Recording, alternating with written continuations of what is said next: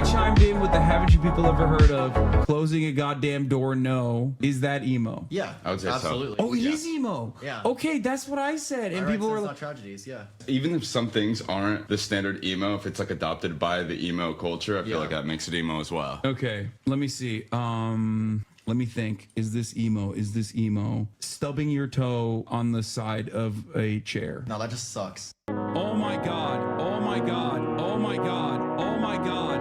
I am going to video game myself.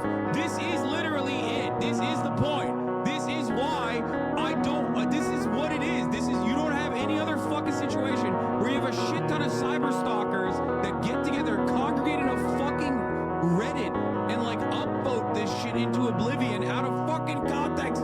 Look at this. Talk about my dad and shit. This crushing wind has got me down. Wish I could get out of this town. Wherever chatters go when I start to game. Surrounded, but I'm so alone. I'm so well known, but no one knows the isolation of this online fame. I chime in with a haven't you people ever heard of? Closing a goddamn door, trying to watch the band's Warped Tour in the state of Arkansas, and it's taking me back to Ohio. It's taking me back to where lovers go. And if I stub my toe, is it emo or does it just suck? My privacy is sacrificed. My every word is analyzed. The line between adoration and obsession. The constant chase for content. The shock of cruel keeping faceless names. And if I fail, will they understand? And if I fall, will they lend a hand? Crushing weight has got me down to get out of this town. Chatter game. I chime in with a haven't you people ever heard of? Closing a goddamn door, trying to watch the band's Warped Tour in the state of Arkansas, and it's taking me back to Ohio. It's taking me back to where lovers go. And if I stub my toe, is it emo or does it just suck? It just sucks. I have to go to Brazil now.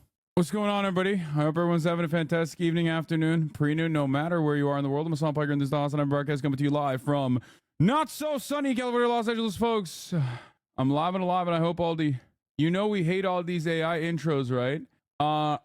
Great start to the fucking broadcast. Let me just get started real quick. Here's a week off for you, chatter, you fucking prick, because this is not a normal AI intro at all. This is a perfectly fucking new rendition, simply utilizing AI voices, but is a original. It's literally an original song created by a HasanAbi head called Camp Carduzion. So suck my fucking dick, okay? Shut the fuck up. It's not even like it's not literally a song that exists already that just like slapped on my voice onto it and it's singing it. It is quite literally an AI song that was originally composed by a human person, okay? Great start to the fucking fun day. Woo! Smarmy little fucking dipshit trying to do a gotcha, being like, I'm in defense of artists, actually. Let me tell you something, okay? I'm an artist, and I hate all mentions of AI, as a matter of fact. I will not look further into it at all. Woo! I'm live and alive, ladies and gentlemen, and it's Sunday Fun Day, and the vibes are going to be immaculate right after that moment, okay? Right after that fucking moment. It is not so sunny here in California, Los Angeles, so my vibes are a little messed up. I'll admit, not the best. Indian Hasan raid. Hey, Aruna, no, thank you for the raid. Hope you had a good stream, brother. I chimed in with the haven't you people ever heard of closing a goddamn door? No, it's much better to face these kinds of things with a sense of rationality.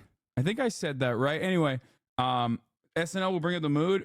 Probably not, because I suspect that the SNL this week will be dog water after last week's actually good SNL. So we'll see. Anyway, like I said, shouts out to Camp Carduzion for the original work that he made with AI modulating his own voice to make it sound like it's actually me, even though he's literally the one singing in that song as well. Not only is it original work in the sense that he made the song, he composed it. He has made many other songs similar to that one as well. He's very talented. I'm a fan of his work, and it's not the same as fucking utilizing AI to just like make cheap ass art. He's literally singing the fucking song. You guys are delusional. If you don't understand the distinction between that, you are a Luddite, but as a pejorative, and not like a Luddite in a good way. Woo! Anyway, Sunday fun day, folks. It's part of the broadcast where I tell you a little bit about my personal news about what's going on in the world of HasanAbi Piker. Yeah, it's not Science Sunday. It's actually Fun Day Sunday. Okay. Anyway, regardless, ladies and gentlemen, boys, girls, and MBs, what the fuck does Ludwig have to do with this? Wait, what do you mean? Luddites are Ludwig fans? Oh, that's the new meta? Is that what you guys are saying? I thought they were Ludbuds. I thought they were Ludbutts. Anyway, no drama, no. Got him. Ludbuds, more like Ludbutts. Freaking got him. I never get Twitch notifications from you anymore. It's fine. Just undo the button that you have and then re-click it or something. Is this a no drama stream? Yes. Please don't cover the drama today. Wait, there's drama? What the fuck is the drama? Dude, I literally don't have fucking Twitter, so I don't know. I genuinely don't know what the drama is ever. Which is awesome. Yeah, I don't have Twitter, so I have no idea.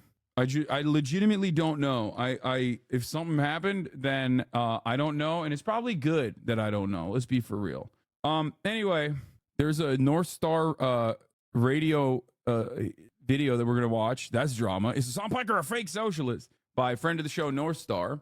He's trying to bait the anti-Hasan guys in and just like slap them with some facts. Anyway, is this lore accurate? Dude,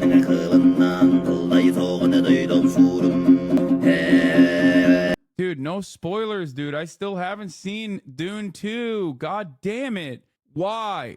Why did you just spoil the entire plot, dude? God damn it. Oh, man. Like, they don't show this in the first movie, guys. I think a lot of you probably thought, like, oh, Dune 1, Dune 2, like, what's the big difference? It's like, there's a major difference, dog. There's a major difference. Spoilers. Anyway, Kaya is the Lisan Al-Gaib. Yeah. I don't understand how so many people are like, I love Dune, but then simultaneously are not seeing the analog to like Palestinian liberation. But anyway, I can't wait to watch Dune 2. I am a bit of a lame ass, I'll be honest. Like, I texted the Firan group chat and was like, hey, wait, hold on 1 second. Oh shit. For Dune later. Yeah. Anyway, this is part of the broadcast where I tell you a little bit about my personal news about what's going on in the world of HasanAbi Piker. Let me tell you, a lot has happened. Last night I ended the broadcast. I don't like the de-Islamization of the Dune movies. There's no depth. All right, whatever. Listen. First and foremost, ended the broadcast last night. Watched the Tokyo Vice. Okay, I was Yakuza maxing. And my buddies were like, "What are you doing tonight, lame ass?" And these are my normie friends, right? And to them, I was like, oh, dude, I just finished Shogun, so I'm currently playing Infinite Wealth on my fucking Steam Deck, Yakuza Infinite Wealth on my Steam Deck, while watching Tokyo Vice on the background. Genuinely sad that I can't watch more Shogun because I watched all of the episodes that were available. And at that moment, I realized, like, I am being very weird about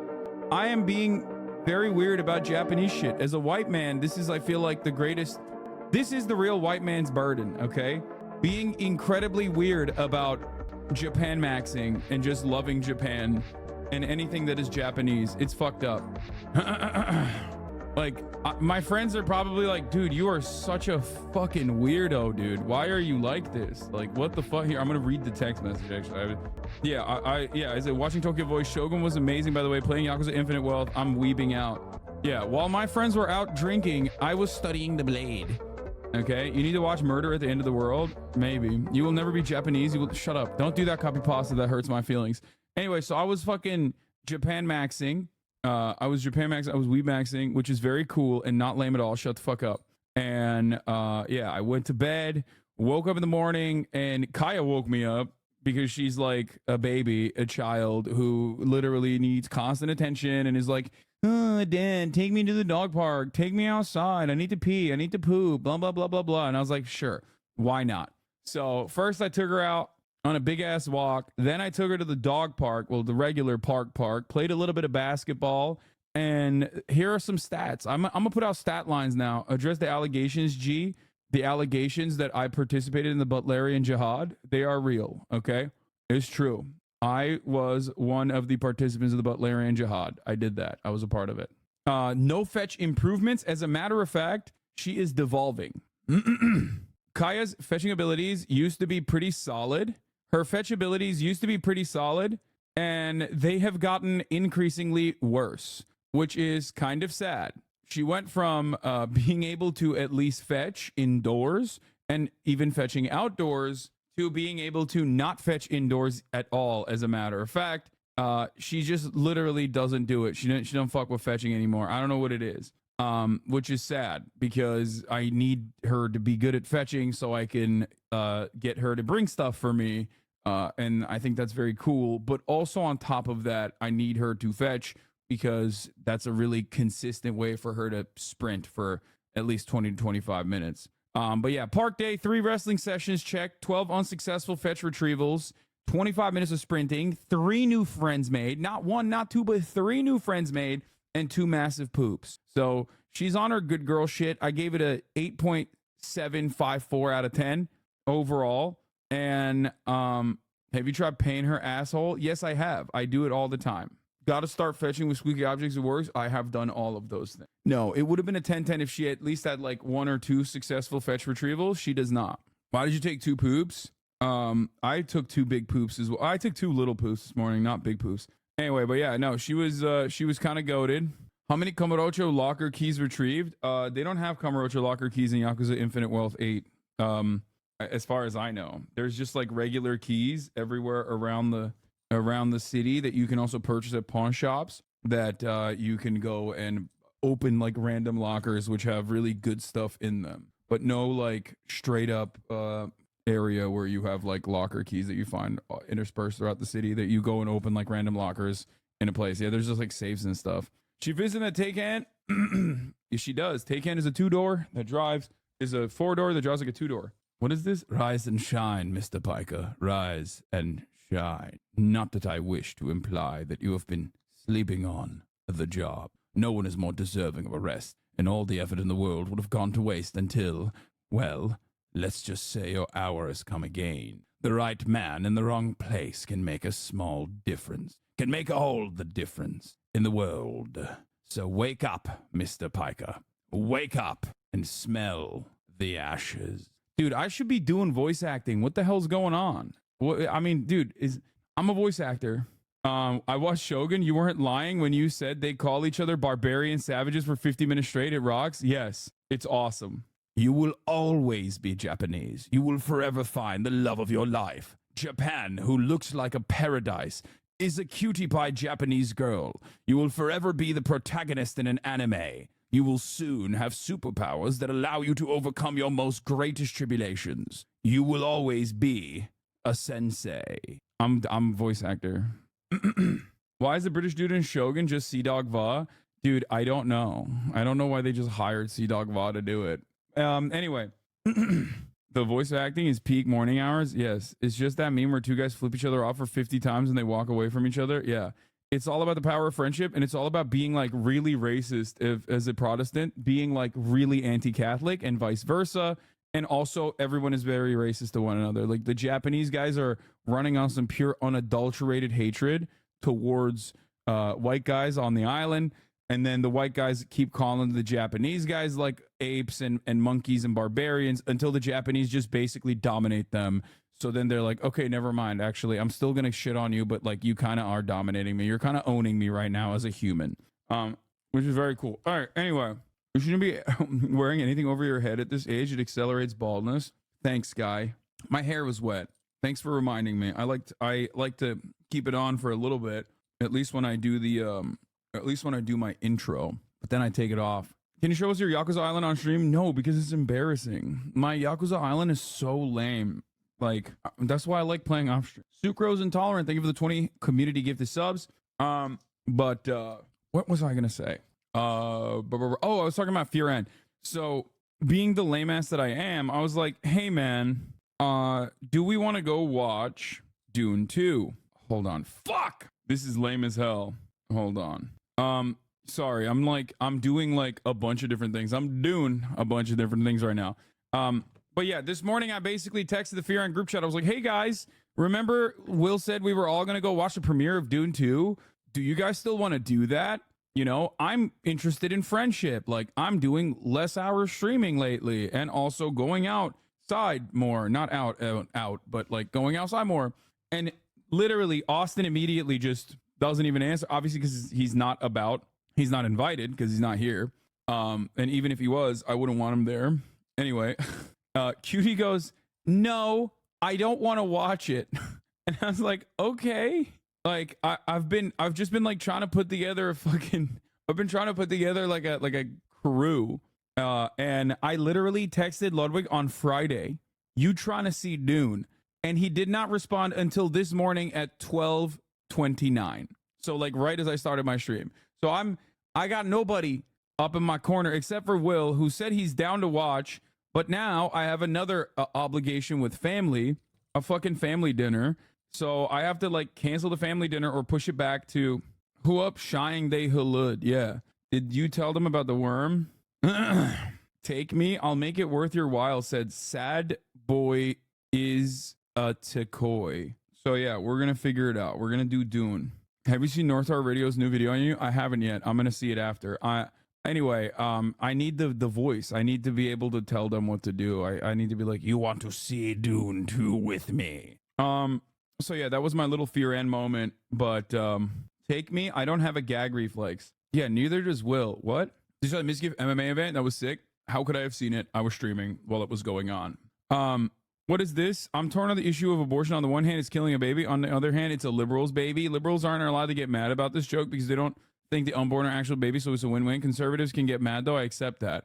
You think it's a baby. You're happy with that in your mind. A baby is dead. Definitely not the own you think this is, Tim. Says right wing Cope. He says, how to get the left mad about abortion 101. Woke agenda ended my sex life. Haha, Cope and seethe. I feel like your own father made a takedown video on you, dog. Focus on repairing your family instead of name searching yourself on Twitter. It just gets better and better. Triggering you into these seethe posts is hilarious. Not even disputing the fact that you don't talk to your own father anymore. Lol, is this you? You're literally still not disputing the fact that your family disowned you. So I'm assuming that's self-portrait. That's a self-portrait for the holidays. My dude, come on. You're supposed to act aloof and deflect while laughing. When you respond to trolling with actual emotional attacks, you lose. Rule 14, bro. Now it's just sad. I think Tim Pool is basically leaning into the, as long as I still obliviously act like I'm not owned, then I will certainly not be owned.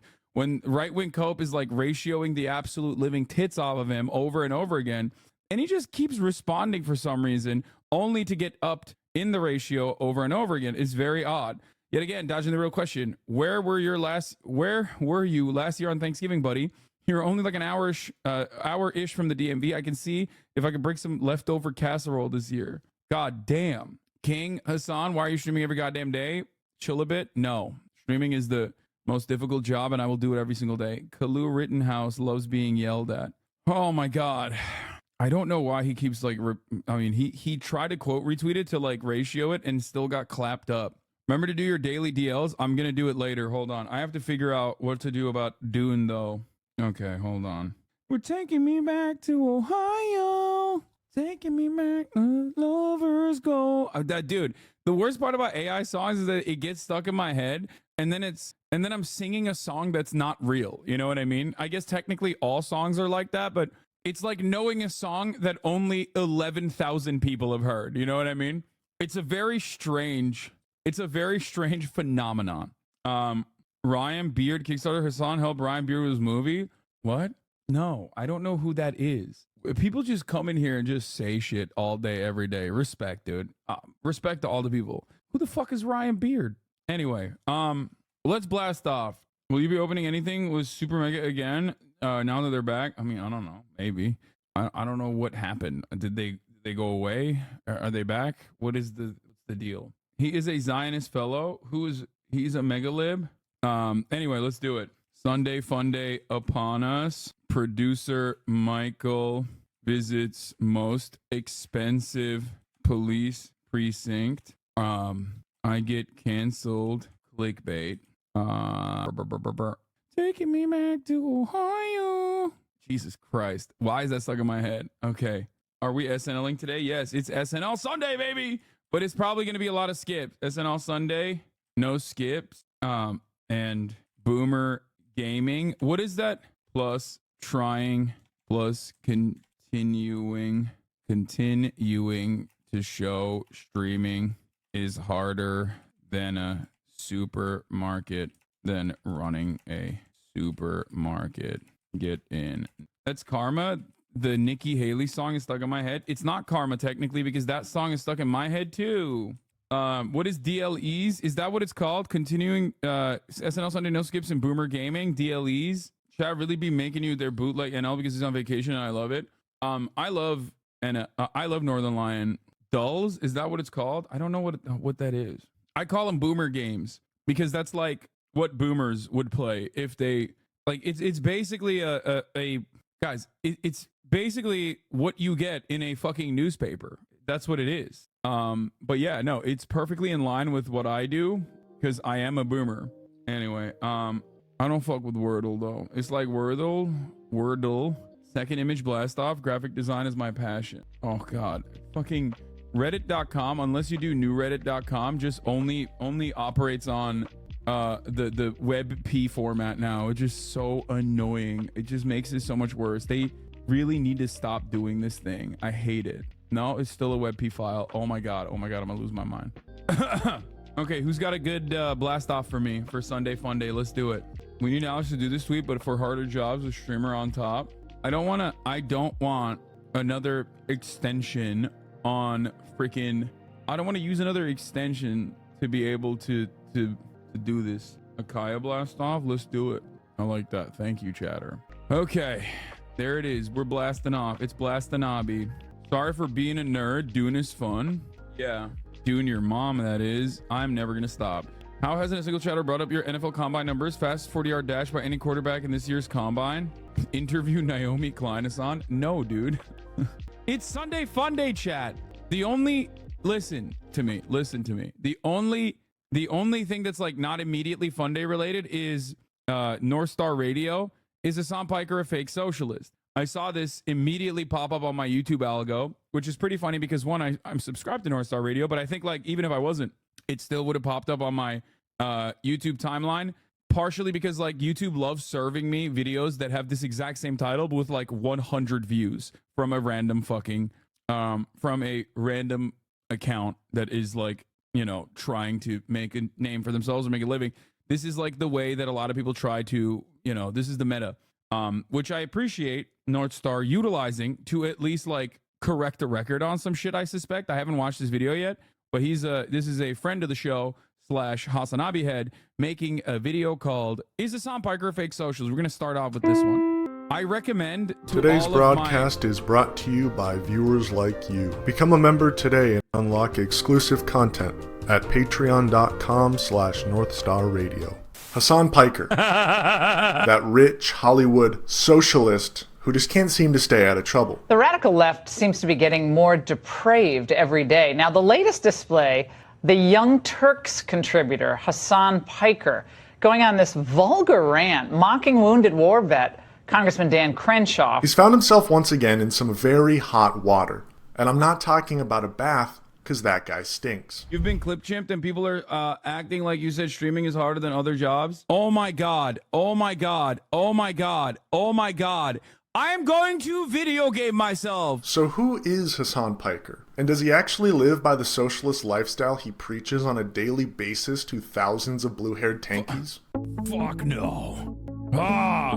Hasan Piker grew up in Turkey, to a wealthy and educated family. To be fair, they were wealthy by Turkey standards, but they were still privileged nonetheless. Does that sound very socialist to you? He was reportedly picked on in his adolescence for his heavy weight and lack of exercise. We're both former fat kids. Yeah. I knew that about him. Current fat kid. No, But you're not fat. Current fat kid, but thank you. So in that regard, he was very socialist, participating in the laziness that socialism encourages. Hasan Piker is an anchor baby, a phenomenon in which parents will give birth to their child in the United States in order to grant them birthright citizenship. Wait, it says you were born in New Jersey? That's slander. No, that's real. You were born in New Jersey? No, that is real. This caused an obsession in the mind of young Hasan Piker, an obsession with the heart and engine of Western civilization in the capitalist world entirely, the United States of America. How is it that you're very, like, your English is perfect? American TV. Like, I read English books when I was growing up. I was a weeb for America, okay? I was an America boo. Like, that's part of the reason why it was so easy for me to assimilate to the culture here in the past 10 years that I've been here, 11 years that I've been here now, because I was just always obsessed with American culture, watched as many TV shows as I possibly could in Turkey. After studying both at University of Miami... Bro, it's not a microaggression when the person asking me is literally Gila Klein, okay? That's not... It's a microaggression if you're talking to someone from Kentucky, and even then, I don't really give a shit. It's more of a microaggression when Austin is like, wow, your English is so good, than someone who is also very clearly foreign and still has an accent. Like, the question there in that moment, especially considering it's an interview setting, is literally to be like, it's impressive. How did you do it? Miami and then Rutgers University because he was partying too much while in Miami, Hasan Piker stayed in the United States and found a job thanks to nepotism. His uncle, Cenk Uygur, one of the founding members of the Young Turks, brought Hasan on to work in the network's ad sales, and after a short while became producer and host of his own show, The Breakdown. Hi, Tucker Carlson's white pilling your dads every night. Happy Monday. Kanye West is having an extended normal one. Socialism makes me sad. Alexa, play Venezuela. Hasan Piker soon garnered a fan base of his own, who coined the infamous nickname Woke Bae. Was that good, guys? Okay, not enough hashtag use. Hashtag abs, hashtag model, hashtag woke bae. Hasan, you'll never really be woke bae until you go vegan. Hasan Piker. Yeah. They're calling him woke bae on the internet. Really? Like, because all the girls think he's gorgeous, but he's also, like, super political. With his newfound fame... I don't even know what that clip is. Yo, this dude went deep, okay? He found clips that I don't even know about. He began Twitch streaming to a small but ever-growing audience. He enjoyed Twitch streaming because to him it meant freedom, especially in comparison to the small but mighty corporate media production he was a part of at the Young Turks. It all changed, however, on the ever-fateful day, August 21st, 2019. Oh my god. That was Bert Kreischer's podcast? Really? That's crazy. This is so insane. America deserved 9/11, dude.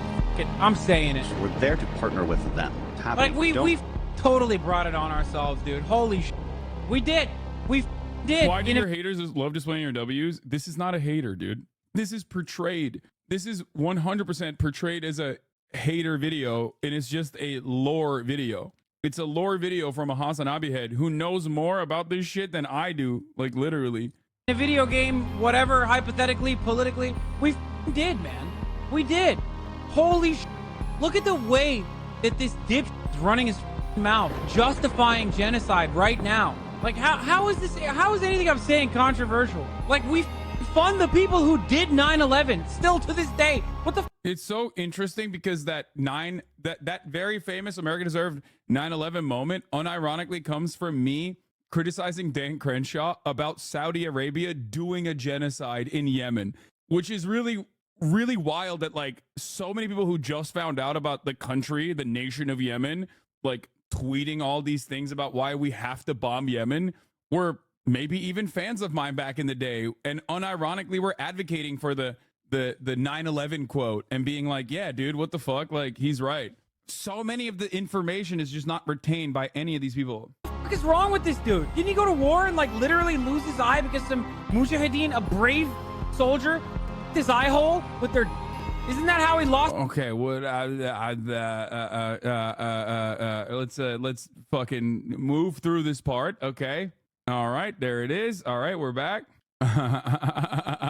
Anyway, fun stuff, dude. I have some fucking awesome moments, dude. God, I love streaming so much. I disavow, but I don't disavow. God damn, dude.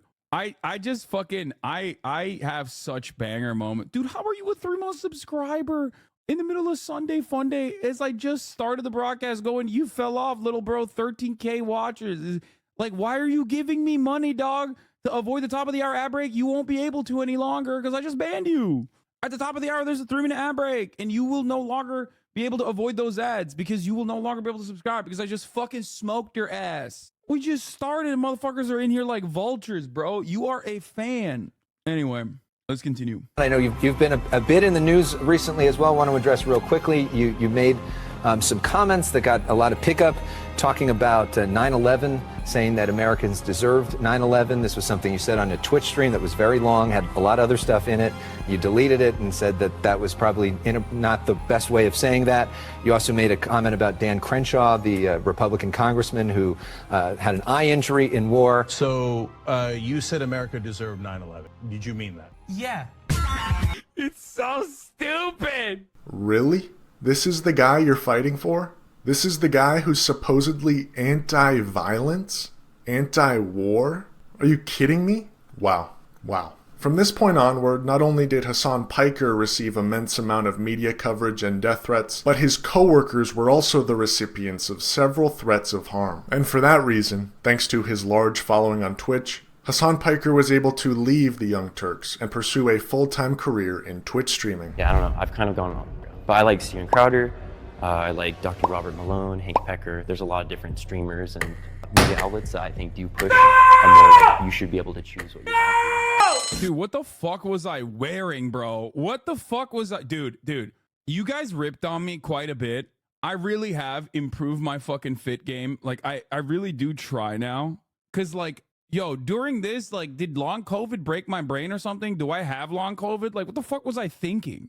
Actually. Like, I was so bitchless, so swagless, brother. At first, it looks normal before I stand up. This is not the major point here, but god damn, son. I'm literally looking at myself, and I'm like, okay, that's a normal fit. And then I stand up, and I'm like, what the fuck are you doing? What are you doing? What are you doing? That's so unacceptable. Ah! Are you fucking joking? Dude, he's so good. He's so fucking good. Troppo season. Oh, these are from Reconstruct. They're like real tree. They're real tree camo pants that have a bunch of crazy. Okay, this fit I stand by though. That one I stand by. That was actually decent. Oh, what the is my head in this, dude? Why did you do that? After working at the Young Turks and being known as Woke Bay by his own audience, it's self-explanatory that his politics lean quite heavily to the left, and he doesn't try to hide it. Everywhere Marxism has been tried, it has left death and destruction in its way. So right. Unlike capitalism, which is no deaths. Never forget, if famine, food shortages happen under a communist organization, that is because of communism's failure. But of course, if people, like the 14 million people that die every year as a consequence of famine, when capitalism has created a surplus of food, an abundance of food, those people are dying because they don't have their bootstraps, okay? That's it. Remember, communism responsible for any death and all deaths. Capitalism responsible for no deaths. I've made the greatest argument of all time. There you go. You can't deny it. That's the best argument, dude. But Hasan wasn't always upfront about his political leanings, even going as far as to purposefully leave out terms like socialism or communism when talking about his politics. Do you use the word liberal? I'm not even sure how to describe it. Yeah, I wouldn't even consider. I don't consider myself a liberal, but in the American political lexicon, I guess like I'm super liberal. That's what they. That's what Americans think liberalism is. Like the more left you are, the more liberal you are, even though there is a genuine distinction between the leftist and the liberal. But yeah, I'm progressive, I guess. That's the catch-all term. I like progressive. Yeah. Notice how I'm fucking hiding? Oh my God. I should have just kept it going, man. I should have just kept saying to everybody, oh, I'm just a fucking, I don't know what I am. Don't worry about it. Just listen to what I'm saying. Oh God. It's just like immediately. First of all, it is not a mark of shame to be a socialist, okay? I do not believe that. No, I wasn't shy about it. I just knew that, like, that automatically closes so many doors for people because of the infinite amount of Red Scare propaganda. People are positioned against it like they still have an existing socialism out there that they hate. So why would he hide this? Some might argue that he was doing so in order to garner a larger fan base and audience, because terms like socialism may be off-putting to someone who might otherwise agree with his analysis, having not heard the term socialism. Or he's simply trying to hide his politics because the lifestyle he's been living ever since entering the United States, the engine of the capitalist world, has been nothing but lavish, luxury, and fame. Why does it close doors to people? Only because of the propaganda? Yes, Americans are very stupid. And also, many stupid people need like comfortable contextualizations to understand concepts. And a really, really easy way to just portray you as a villain is by being like socialist and then applying a shit ton of standards to socialism that nobody fully understands in a country where you are literally directly supposed to not learn about it. And then they go, see these standards I made up for you that everyone also believes is the standards that we've all collectively decided socialism is? You don't abide by those principles, so you must be fake. And there's really nothing you can do about it. Like, I had a 3-hour debate with Trainwrecks where he did that, like, consistently. And I went through points of reference and explained to him these concepts and how it's wrong. And it doesn't matter because people still repeat it, because you cannot overcome propaganda that is positioned to uphold pre-existing social constructs that are defined by the material conditions that we exist under. That's how it is. If like an example would be like, if you grow up in the fucking South and you get a Southern public school education, your understanding of the war of Northern aggression is going to be very different than someone who actually understands the history of the Civil War. You're going to probably find yourself thinking that maybe it was the North that fucked up. Maybe the South simply wanted to do states' rights. States' rights to do what? Well, don't ask that question. Just states' rights, because like that is deliberately created. That's deliberately crafted propaganda by the Daughters of the Confederacy and is taught in school. So you don't know any better. These are institutions that you trust. They would never lie to you. Of course, you learn, and it makes you feel good. It makes you feel like there's a common enemy out there in the North. These libtards that are lying to you about like being woke and saying that the Civil War was fought over slavery. Like, what the fuck? I didn't learn that at school, and I trust my school. So that's it. That is basically the long and convoluted way to say that it is infinitely better if you are seeking propaganda purposes, and part of that is like obviously getting people to be charitable to what you're saying. And I had that charitability for the first 4 years of my career, and it was slowly picked away by people who go, socialist hypocrite, socialist but wealthy, fuck this guy. And it was also a lot of dumbasses who are also ostensibly on the left, who are going through their own baby leftist stuff in the post-Bernie era that also leaned into it, and their understanding of socialism is also guided by capitalist thinking. Anyway, he's baiting the haters into a very good video overall, so I like this. I'm just living the billionaire lifestyle. Hasan Piker has a history of hypocrisy, and his latest scandal is no exception, where he likened Twitch streaming to the hardest job in the world? Wow. We'll touch on that in a little bit. As mentioned earlier, Hasan Piker, an outspoken, peace-loving anti-fascist, the ultimate oxymoron, had some choice words to say about 9/11 to a decorated war veteran. What the fuck is wrong with this dude? Didn't he go to war and like literally lose his eye because some... Okay. Beep, beep. Okay. Let's continue. Hasan Piker bought a mansion in West Hollywood for $300 million. And as we all know, socialism is a poverty cult. So whoever is closest to poverty while also participating in activism is the person who is doing the most socialism. Not very humble of you, Hasan Piker. Yes? I'm being told the home was actually $2.7 million and not $300 million. And although that's a pretty standard price for a home in Los Angeles, if Hasan Piker really wanted to participate in socialism, he would go live on Skid Row. Because that's socialism in action. In December of 2021, Hasan Piker, while sitting in the Dude, it's so funny because, like, this is literally what people say. You can't argue with morons. Like, you really can't. Like, he's doing this as a bit. I feel like this is gonna have a Starship Troopers moment where people unironically watch him and go like, yeah, he's really popping off. Oh no. I didn't realize it was satire. No, it is satire. This guy is he is a massive HasanAbi head. He has a video about how like I contributed to his radicalization and how he became like a socialist as a consequence of like my Twitch streams and stuff. Yeah, he does these like bait videos where he baits my haters. Where he will bait my haters into, watching his videos. It's awesome. And he just pumps them full of fucking pro-socialist propaganda. It's great. He's farming them. Comfort of his own mansion, used one of the most disgusting racial slurs known to man. One that digs deep into the hearts of many. And I am no exception. You dumb I think we're gonna have to bleep that. Language like that will not be tolerated here on North Star Radio. This is a family-friendly broadcast. In early 2022, Hasan Piker purchased a $200,000 Porsche. Now, as we all know, the Venn diagram of socialists and folks on the spectrum is damn near a circle. And what do these two groups have in common? They both love trains, but more broadly, public transportation. Hasan Piker, a socialist, would rather drive a gas guzzler than participate in the proletariat pastime of being chauffeured around by a 60-foot limousine. And the best part is, when you get to your destination of the red light district, the bus just leaves and you don't have to worry about parking it. Checkmate, socialist. Something happened the other day on the HasanAbi broadcast, which is ultimately the reason for me making this video. Hasan Piker reportedly likened Twitch streaming to the hardest job in the world. Are you kidding me? What is with this guy? Remember when he wore that shirt that said tax the rich? This guy is the rich. Why isn't he advocating for the taxation of himself? If you're mad at me, tax me more, okay? Tax people in my... The dangers of technology, folks. That was the most obvious AI video if I've ever seen one.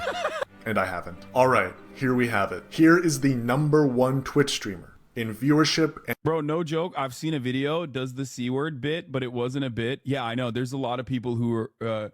unironically made videos about like how cracker is a slur and it's like really fucked up and I'm violent, virulent racist. And paid memberships, admitting to the world that he thinks his job is the hardest in the world compared to all other occupations. Twitch streaming is the hardest, most difficult, most dangerous job in the world. There we have it, folks. Hasan Piker is not a real socialist. The system that he preaches day in and day out that he cannot even follow.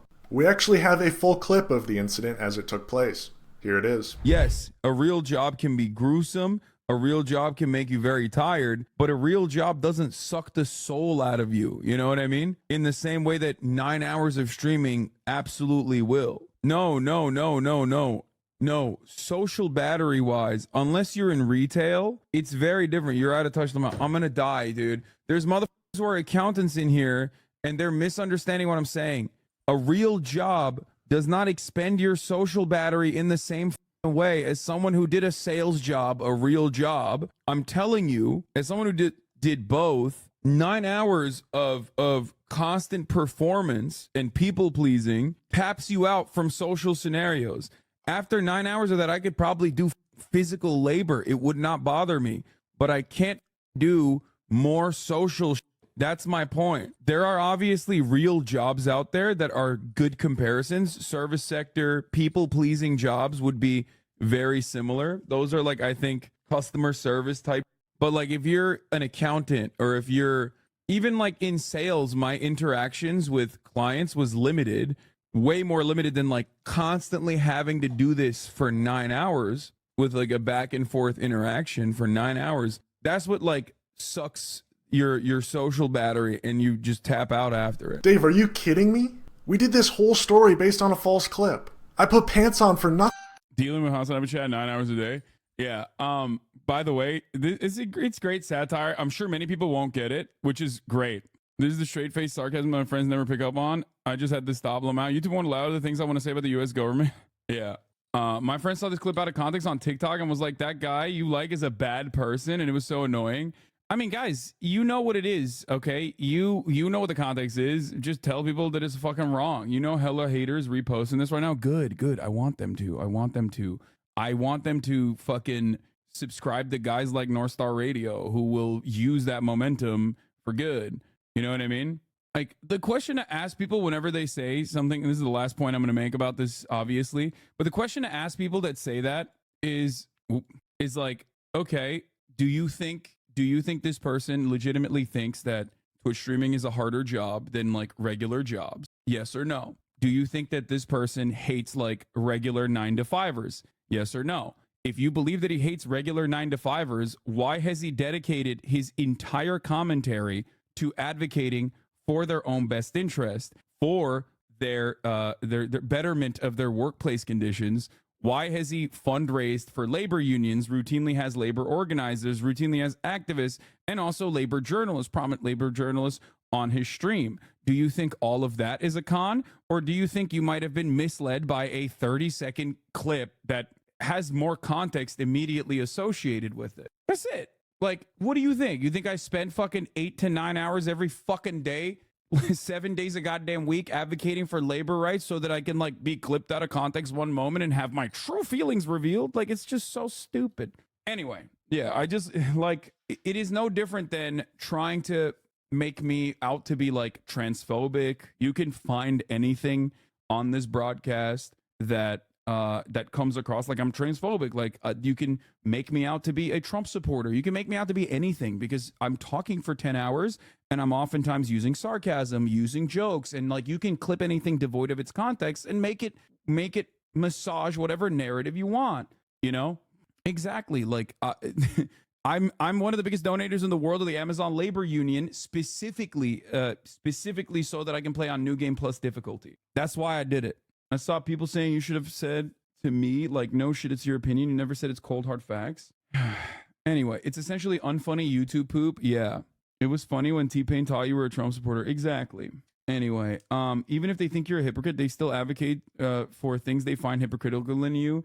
Yeah, the only way to get out of this like mental jam that a lot of these people put forward is basically if I was like a rich dude who never said that they were a socialist and was basically like a Ludwig. You know what I mean? Like, I never say I'm a socialist and I'm just like a rich guy who's nice. And in that situation, most people who normally would fucking despise me would literally be sucking on my toes, being like, oh, this capitalist lord, he actually is not a socialist. He's a capitalist, but a good one. The system works. The system works, my lord. You are proving it. You know what I mean? Yeah, you just never say that you're progressive. You never say that you're a fucking socialist. You never say any of those things, and you just advocate for the things that you advocate for. Everyone would be sucking on my penis right now, okay? That's it. That's why I always talk about how like it was an L for me to openly recognize what my and openly state what my actual political ideology is. Notice how now we're using the Twitch streaming as the hardest job as a meme to make fun of the stupidest people out there. I know, but there's like still people who believe it because there's a lot of stupid people out there. A lot. March did a funny. When someone's asked me who I work for, I'm just gonna send them this video. This is it's true. Yeah, there are people who believe Chinese space lasers start fires, and let me tell you, believing that socialism is a poverty cult is unironically infinitely more popular as a misnomer, as a misrepresentation than Chinese space lasers are, right? Like that's like deep conspiracies, and there are millions of fucking people who believe that shit. Anyway, so Blue Roof conspiracy theorists are going hard right now. Hey, what's up, Cleric? So it's Sunday Fun Day, and we are moving away from the not so fun but like kind of drama laden shit. Okay, this guy, real quick, hold on. What was the timeline of you coming out? You were always out since UIT? No, I've always been like teetering on the edge. You know what I mean? We'll do the dailies in a second. You should react to the voice? No. Did you watch a video of a trans person infiltrating CPAC? No. I'm out of the loop. I thought it was Jewish space lasers. Originally, it was Jewish space lasers, and then they wait, hold on. Originally, it was Jewish space lasers, and then a lot of people were like, oh, that's really anti-Semitic, which it is. So they were like, say Chinese space lasers instead, because there's no like term for that, if that makes sense. Charlie on Dune 2, you are out of your freaking mind hole if you think I'm going to watch Charlie, Moist Mr. Critical's Moist Meter on Dune 2, a fucking movie that I'm excited to watch, literally have a toy for it behind me, before I actually watch it. That's crazy. People are on crack, I think. Like, I know what happens in the movie. Obviously, I have watched the famous older Dune. I have read the book, didn't actually finish it. Doesn't matter. Still, I'm not going to, cook my personal interest in the movie by watching someone else's take on it and have that massage my opinion inadvertently. David Lynch's Dune is the one I was talking about that I've watched. It's great. Didn't really understand Dune 2 or the hype, to be honest. I never saw the first one, gave up after 10 minutes law, and I was playing my Steam Deck for most of it. Almost done with Doom Eternal and didn't want to turn it off, but it seemed weird. Did they ever explain the big worms? Oh, yeah. God. Ty Lopez's definition of reading a book. It was a cringe Middle East white saviorism adaptation, but a fun, entertaining watch. Dude, I don't care. I don't care as long as it bangs, okay? As long as it bangs, I don't give a shit. And I've heard a lot of people are saying it does indeed bang. Anyway, I think the most annoying part about it is that we have left up to a Quebecer. We have left this work of art in the hands of a Quebecer, okay? Which is, whoa, Jake Raid. Hey, yo, let's go. Dude, there's nothing funnier than when Jake raids me and then like there's dudes I'm seeing that immediately start following me. And some of them have like some of them literally have like hammer and sickle emojis in their names. And it's like, how did you not follow me before? Like, how do you find me as a socialist from Jake's raid? Anyway, thank you for the raid, Jake. Hope you had a good stream. It bricked I got so many follows that it bricked my my Twitch stream. Like literally, it bricked my page, my Twitch page. God damn. So many people followed immediately as soon as Jake raided me that it broke my my Twitch dashboard. That's crazy. Jake viewers, do /color to change your name color so you're not stuck with a gray username. Yes. Jake, before you leave, I have one thing to show you and to your viewers as well. Here. A very important work of art has been released. I chimed in with the haven't you people ever heard? It's called People Farm Stupid People on Twitter for $3 in revenue with clips like this by Cam Kardashian. It's an emo song. I chimed in with the haven't you people ever heard of closing a goddamn door? No. Is that emo? Yeah, I would say absolutely. Oh, it is emo. Yeah. Okay, that's what I said. And people were like, tragedies. Yeah. he hasn't Even left. if some things aren't the standard emo, if it's like adopted by the emo culture, I feel like that makes it emo as well. Okay, let me see. Let me think. Is this emo? Is this emo? Stubbing your toe on the side of a chair. No, that just sucks. Oh my god. Oh my god. Oh my god. Oh my god. I am going to video game myself. This is literally it. This is the point. This is why I don't. This is what it is. This is, you don't have any other fucking situation where you have a shit ton of cyber stalkers that get together, congregate in a fucking Reddit and like upvote this shit into oblivion out of fucking context. Look at this. Talk about my dad and shit.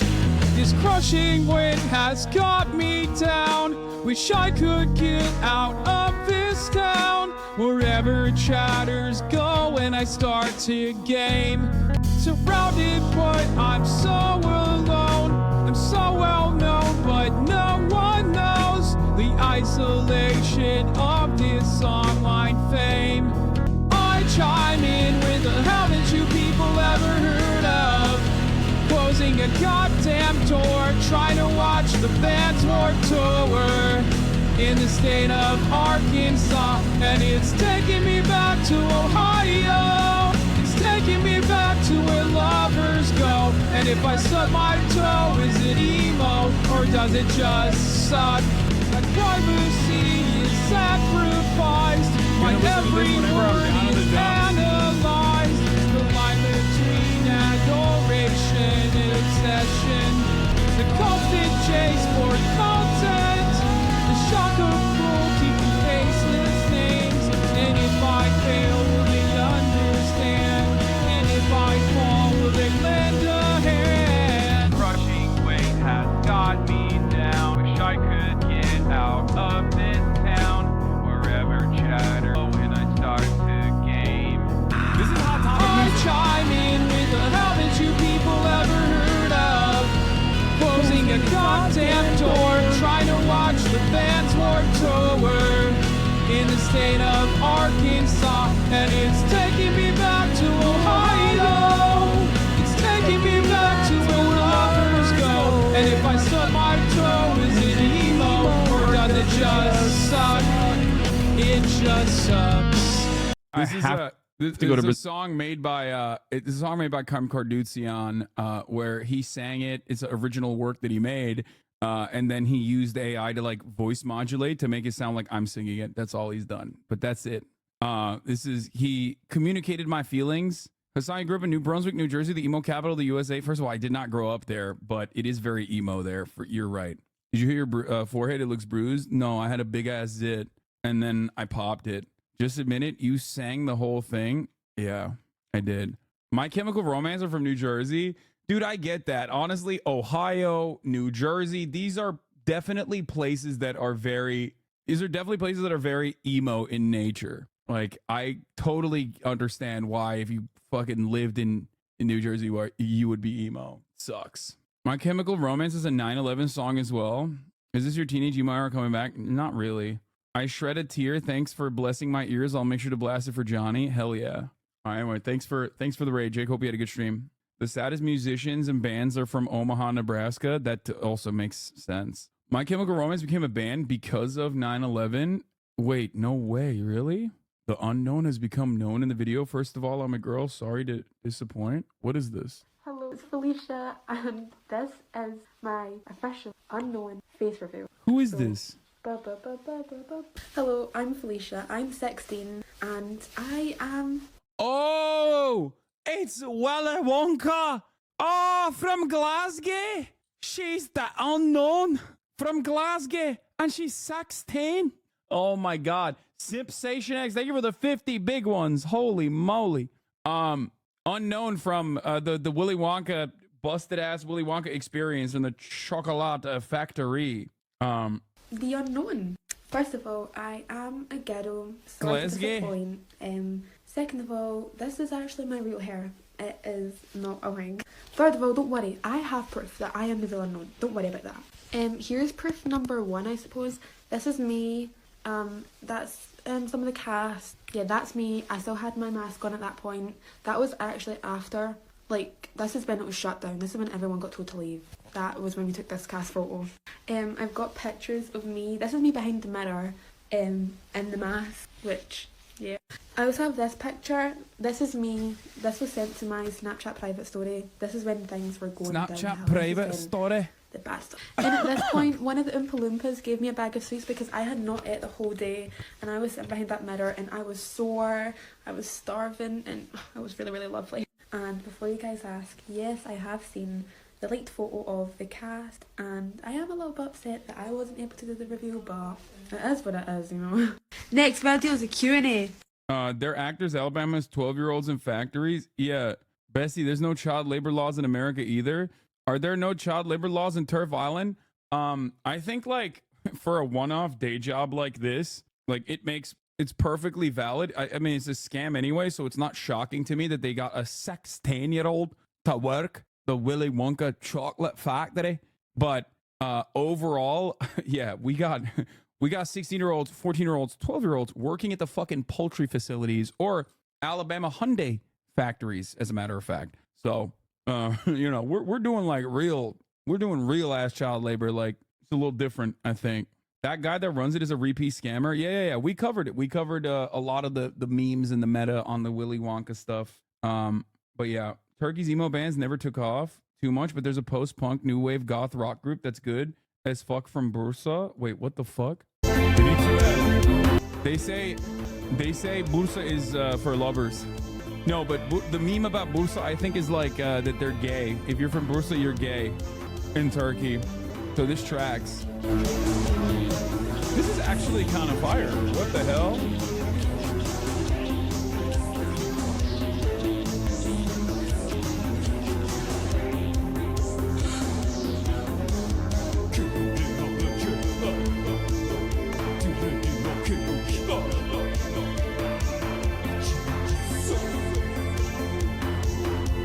This is pretty fire. I saw them live in Sweden last summer. They were actually so good. Ritual, she passed away. Kraftwerk. I could never get past the grammatical error in this band's name. It's passed away. Turkish Molkat Dolma, not Dolma, sorry. Molkat Dolma. Twitter has enabled IP calls there on default, and they show your IP when you do a call. Well, I will never do a call, so there you go. Very Kraftwerk. Germans got Döner. Turkey gets electronic music. Yeah, it does seem a lot like Kraftwerk.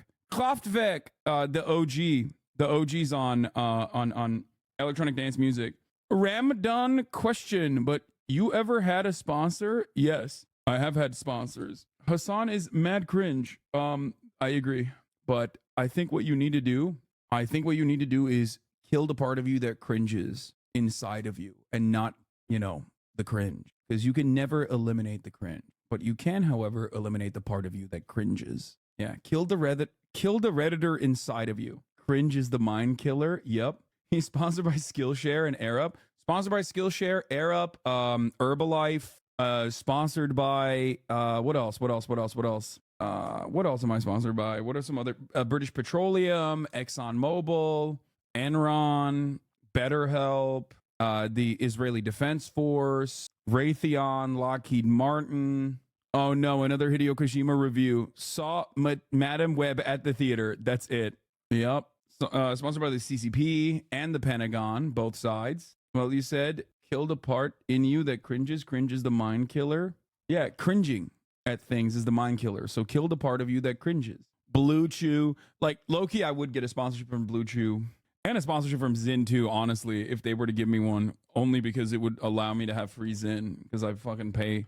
I get too many Zyns. I am a Zinner. I'm a Zinfidel for sure. Zyn sponsor for the pod will go crazy. Oh yeah, I'm popping those bad boys for free anyway. Bursa meme for you. Bursa çocuğuyum. Her yerde sıkışırım. No, we're not doing that. Okay, I've been looking at like which ones of these that I want to watch the most. We got Rank Strangers from least to most gay, but I don't know if I want to watch that. We got the most luxurious police department in the USA, and I think we're gonna do that. So for those of you who don't know, this is Producer Michael. Producer Michael is a legend in this community, an old school legend. He is, I think, a producer. Not entirely certain as to what he really does. I think he produces things, but what he produces for the most part nowadays is like these big, fanciful productions of people's like wealthy people's houses and stuff. The most famous video from Producer Michael that led to the most amount of HasanAbi lore and actually became a meme entirely online was The One. The One house, which is the most expensive house. Hold on, I'm gonna pull this out right now. Yeah, here it is. Nobody needs this much house. 731,000 views. This is his most excellent work, in my opinion. Honestly, since then he's had a bit of a fall off era. I think I haven't really seen anything about him, but here he is back at it again. Inside the most luxurious police department in the USA. We're gonna do SNL after this. What an intro. Producer Michael jump scare. I guess it's not so much of a jump scare. You know what you're gonna get when you click on the video, right? I mean, what you see is what you get. Is Producer Michael your neighbor? I fucking wish, dude. Do you still comment on true crime sometimes? Yes. I do a lot of cop watch. I do a lot of true crime. I did like a whole ass cop watch thing the other day with police officers getting seduced by suspects. Today we've got something really, really special for you. We are going to show you the world's most luxurious police department. We're here in Beverly Hills, and I'm sure everybody knows Beverly Hills is renowned. They found the only fucking cop that's in shape. I swear to God.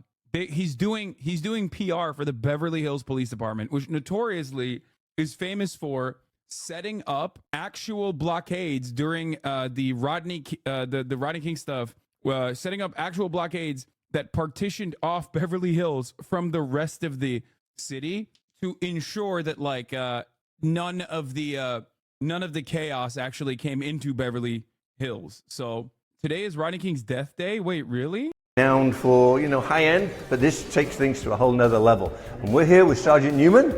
Mike, great to meet you. Great to meet you too. Look at him. He's got the horseshoe and everything, bro. This is propaganda. First and foremost, let me explain to you something. This is propaganda. To the most luxurious police department in all the world. These guys are just amazing. I am so... More fun facts. The LAPD, the Los Angeles Police Department, spends, I think, $8 million a day. Their overall budget is like $3 billion. They are incredibly fucking spoiled, entitled. They are dog shit. They don't do their fucking jobs. Beverly Hills Police Department is no different. The Sheriff's Department in Los Angeles also has its own gangs. Obviously, this is Fun Day, so I'm going to be hitting this in a fun angle. We're going to talk about that.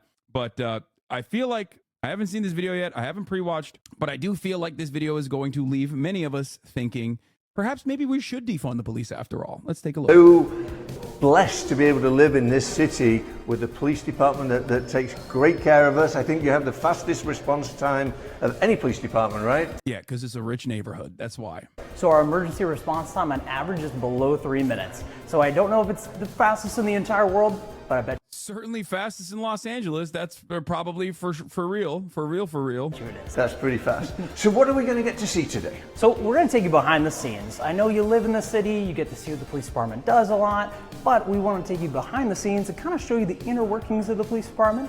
What do you say we maybe go to the shooting range, go to the jail, maybe see our technology of the real-time watch center, and see just why this department is the best in the world. Let's do it. This is your entrance to the jail. So a couple things. I don't know if you guys have any weapons on you. Does anybody have any weapons? I've got a machine gun and no. I was expecting you to say you have 2 guns right here. Right. He's British. Oh shit! Producer Michael's boy. He's fucking. Whoo! He said, "Yo, what's up, bitch? Got the switchblade on me. I always keep that motherfucking thing on me. You know what I'm saying?" Cameraman coming in hot. He's like, "Yeah, I do have a weapon, actually, officer. Let me fucking, this is a service weapon that I took off of you, but it's fine, I guess, you know? Here you go. Take it. That's not a big deal." He came gatted up. Oh, you got one? Perfect. I do, I'm so I'm afraid, going to take this, and we're going to lock these things up. What is that, Adam? Just a knife. Oh. Just a knife. So I think is that legal? Is it that one. Yeah. We're gonna put our firearm in here. Yeah, I'll check that if it's illegal later on. Maybe we can keep him. Yeah, right. I also that have would a knife. be fun. So there's a couple things that we can't bring in the jail: weapons like knives, guns, etc. But like a taser. Can we tase somebody? You know, That's insane. You are a freak bitch, producer. He said, "Can we tase somebody?" Brother, that is crazy, okay? That is crazy. This bitch, least violent American. Okay, the thing is, he's not even American, as implied by his accent. Why did he go full American here? See you later on, yeah. So maybe we get somebody to volunteer to take it. Maybe. We could actually maybe arrange that. Maybe he wants, maybe he's based and he wants to tase a cop, a bobby. Don't look at me. On this side, with the visitor rooms you have behind you, you literally have the typical, you have the lawyer come in and actually sit down and talk to a client, just like the movies. Can you put him in the other side? Yeah, absolutely. I want to talk to you on one of those phones. Oh my gosh, the chair. Oh yeah, make sure you can't do anything with it. Can you see this, Adam? Okay. I'll even shut the door so you can have a private moment with your client. It's very short. Hello. How's it going? I'm being monitored, it says. I know, yeah. Yeah, we are here too. There's very short cables, aren't they? Sure. I wonder if that's so you can't like wrap it round your neck. You have a comfortable chair. This is a conference center. I know. I to be fair, look, I have 2, so I could actually take one of these and put my feet up like this. Can't hear you. This is okay. I want out of. All right, you want to go to jail? Yeah, why not? That's the easiest I've ever had to do that. Wow. This is the main jail floor. Hey guys. Oh my God, dude. Oh my Lord. This is very dystopian, yes. Jail weaves might be the worst. This no pixel update looks yeah. 2 of our jailers. At least they know they're like the bad guys, right? Aren't the minions bad guys? Hope this is the only time I meet you guys. Taylor and Maura. I'm joking, you. This is the fingerprint machine, just what it is. No, I do plan on coming back. Yo, you should be arrested for this fucking fit, okay? What you are wearing currently is a fashion crime. You are a fashion criminal. You are a fashion felon. Do you understand? They should be arresting your ass for wearing whatever fucking Dan Flash's ass shirt that is with the flames on the blazer. I know people say, Hasan, says you. I don't do that anymore. Guys, I haven't had a bad fit in a long time. No, my old fits, the statute of limitation has run out. You can only point to my old fits. I have literally gotten better. We just described this. You put your fingerprints obviously on this green You'll go, portion, Adam. My guy? And it will actually upload your fingerprints to the different databases, the FBI, etc., to make sure you are. I'm good, actually. Yeah, no, I'm fine. Yeah. Weirdly, I burnt my fingertips the other day. Oh, yeah. So in that case, oh dear. Nothing left. Nothing else we can do. Oh dear. On this side, we have what we would call like the intoxication cell. So you can tell, first off, it echoes nicely inside of here, but they have a padded floor. Oh wow. So when somebody is unable to, if someone is intoxicated where we need to watch them a little bit more, this is one of the places where we can do that. We can even put something on the ground for them if they want to sleep here. What's that? That's so funny. The floor is padded, except they literally have this like brick right here next to the toilet. So you can still trip, fall, and hit your head directly on this corner and die. It's lovely. It's not a swan toilet. Would this be the wrong time to do a swan toilets integration? Yeah, right. It would be perfect. It's kind of interesting. And then we have two. Why is the floor like this? Because drunk people won't bang their head if they fall over. Oh, okay. We're hiring. Yeah, So. duh. But also doesn't matter because there's still plenty of things that they can bang their heads on in there on accident. He's got it spot on here. We also have different. By the way, luxury. This is the most luxurious police department. Dude, the most luxurious police department in the United States of America is still so bad. Like in comparison to like the worst Norwegian prison, America's best prison still looks like a fucking shithole. Different places our inmates can make a phone call. By law, we have to give them phone calls. Some of the people who advertise in the jail for bail bonds and things like that. And someone who sits down could choose to call one of them or anybody else that they want to when they're getting processed. And they get one phone call? No, they get more. And if they have kids, they get even more because they want to make sure we have adequate care for child who might be at home. So we have 2 holding cells here, and it's your typical cell. This would be fun to build in a house, right? Would kids, hey, you've been misbehaved. Into the holding cell you go. Exactly. Handcuffs? You'll notice there's handcuffs when we have a mass, like a arrest thing that goes on, or an incident, I should say. Let's say like during a protest goes wrong, turns into a riot or something like that. We can process many people through this facility, and part of that is to have them restrained if need be. Put that handcuff on even if you'd like, because I do have a key. Well, is it the right size? Yeah. Oh yeah. They're all the right one size. size fits most. I have a big. Maybe it's supposed to have a No, big. the bottom one. The bottom one. No, go down one. There you go. Experience, but there we go. Put it all right, on you it. ready? Yeah, let's get out of let's here. go. All right. Do you want a beer? See you later, Michael. See you in a bit, mate. Bye. I don't like Good. Keep him there. So is this You're arrested for that fit, dog. You are arrested for that fit. how you would put it on at this level? Or do you make it when tighter? someone's sitting, And yeah. for So being when someone's British. sitting here, it's a lot easier just to kind of relax your arm here, and you're still restrained. Can if you you're let me trying out, to get, please? I can. Yeah. I can do that. And here, there we go. This is not comfortable. No, they're not made for comfort. They are metal around your wrist. Yeah. Not ideal. It's not like a Yeah, dude, that's crazy. Didn't realize that. He's like, wow, just found out being arrested, not comfortable. Cartier bangle or something. So this is the main jail floor. Then we'll kind of walk down. We can show you some of the regular cells that we actually have.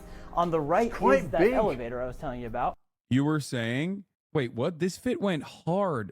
This fit literally went hard body. You are delusional for thinking this fit didn't go hard. That was not an L fit. I stand on that. I stand on this business. It's mostly just you're making fun of the hair because it was wet, but that's it. Dude, you guys are crazy. Damn, Hasan, I wanted to defend you too. I'm sorry. You are literally out of your fucking mind if you think this fit was not hard body. It went hard. It went nutty. Doesn't matter. You're wrong. You're haters. Oh, this is where they come Normalized up. clothes. Bro, chat goes so far to be like, oh, dude, yeah, your fits suck. To literally look at a normal ass vid and be like, yeah, this actually sucks. Standing on unemployment, 100p, that's a good ass fit. There's the little height chart. You can kind of see how tall you are.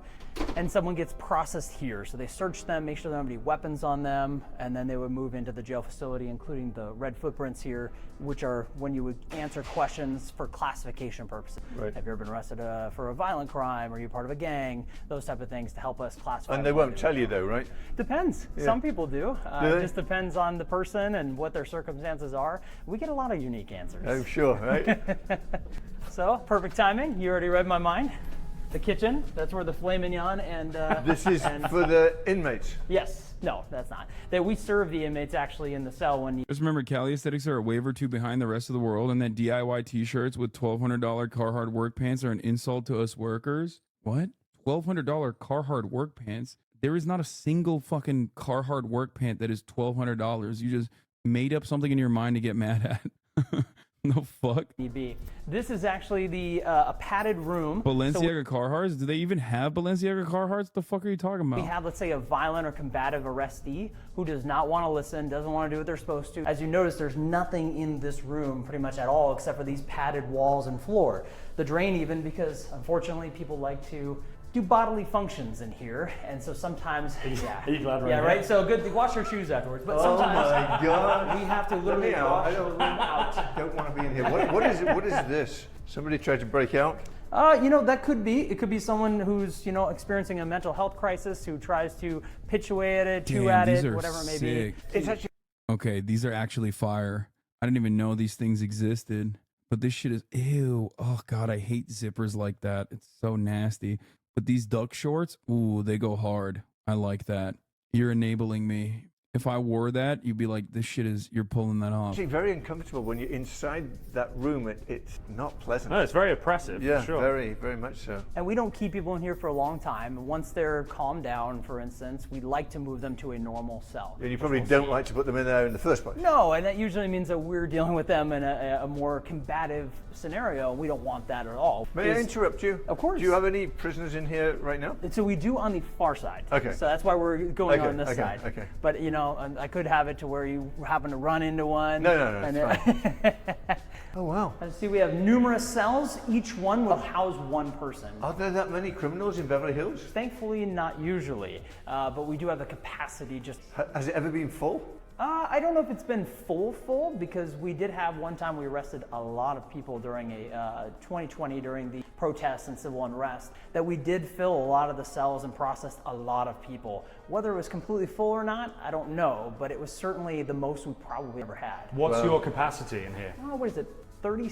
Okay. Yeah, and that's actually housed, right? So we could actually have some people waiting and getting processed, but yeah, 30. And again, it's very rare. I'm convinced this is the most in shape cop. Like, this is the guy that they have on for PR purposes because he's like the most in shape cop, right? It has to be, right? Taking me back to Ohio, taking me back to where lovers go. Oh my God. Yeah, and we ask certain inmates to do so. Because they smell, right? Sometimes. Do you want to go check out one of the cells? No, I'm fine. The bed's quite nice. Would you like to go in? I'll hold the camera. We won't shut the door. I'm happy to hold the camera. Oh, a mattress and everything. I know. Yeah. It's actually pretty nice. You got a window. Kind of like the one I've got in my Can truck. we lock him in? Yeah. I mean, you were the one locked in handcuffs. So yes, that's true. Only be right. It's nice. You got power outlets here, so you can plug in your iPhone. Yeah. Are they allowed to bring their phone in here? No.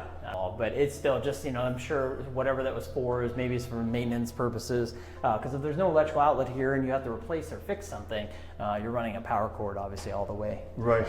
But yeah, everything's pretty much locked in. You got your sink, your bathtub, or your toilet. And you think about the movies like where it's Alcatraz and they're trying to pull the toilet away from the wall and chisel through. Well, if you did that, you're just in this just escape to here. Yeah, or in general, if you tried to go out that way, you're on a third story of a building. So there's not a lot of options, which is good. I heard a rumor that you have like a luxurious suite where you can pay to stay in it. So that program called Pay to Stay, we suspended that during COVID. However, I can show you one of the rooms. I don't think all the furniture's there anymore, but it was like kind of a I can get out. Oh yeah, I can show you this real quick. This is how we could have someone either handcuff up, so they can put their arms out backwards and get handcuffed, or we can serve them the food through there if we did the option. And I'll show you that.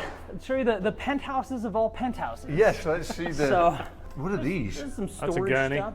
So the gurney on the right was the old way what we would have in a.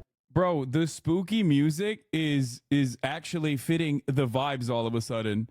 Like the even though like I would rather have it be spooky music than fucking cheery music where he's like where he's basically talking about like, apprehending people and detaining them for days on end sometimes and being like, yeah, this is not comfortable. A combative arrestee who says, I don't want to go with the program.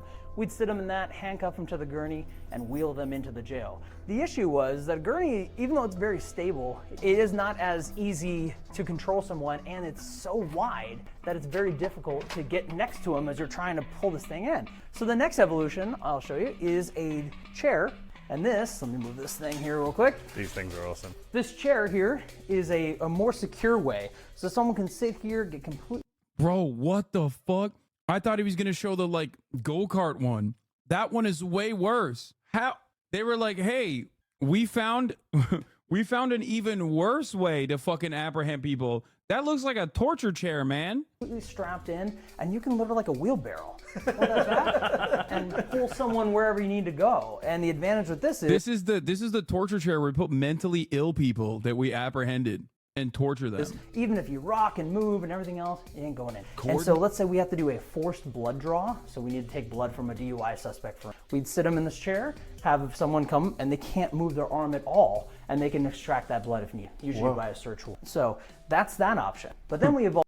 Usually via search warrant, implying that sometimes not a search warrant. Like, what the fuck? God, we are so crazy.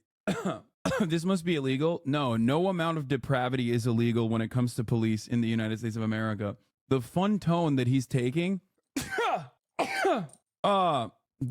Wait, can they forcefully extract blood? Yes. The fun tone, the cheery tone that he is taking is a clear juxtaposition to the damning torturous conditions that he is presenting here. From there, because this is kind of expensive. And we said, let's stop over here and let's take a look at some even better and more efficient and cheaper option that helps out officers. This looks like a Costco basket. So, you can do your Costco shopping from this for sure. That cart would be worth a drinks lot of holders money. in the back, look. Exactly. Put your Stanley flask in there. Yes, so you can really be in any free samples you get too. So you put somebody in this. So you first Look at you this would thing, put them though. in this thing called the wrap system. So the wrap is I like to call it the human burrito, but essentially. Oh, damn. I thought that other fucking wheelbarrow looking one was at least like kind of cool. Turns out, no, they wrap you like fucking Hannibal Lecter. Jesus This is Christ. over your legs, and it actually will wrap your legs, this portion here, and you strap those in. So we actually would have some, you see knees here. You'd actually put the suspect's knees there at their leg. Now, you take this portion, which is almost like a glorified shoulder harness, and can you guess which side's the back and which one's the front? No idea. Yeah, we make it easy. Yeah, cops are not the smartest people, so they're like, you need this. Trust me. Michael, believe me. Michael, believe me, a lot of cops need this this level of hand-holding. Stupid proof. From there, this part would go over them, and they get connected to this, and you actually sit in an L. And it's strapped to where you can't move, you can't do anything. Like a straitjacket. And it's almost like a hammock because you're not going to get hurt. You can't hurt yourself. And even if you try to bang your head on something, a helmet. So we can actually take this, throw that onto the suspect. They can't hurt themselves. We're not hurting them. It's just like a taekwondo helmet. Right? Yeah. This is literally man-made horrors beyond comprehension in full display. This is a torture mechanism for mentally ill people that they've apprehended violently. And they're just like cheering it on, like, oh, very fun. Yeah, nice. it's kind of like that. And in this, we're basically just having them in like an L relaxed hammock position. Yeah, and so we have relaxed. never seen a suspect be more happy. I'm sure. They sit there and they just go, there's no more fight. There's Right. nothing to do. And you can actually hoist the person up and put them right into our Costco shopping cart and bring them to the checkout. So a great piece of equipment. The first time we ever got it and we used it on a suspect, I mean, it was just immediate. Officers loved it. How many officers does it take to put somebody in that? So you could do it with 2. Realistically, if you're dealing with someone who needs to be in that, you already have numerous officers on scene. Right. And 4 is probably a good number to help out with everything. I'll put that away, I promise. This is the penthouse. This is the penthouse of penthouse. No, it's just bare bones now, but just use your imagination. Imagine the potential. Dining table, sofa, Right. bed. And what is a real estate term they say is like, it's cozy. It's keyword Cozy. small. Yeah. But yeah, it's cozy. Location. Yeah. And what is this in here? This is for your visitors? This for your pets. Yeah. Instead of one person, we could use this to house people. A family. Usually we don't have families, but yeah, I guess it Why is he laughing? Oh my God. could. So this is the same thing if you look when we go on the They used a fake study to claim safety claims for the body restraint used by U.S. authorities based on disputed study. Oh, of course, ICE uses it. Wrap device used by ICE says it can be used without restricting breathing, but investigation shows claim based on anecdotes. Wow, safety claims made by the manufacturer of a full body restraint used by more than 1,500 authorities across the U.S. are largely based on anecdotal evidence and one disputed study. An investigation by Capitol and Maine has found. The wrap device is used by U.S. Immigration and Customs Enforcement. What is used on, for the record, what is used on undocumented migrants, what is tested on them will inevitably be used on, natural U.S. citizens as well. Natural born U.S. citizens as well. This is how it works. First, we test out the weapons on Iraqis, right? Then we use it on undocumented immigrants in this country, which have no laws, obviously. We do, but we just don't abide by them. And then inevitably we use it on everyone else. This is the turnstile of fascism, I would say. Very cool, very nice. Seems normal. Okay, let's continue. the other side of the room, you'll see it's the exact same. You have 4 or so beds over here, and then you'll see on this side, it's similar. So how did this work? So somebody would pay money to stay in this suite, and then they could have their own food. So they would bring, it has to be someone who has a, let's say a short sentence. Let's say you're sentenced to 3 days in county jail. Okay. Well, instead of serving county jail, if you have no medical problems, you have no medication you need to take or be distributed to you, you bring your own food, and you want to be here for, let's say, 3 days. You could pay at the time to stay here for that instead of going to county jail. I've had to do an onboarding at psych hospitals when people came in on these things. Most of the time it's used on cops who don't want to deal with an autistic teenager that was having an episode. Gross shit. Yep. Or they're not going to give you any accommodations. You'll be with everyone else. Right. So it's kind of a nice option. What did it cost? You know, when I first started, I remember they were saying something like it was like $190 a day, if I'm right, and that I started in 2012. So whether or not the inflation has created maybe an $250. increase, maybe, you know, and you know, I haven't gone on Expedia.com lately to see if they have a new updated price. Right now, with it being suspended, I don't know. Was there a TV in here? There was a TV in. Unbelievable. Yeah. Wow. And back in the day, you know, people could bring DVDs. That was a thing, and now kids don't even know what DVDs are. Right. So. And so what kind of thing would you come in? Like if you had a 3-day sentence, Yeah. What would that be for? I mean, it could be for a lot of different lower level crimes. And then I wonder if that cop uses steroids. 100p. Fun fact, but many cops, a lot of cops use steroids. People don't know that, I guess, and are shocked when they find out. But a shit ton of cops use steroids. Like the one, if you see an in-shape cop, definitely a steroid user. Very likely. Is he mewing though? I don't know. But let me tell you, definitely not subscribed to the HasanAbi broadcast. So if he's in here, he is going to be seeing a 3-minute ad break at the top of the hour. I don't really have a good segue. I know I've been looking for one, and honestly, I have not found one. So I'm going to serve it to you. I'm going to serve it to you regardless. I'm going to serve it to you like a sloppy steak. There's 2 different versions of cop: thumb skull or roid head. Many more are thumbos. Felony you have, you're not coming here. But if it's like your second or third offense DUI, and you're sentenced to a few days in jail, this is very typical what we saw for someone who comes here. Right. And it just depends. And for instance, you could do a weekend, spend 2 nights, say you have a 4-day sentence, 2 nights on a weekend, come back next weekend. And so you can accomplish the time in jail that you're supposed to. Can you have visitors come and stay with you? You know, not stay with you, but you can have visitors. There are visitor hours where same how you guys were in the with the telephone? there. Yeah, absolutely. So you could talk with a visitor through that phone aspect. We've had inmates bring in all sorts of different things, from drugs to weapons. There's a person that tried to bring in a knife concealed in their underwear. I've had people who put a safety pin and a little baggie of drugs and attached it to their inside of their underwear because their thought process was to feel that. Are they going to go up into there and feel? So again, we capture, a lot of people think they're going to get away with bringing stuff in, but we have numerous checks. In addition to the officer searching them, another officer might search them and the jail staff. So you get numerous searches, and sometimes the inmates say, why are you doing this again? Because I want to make sure, because it's a deadly game if someone were able to bring a weapon in here, because as we saw when we first came in, you can't bring weapons in here. Right. So if that person does get a weapon in, we're at a huge disadvantage, and you see how long it takes to get into the facility nonetheless. So we take it very seriously when we process people in. How does this compare to like a city jail?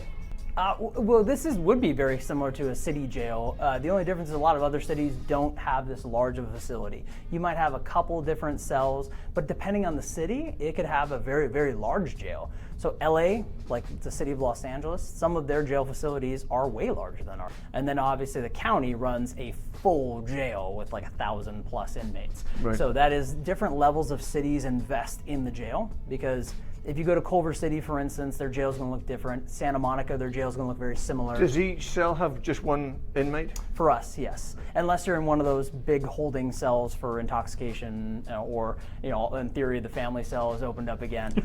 So those are the things that we would have different aspects of people mixed together, but we like to keep people separate as much as possible. Makes that would sense. make us happy. Michael's a bit low energy in this one. I noticed that too. I think like even the vibes of being in a fucking prison have, the vibes of like being in a fucking prison and talking to a jailer like this, no matter how much you try to put a cheery tone on, is going to be a little weird. Where are we going next? Well, let's take a look. I'm going to call down to our range, because that would be fun, and maybe we can get down there. So the range is, inside, which helps out for officers training because their patrol staff has to qualify usually around once a month. They have to come in and actually qualify with their firearm, sometimes a long rifle, sometimes a shotgun, and different techniques. Low light, they can turn the lights off in here, and you'll have to use your flashlight. So there's different courses they'll get put through to make sure their training stays top notch. The last thing you want is to kind of be rusty. It's not like riding a bike where you can kind of just get back on and go. If you stop training with your firearm, you will lose those skills and it becomes that much harder to implement them, especially under stress. Right. Imagine your worst day, your heart's pounding, you're nervous, your fine motor skills are going, and now you're asked to hit a target that's far away, and people will say, why don't you shoot the gun out of his hand, or why don't you shoot the knife out of their hand? It's hard to do even when you're not nervous. Dog, it don't matter because you still are not going to have the active hit rate for like every goddamn police department in this country is abysmally bad. Okay, like in an active shooting scenario, oh my god, not great. Okay, yeah, when you're nervous, like an acorn falls on your cop car and you think that the suspect that you apprehended and put inside of your cop car has a suppressed weapon secretly, you're gonna mag dump. Right. Let alone add all those human factors into it, and not just watch it from a third-person view. So, and that's what people see is a third-person view, right? For sure. And now with all the body camera footage, it is kind of interesting. You get to see it's great training for officers, but sometimes people they forget there's the human emotions involved. Right. You hear Adrenaline. And you'll hear people's breathing on those body cameras.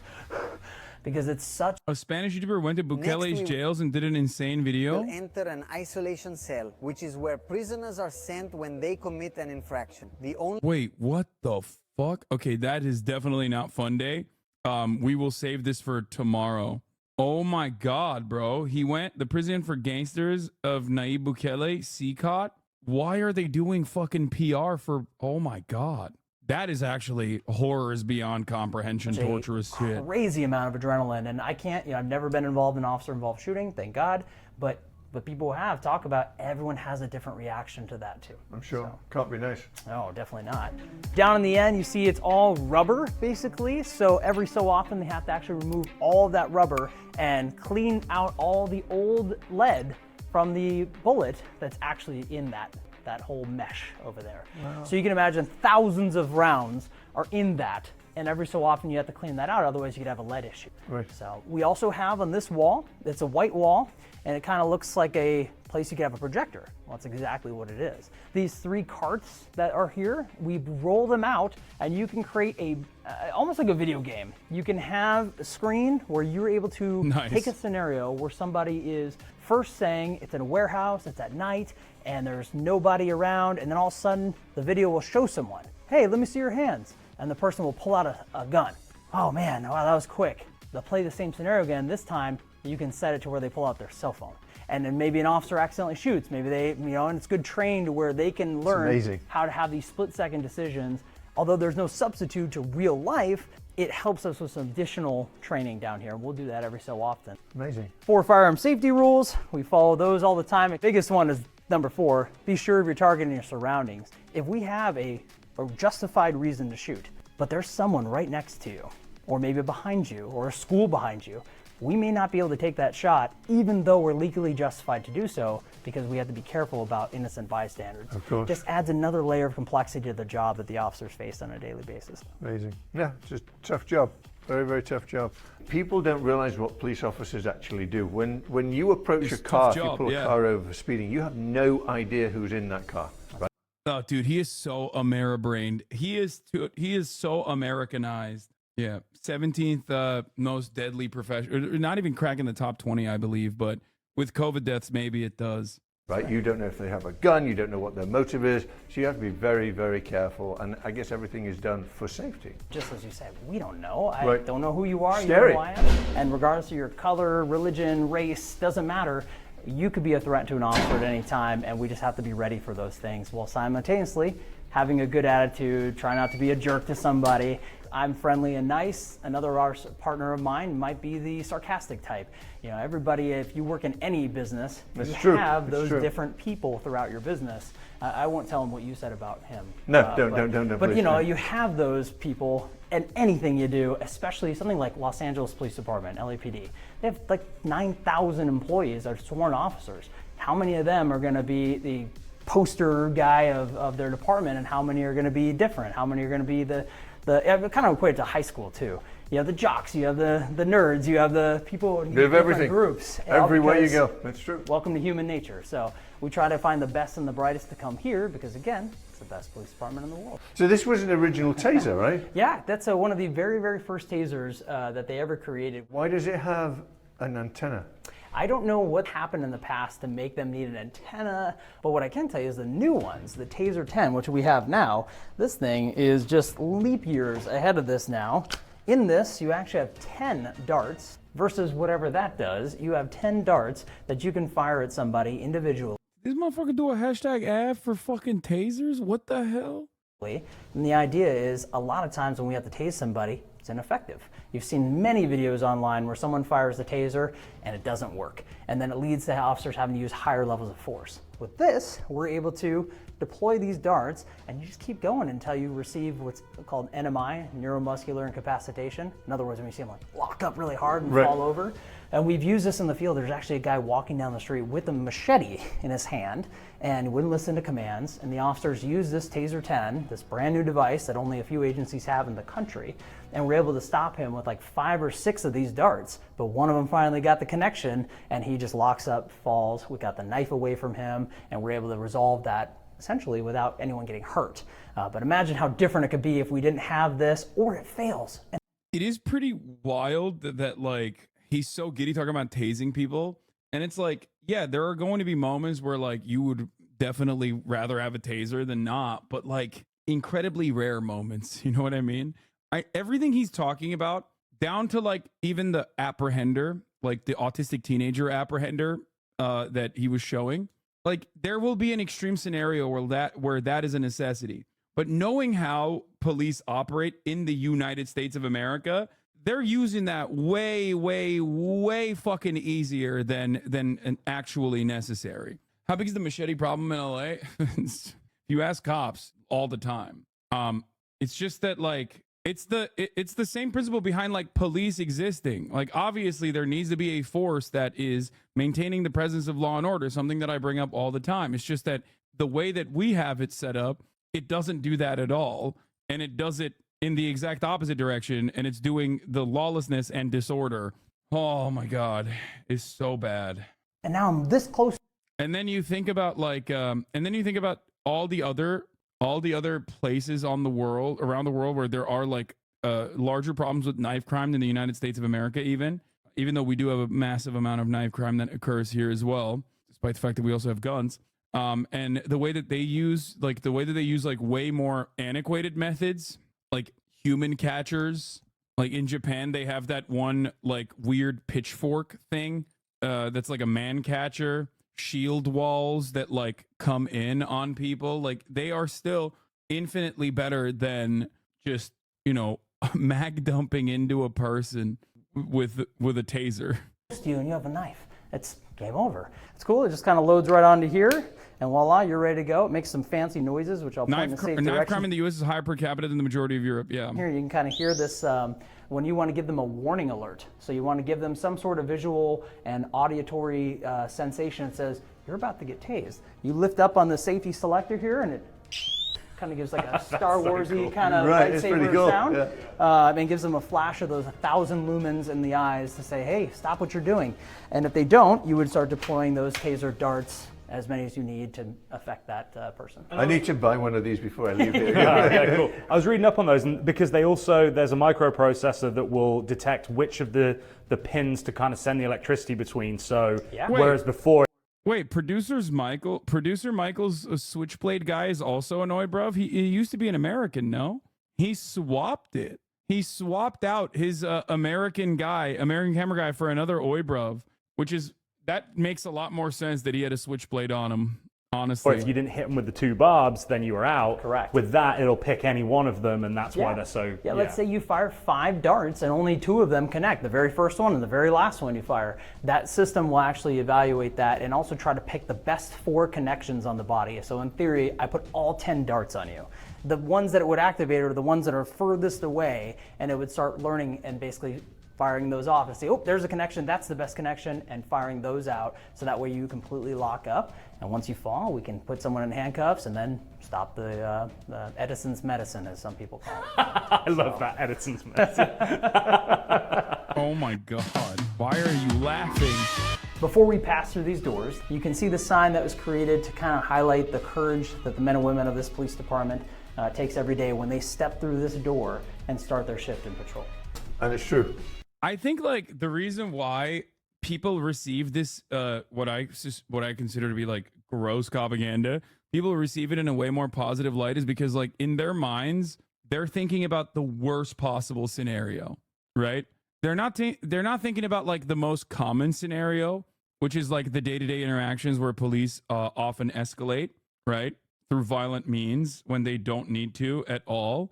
They're simply thinking about the worst possible scenario where you have like a serial rapist mass beheader that cops have to bravely fucking apprehend while he's doing serial rapist mass murder or decapitations or something like in the scene of the crime. So that's like the issue here. Whenever you talk about like cop shit, you're not thinking about like literally when they do this kind of stuff, which is objectively not in the scenarios that where you have a serial mass rapist murder decapitation going on, but instead just like a dude having a bad day. You know what I mean? Ooh, cars. Your favorite. So down here, this is what we call A-level. A-level is our parking garage. So not as cool as your latest video. The only thing I will say, the most effective propaganda I've ever seen is not shit like this, but the Broward County Police Department, I think it was Broward County, they apparently seize fucking cars. I didn't even know this. And they slap on like a seized asset sticker on the side of it. And they will give like dudes Hellcats and shit, which is definitely not something that you should do regardless. Like we need to be doing less police chases in this country because they're very, very deadly. But yeah, they take a lot of like they do civil asset forfeiture from people who have like stolen cars or whatever, or whoever they've like gotten it from, maybe like a drug bust or whatever, right?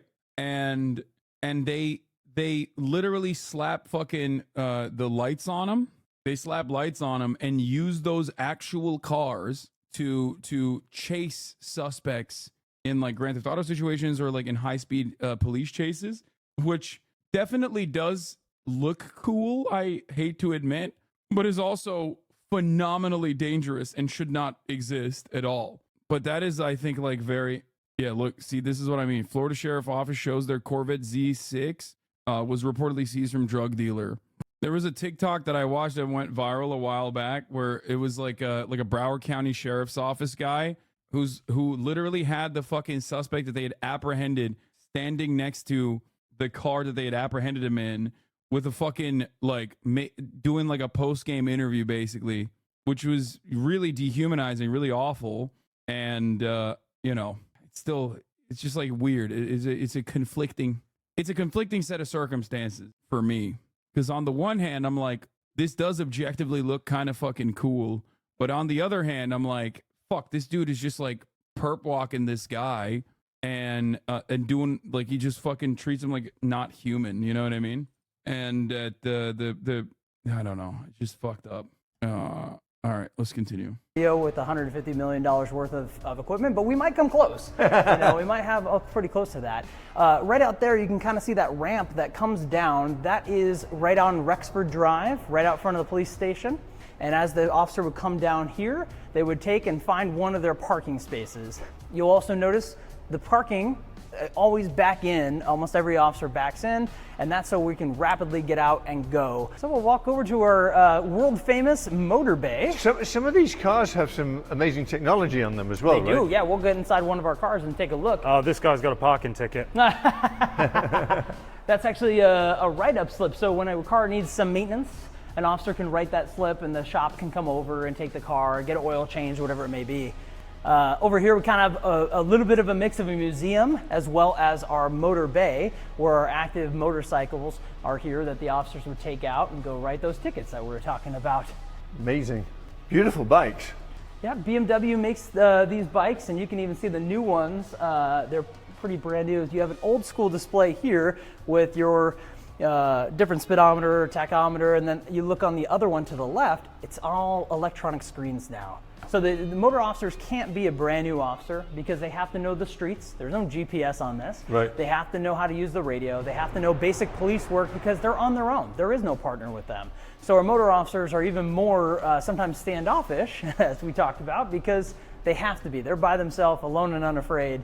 Yeah, dude. There's a lot of like mass murderers with heavy weaponry roaming the streets of Beverly fucking Hills. Like, you'd think he's talking about a fucking war zone, okay? Yeah, they have to be more standoffish because they're alone. It's like, dude, you are literally stopping a person for a seatbelt violation. What do you mean standoffish? Yeah, dude, you never know. You never know an RPG that they're gonna fucking pull out of their car. He's acting like they're patrolling the streets of El Salvador or like Cape Town or something, okay?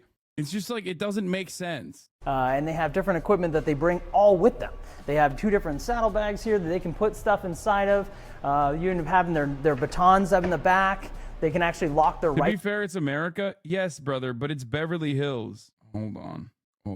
Rifles in. So as you notice on this side, their rifles locked in, so someone can't come. By the way, for those of you who don't know, so I took politics criminal justice class in college. I had to, and for that politics and criminal justice class, I had to do a ride along. Awful experience in general. I think it genuinely reaffirmed my lack of interest in cops, alongside the fact that like New Brunswick Police Department and Rutgers Police Department in general were like such assholes to college students in general. And one of the things that you learn in this class, and I think like criminology majors and stuff will be able to describe this to you. Yeah, we had a fucking police department head. His name was Kenneth Kopp. Literally, his last name was Kopp. That's so funny that you know that. Yeah, RPS name, exactly. Anyway, the point I was going to make is that the standoffishness, like one of the things you learn, I think in criminal justice in general, is that cops need to assert authority in every single scenario. This is their justification for why they behave like pieces of shit all the time, right? Because police training and the way that they train, the way that they train you from the jump is that you have to assert authority over every single scenario, no matter how minor an infraction is. The additional stuff like, oh, you never know if they have a gun or whatever, like the fear mongering that comes from this, the fear mongering that comes along with this is like extra training. I would say that's like not the introductory level, but they, in every single circumstance, they teach you that you have to basically be a power tripping asshole. You have to assert authority. That's what he's describing. That's why he's saying like, oh, that's why they're standoffish, because they're alone. Come over here and try to take a rifle or try to pull the trigger. There's no way to get to that. So that's one advantage. But you know, all these spikes, you have to carry everything you need with you. Right. And sometimes the officer. That's for safety though, right? Like, isn't that proper protocol? No, it's proper protocol. Like, this is what they teach you, that you have to assert authority in every single scenario as your job. Like, your job is to never to de-escalate, basically, that you have to command respect. So if someone is mistreating you and being standoffish, you are quite literally trained to be a fucking asshole. Although de-escalation and talking to a person like they are a normal human being with normal wants, needs, and interests would probably, demonstrably, as a matter of fact, not even probably, demonstrably work infinitely better. Will leave their helmet. Sometimes they take it with them. You got the radar gun over here on the right. You can pull that one out if you'd like. Boo, and then throw it on the floor. Oh, is it locked in? Yeah, it's locked in. I wonder why. The key, right? Yes. So in this case, you know, you have to actually use the key to get this accessible, because you know what someone would love to do?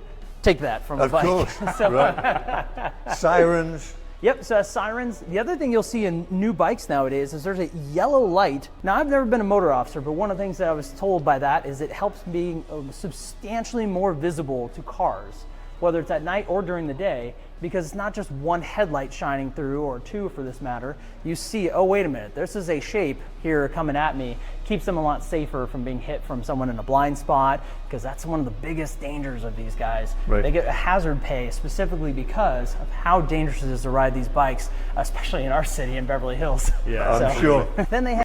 Do you have some kind of example of this being demonstrable? Good faith question, but I believe you and made the same claim, but my art teacher said it was unsubstantiated. Wait, de-escalatory tactics and conflict crisis being demonstrably more successful than asserting authority? Look at American policing and its outcomes versus policing in every other country. That's it.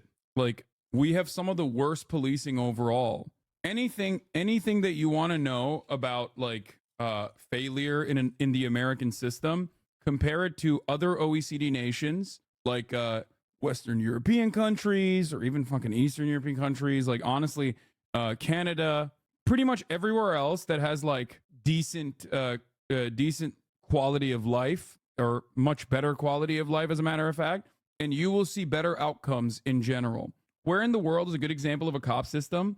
So obviously there are issues within the structure of policing under capitalism in general everywhere around the world, due to the very definition of like what police, due to the very reasons why police exist in capitalist countries in general. So I would say that theoretically, if we're talking theory, what the fuck? HasanAbi Piker, $1,200 work pants. HasanAbi Piker, proud hater fan chat. Bro, did you just like make a YouTube video specifically for the take that you had originally? What's happening? We've moved on from it, man. Anyway,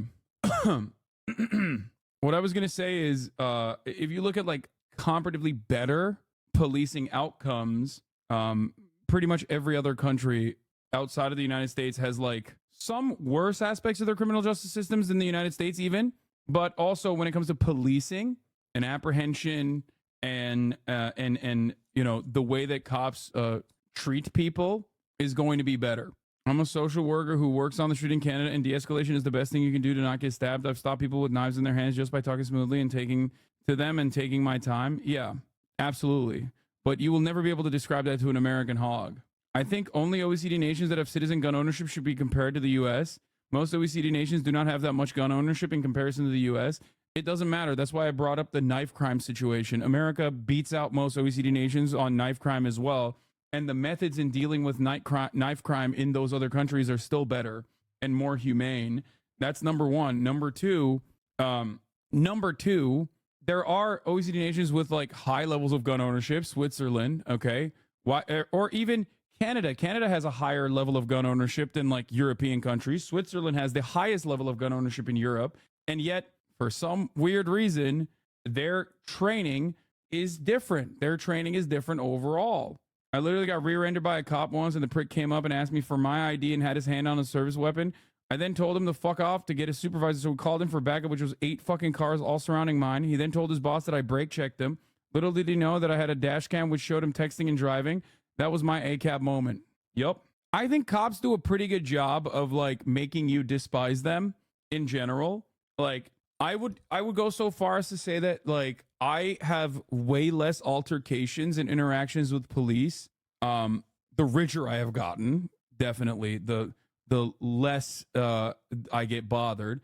I used to get pulled over all the fucking time in the busted up Toyota Camry. And the worst of the worst was definitely when I was younger and in New Jersey. Holy fuck, dude. Holy moly, New Jersey. Oh my God. First of all, they have like civilian cops in New Jersey with the lights on them too. Oh yeah. So fucking so awful.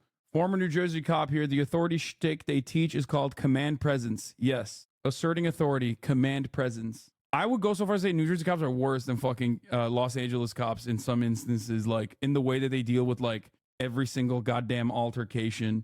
What's a civilian cop? No, it's not. They're not a civilian cop. They are driving civilian cars with secret lights on them. Unmarked cars. Yeah, proper term is unmarked car. But California, like the minor, what do you say, the allegations that you're donating to the GOP all day, every day, baby? I'm a secret Trump Republican. You have the easiest job ever. Yes, I do. Other than policing. Police have the easiest job ever. Have, you know, a little this memorial museum type of thing here. Oh, that's so cool. Back in the day, the old... How old is this bike? You know, it's the old Kiyosaki, like, I have no idea how old it is, but it's possible that Great piece of memorabilia. Yeah, very cool. Look at the jacket, the leather jacket. There will be a motorcycle fan somewhere right? in the comments. Let us know what year is this likely to be. Oh, I'm guessing 70s. Oh, just run the license plate. Yeah, there you go.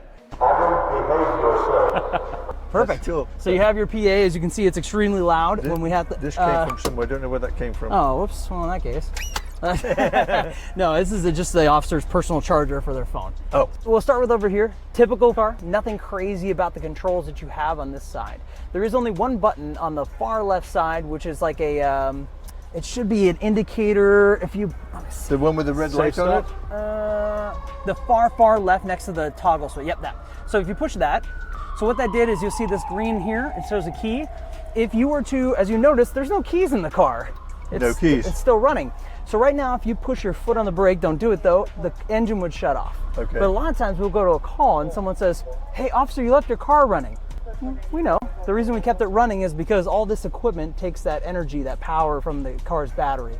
It will stay on for a little bit, but eventually it's going to stop and you have to restart everything. Right. And so it's a lot of stuff to return on. It's kind of like a spaceship. I don't understand how they're able to steal cop cars then. Like, is that why? Because it's always on? With that start stop button, you can basically push that, take the keys out of the car, go to a call, come back, put the keys in, and drive. If someone were to smash out my window, get inside, and try to put their foot on the brake to put it into gear. This is a fancy cop car. I don't think these cop cars are all that fancy anymore, Chatter, unless you live in like I feel like cops have fancy shit everywhere around the country.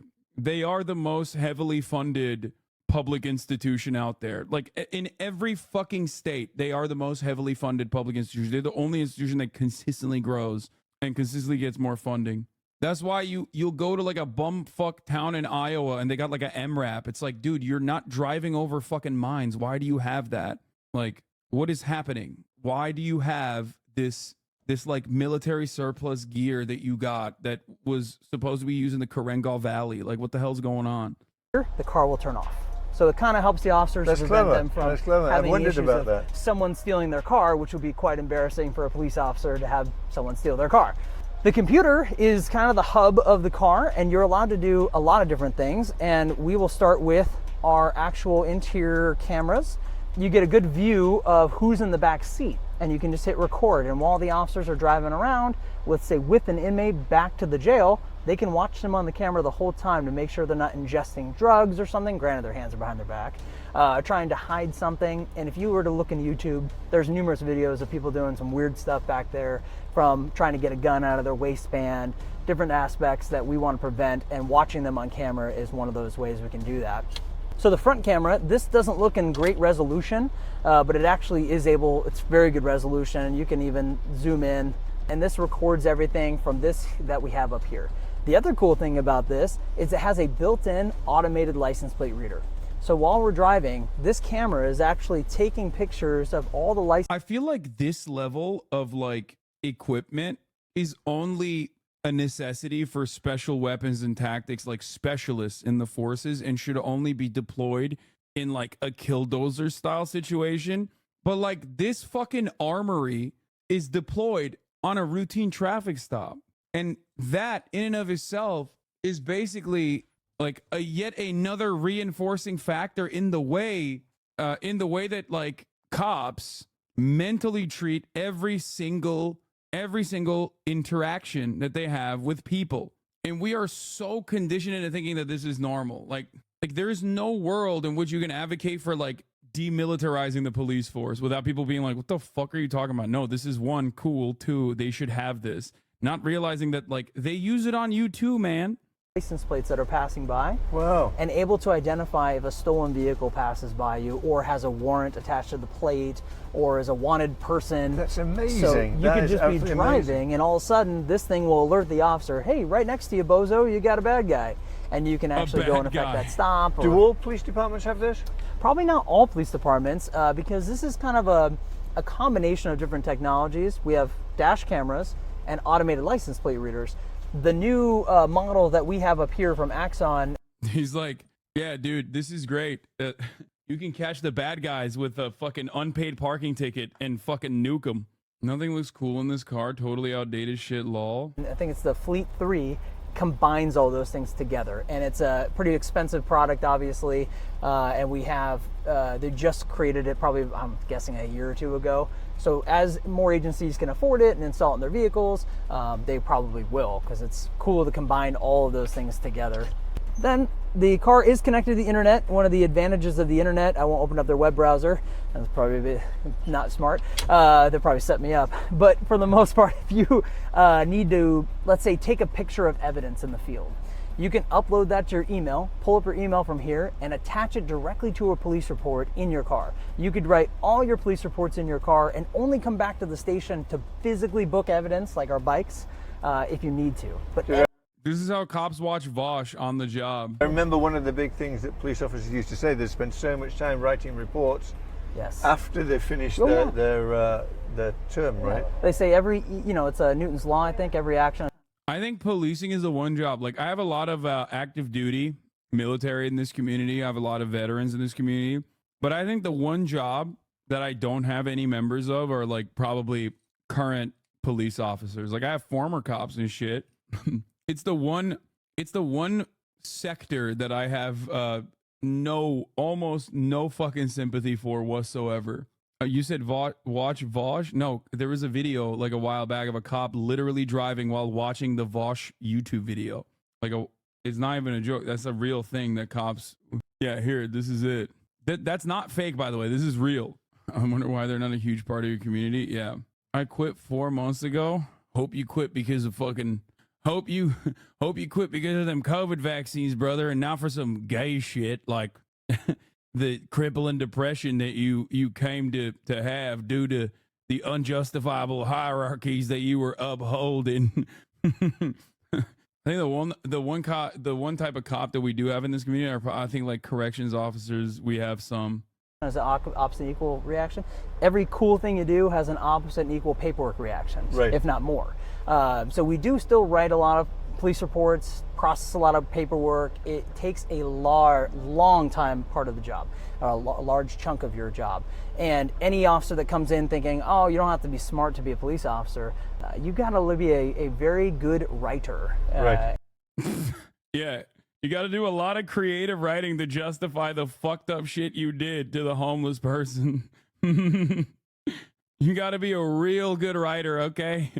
Listen, first of all, no, you definitely don't have to be good at anything to be a cop. Let's be for real, okay? And that's a minimum. And from there, you have to learn all the other technologies, be able to defend yourself, defend others, drive a police car with lights and siren on. Those things are obviously tough for some people to get down, and that's why some of our training. Dude, his world is so clouded by how dumb the people surrounding him are that he's currently describing pressing buttons, okay? Like the most route task you can arrive at, like things that babies do, okay? He literally, you can only say this without thinking about it. You can only say this without thinking about it if you are so like centered around other cops that you think like, no, these are very important requirements for a job. Trainees don't make the process. Right, makes sense. Down below, I'm going to move this over so you can see this side. You have your standard cigarette lighter. Just gonna. Yes, Twitch streaming is a harder job than being a cop. cop. So you have your GPS. Some officers will actually put in a GPS system and attach it to their window, because if a pursuit happens, one of the common myths is that, oh, well, if you leave Beverly Hills, you just have to stop. Like the old school, chase music. It cuts to chase music. You just have to stop. We're allowed to pursue anybody anywhere at any time through the state. Someone in the chat said, Hasan, you're a professional iPad kid. Yes, much braver than the troops and also than police officers, and also much more difficult of a job. California, would we is different, but we can follow them. And if we leave our jurisdiction, we make sure our officers know our city like the back of their hand. Right. But outside the city in LA, I don't know what streets are where, so some officers will run a GPS in the car. The radio is down here, typical police radio. You can turn the volume up here or change the channel. You also have this little red button, which is an emergency trigger, or E-trig as we call it. If you push that, it will give you the radio for 10 seconds uninterrupted by anybody else. So if you have an emergency where you need to call somebody right now and you don't have time for formalities even, you can push that trigger and it will interrupt everybody. Ironically, I will say this much, ironically, streaming is kind of a dangerous job due to cops, because of the consistency in the way that they get swatted, which makes their job a little bit more difficult. Everybody else on the radio to give you that radio. How clever. I will say this much. I am willing to bet that, like, not the average streamer, but the top streamer, like, some of the top streamers have probably had more guns pulled on them than, like, a cop, not in Los Angeles, but like a cop in, you know, like a comfortable town in Iowa.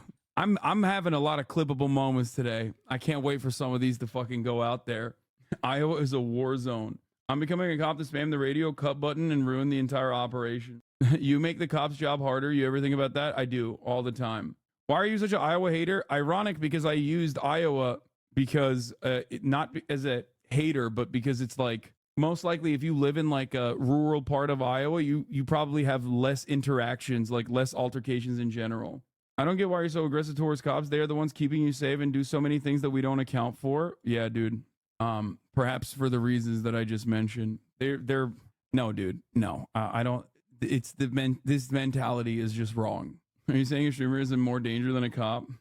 No. I'm simply stating that some streamers have probably, I'm willing to bet, have had more guns pulled on them than actual cops in like a, you know, nice neighborhood, not one that is like, you know, not in like a big city. Former Iowa resident HasanAbi is correct on all Iowa takes. Yeah, the one Iowa take that I had was actually good for Iowa. I'm saying that there's not that much action happening. That's so clever. And then down here, if I'll let you do the honors, if you turn this all the way to the right, you're going to turn all of our lights. They're going to clip you again? Yes, I'm talking about swatting, by the way, for those of you who don't know. Streamers get swatted a lot. And if you don't know what happens in that process, you do get guns pulled on you quite frequently. For the car? There you go. Yeah, look at that. Christmas. So we're just at the lights, so you know you switch to the Christmas lights, but if you just do one, it's going to turn on just a forward facing, and you see the back is on. And so this is nice because at night you don't want, if you're standing next to the car as an officer, you can already see his face is kind of lighting up. Yeah, but and it's bright. It's bright. But when you turn on all three, which you can switch one more, you see it's even more brightness. Yeah, that's really bright. And so we will stop a car at night. As soon as they pull over, sometimes we'll switch it back to that 2. We're there. No, that's 1. That's off. There, 2. There, yeah, 2. So now you have a forward-facing red, so they know they're still not allowed to go. Michael passed advanced cop. Michael passed advanced cop training. Yeah, he did it. We're able to kind of see a little bit more. Do all cars have exactly the same lights? Yes, all will have that 3 levels. 1 is just the backlights. 2 is having forward and. Like, dude, there's a reason why. God, it's so difficult to go against propaganda because it's just like so permanently rewired our brains in America, especially due to like TV and stuff. But it's just like, dude, UPS delivery drivers have an infinitely more difficult and infinitely more dangerous fucking job than police officers. And that is objectively true. Okay? You cannot go against that. Delivery drivers have a more dangerous job than policing. Okay? Nurses have a more dangerous job than policing. Like, there are so many professions before you arrive at cops that is like objectively as dangerous. You can say, oh boy, all you want. It's factually inaccurate. Landscapers have a more dangerous job than policing. And in none of those jobs that I just mentioned, do you get to kill someone because you're having a fucking bad day or because you felt scared. Okay? Could you explain how? I mean, there are statistics for this. Like, a lot of people think that on the line duty deaths are happening due to police consistently finding themselves in like a gunfight or something, in gun battles. That's not true. Number one, fatal injury rate is 111 per 100,000 workers is logging workers, aircraft pilots and flight engineers, derrick operators in oil, gas, and mining, roofers, garbage collectors, iron workers, delivery drivers, farmers, firefighting supervisors, power linemen. That's why they got bucket bunnies, agricultural workers, crossing guards, crane operators, construction helpers, landscaping supervisors, highway maintenance workers, cement masons, small agent mechanics, supervisors of mechanics, heavy vehicle mechanics, ground maintenance workers. Number 22 is police officers. Now, one thing you have to remember is that the number one killer of cops is not actually gunfights, okay? It's not. It's actually, it's COVID. Ironically, for the past 3 years in the making, since COVID started, it has been COVID because they were just refused to get fucking vaccinated and they're very fat. I think it might still be COVID. I don't know if it's still COVID, but it was. And yeah, COVID has reduced the average life expectancy of an American cop by almost 10 years. A lot of cops think, or a lot of people think that cops are like dying on the line, when the on the line duty deaths, if you actually look into it, one used to feature K9 units, first of all, which is, I guess, kind of ridiculous. Traffic fatalities when a cop is driving like a fucking asshole, okay? And heart failure. It's not, I didn't give you like by likelihood of it happening. I don't know what I can't remember what the exact ones are off the top of my head, but it doesn't even break the top 20, okay? So it's something to think about. These are per capita numbers, by the way. Show the data, newsman. We are looking at the data. This is literally the data. And that's from 2020. Do you believe that we can live in a society without police? What's the solution? As a person that lives in Portland and are dealing with the protests that happened a few years ago and seeing the aftermath of the situation, I'm conflicted. Wait, what? I am not I am not pro police abolition. A lot of anarchists get mad at me for saying this, but I understand structurally the necessity for an institution, whether it is democratically organized or not, right? Upholding democratically voted on justifiable hierarchies or not, some mechanism for one, solving crime, like detectives, and also two, perhaps more importantly, or not more importantly, but more commonly, a unit that maintains the presence of law and order. Okay? You need that. You do need that. It's just that in the United States of America, or just under a global capitalist organization of the economy, most cops do not do that. They are not actually maintaining a presence of law and order. As a matter of fact, depending on how much money you make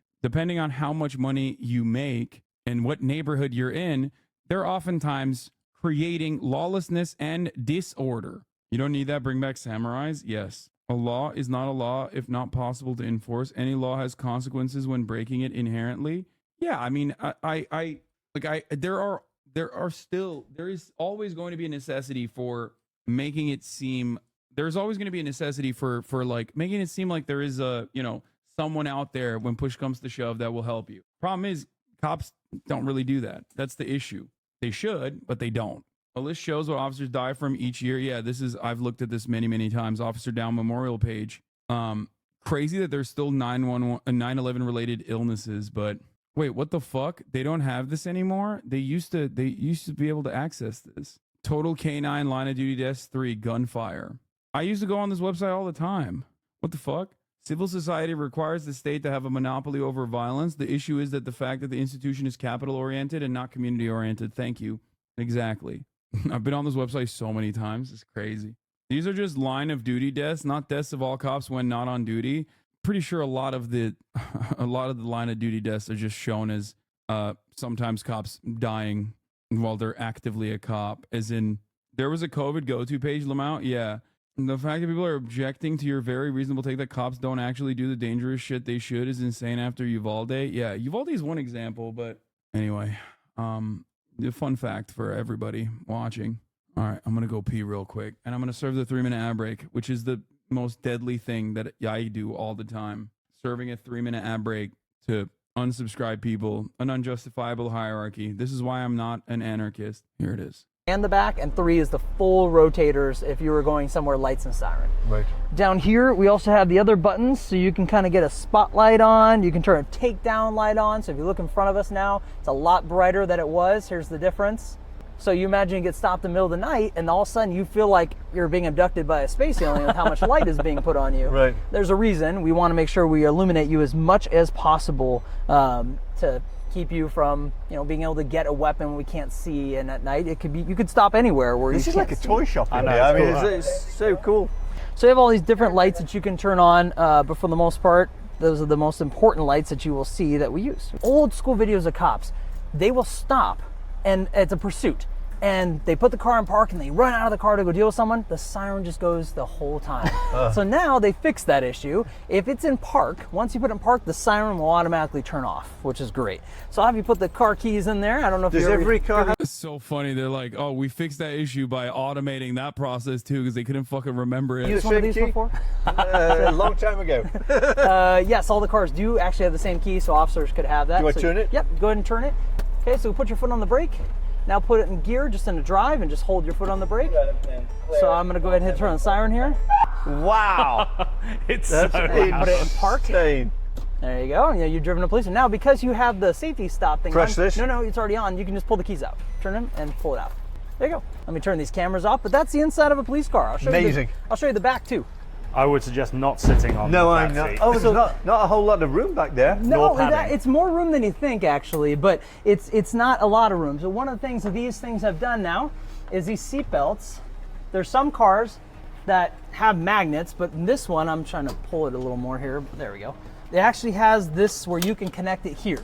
Up here. So what ends up happening is I'm a bad guy and I go to get put in the car. I can easily just unclip it here and strap it here and put their seatbelt on them without having to reach over, which you can imagine could be a bad thing to do in front of your inmates. Not to mention my ear. You know, you could be Evander Holyfield and have your ear bitten off by Tyson right here if that were to be the case. And that has happened to officers being headbutted actually in the past, where they leaned in to put someone's seatbelt on.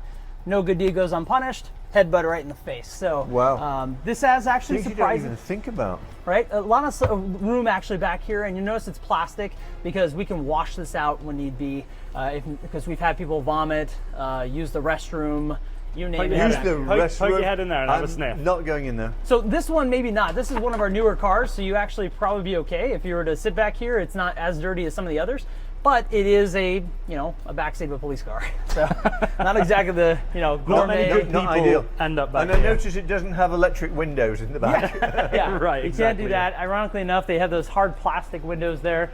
People still try to kick them out every now and then, which doesn't work well. But some agencies use actual bars on the window. But that you can't get through that, right? No, I mean, people have tried, and you'll dent it for sure, but you're not getting out of the car. And Right. even if you did, we're not going to stop the car and now come and restrain you. Right. We're just going to let you do it. No. So it's very rare. And if anybody's in the back seat, we'll be standing somewhere nearby monitoring them because we can't just leave them there and walk away, mainly because if there's some sort of medical issue. Right. If something happens and we don't know, that delay could be deadly. So for us, we're constantly monitoring an arrestee in the back because if they're in our care, we have to make sure they are cared for.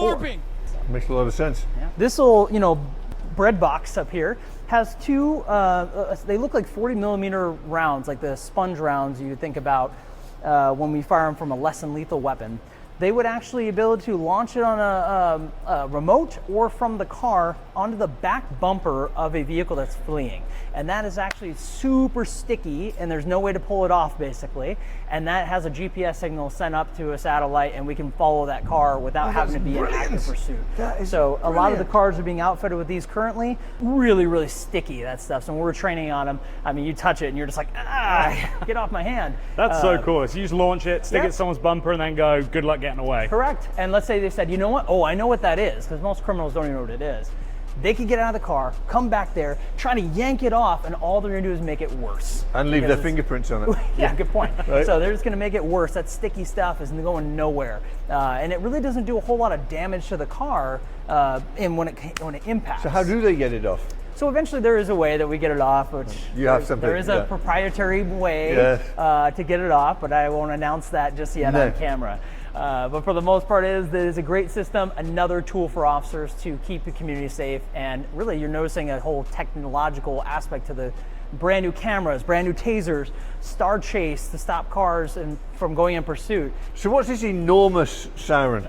So this is my boom box whenever I want to play music on the street. No, this is the LRAD. And that, by the way, is a long-range acoustic device that was first utilized in Iraq, which is exactly what I was talking about. Now it's like commonplace.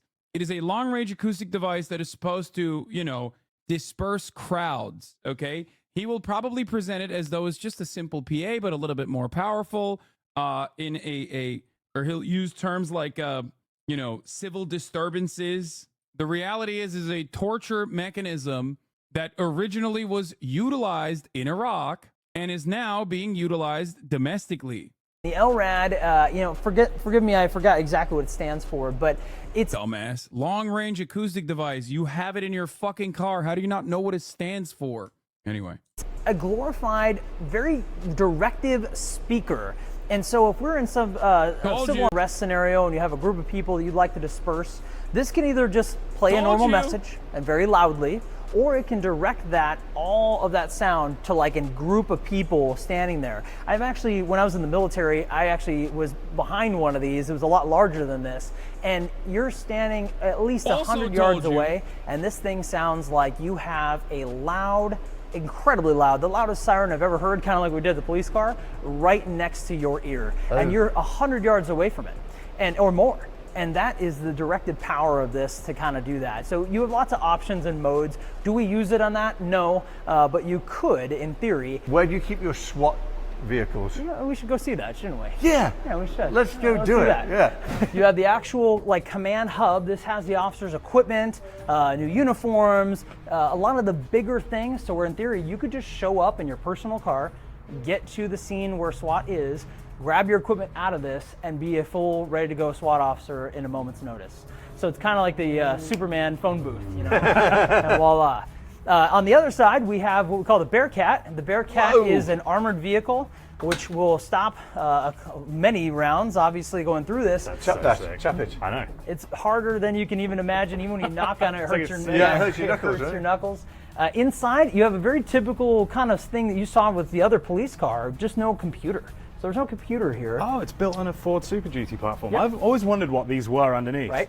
So it is a great vehicle. We have to keep it plugged in and ready to go at any time because officers in patrol can still use it. So we've had circumstances where it's a barricaded person in a vehicle, and we don't want the vehicle to go in pursuit. That's very dangerous. So we'll grab this, park it right in front of them, and they're not going anywhere. Right. So it's like parking a house in front of them.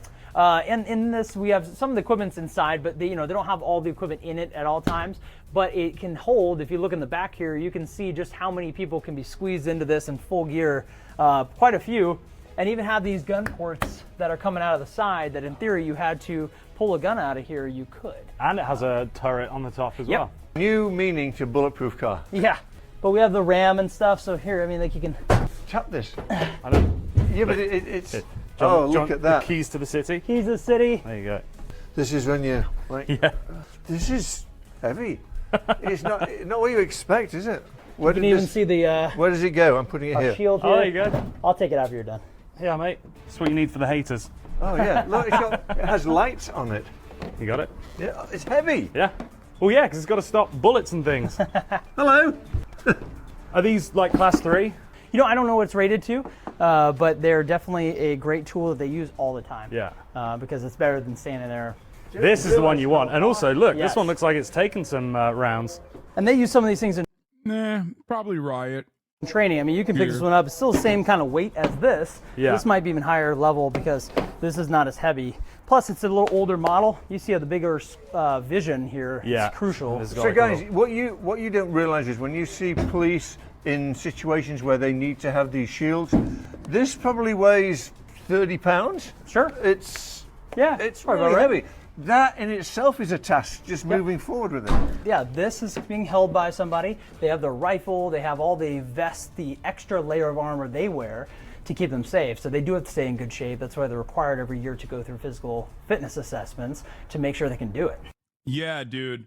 Famously, cops are always going through physical assessments. I guess, like, if you're a SWAT guy, maybe. I wonder why the PR guy for the Beverly Hills Police Department is so jacked. Talking about fucking physical assessments. It's like, this is the only cop I've ever seen that's fit. Wow. It's not easy. Pick this one up. So this one is lighter than that one. Yeah. But it's heavy. Yeah. Hello. So that's our SWAT stuff. There's the Mobile Command Center is the only other big giant vehicle we have housed. Armory. Yeah, this is where they keep the larger munitions, whether that's tear gas or different weapons platforms that they don't have normally. We have a 50 caliber sniper rifle. So some of those rounds, which are not accessible to the public, obviously, they keep it in here because our average officer doesn't need those things either. So we also have our dispatch center here, 24/7, just like officers. And they have the same type of shifts that we do, and they will be in here nonstop, answering calls, and then also dispatching to any type of emergency and talking with the officers out there. So we can go inside and actually say hi to our dispatchers. Let's say hello. Hi, everybody. This is Michael. Hi. And so dispatch is kind of unique because there's a lot that goes on. You're going to hear all sorts of bells and cameras and everything else going on. They're watching cameras. You'll see more of that later on. But you see, if you count how many monitors they have 7. I don't do good public math, so I did it in advance. But you have 7 monitors that they're looking at to deal with this. The multitasking that's needed for this job is through the roof. I can imagine. Is that why they're all ladies? You know what? Smart man. Oh, I'm sorry. Well, you must be the rare one. Yeah. You're the one that all the ladies want. Okay, both of you. So on this, all these systems are, and they have to learn all this. And you think about the training timeline for an officer, it takes a long time to train an officer to be ready to go out on their own. Dispatch has to do almost a year-long process, if not longer, to learn. They got to learn. It's so funny that dispatch is trained more than a cop. Like in the same fucking precinct, all of a sudden, you literally, on accident, find people that literally have to be more trained than the fucking cops. I doubt that they are also paid evenly or adequately. And also a harder job, by the way, than a cop. Most of the cop training goes towards driving and pushing buttons at the same time, apparently. Yeah, I mean, that's hard. Here you go, dude. You didn't even need to fucking leave the fucking precinct. You didn't even need to leave the precinct to find a job that is more demanding, paid less, and a harder job overall than the other guys in the precinct. The fire department, how to rescue someone, give CPR instructions over a phone, assess someone's medical emergency. Then they can move on, let's say, to the police department side. Or the police department now, you gotta learn all of our codes. You gotta learn all the penal codes. So you have to know when someone calls and says, hey, this transient, this person experiencing homelessness is fighting with someone.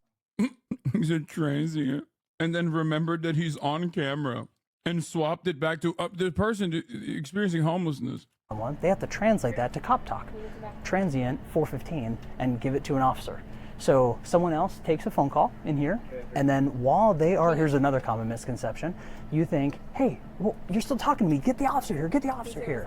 When they're talking to you, they're already entering all this information to a call. A separate dispatcher, which like right now, Megan's on that side, is talking to the officers in the field.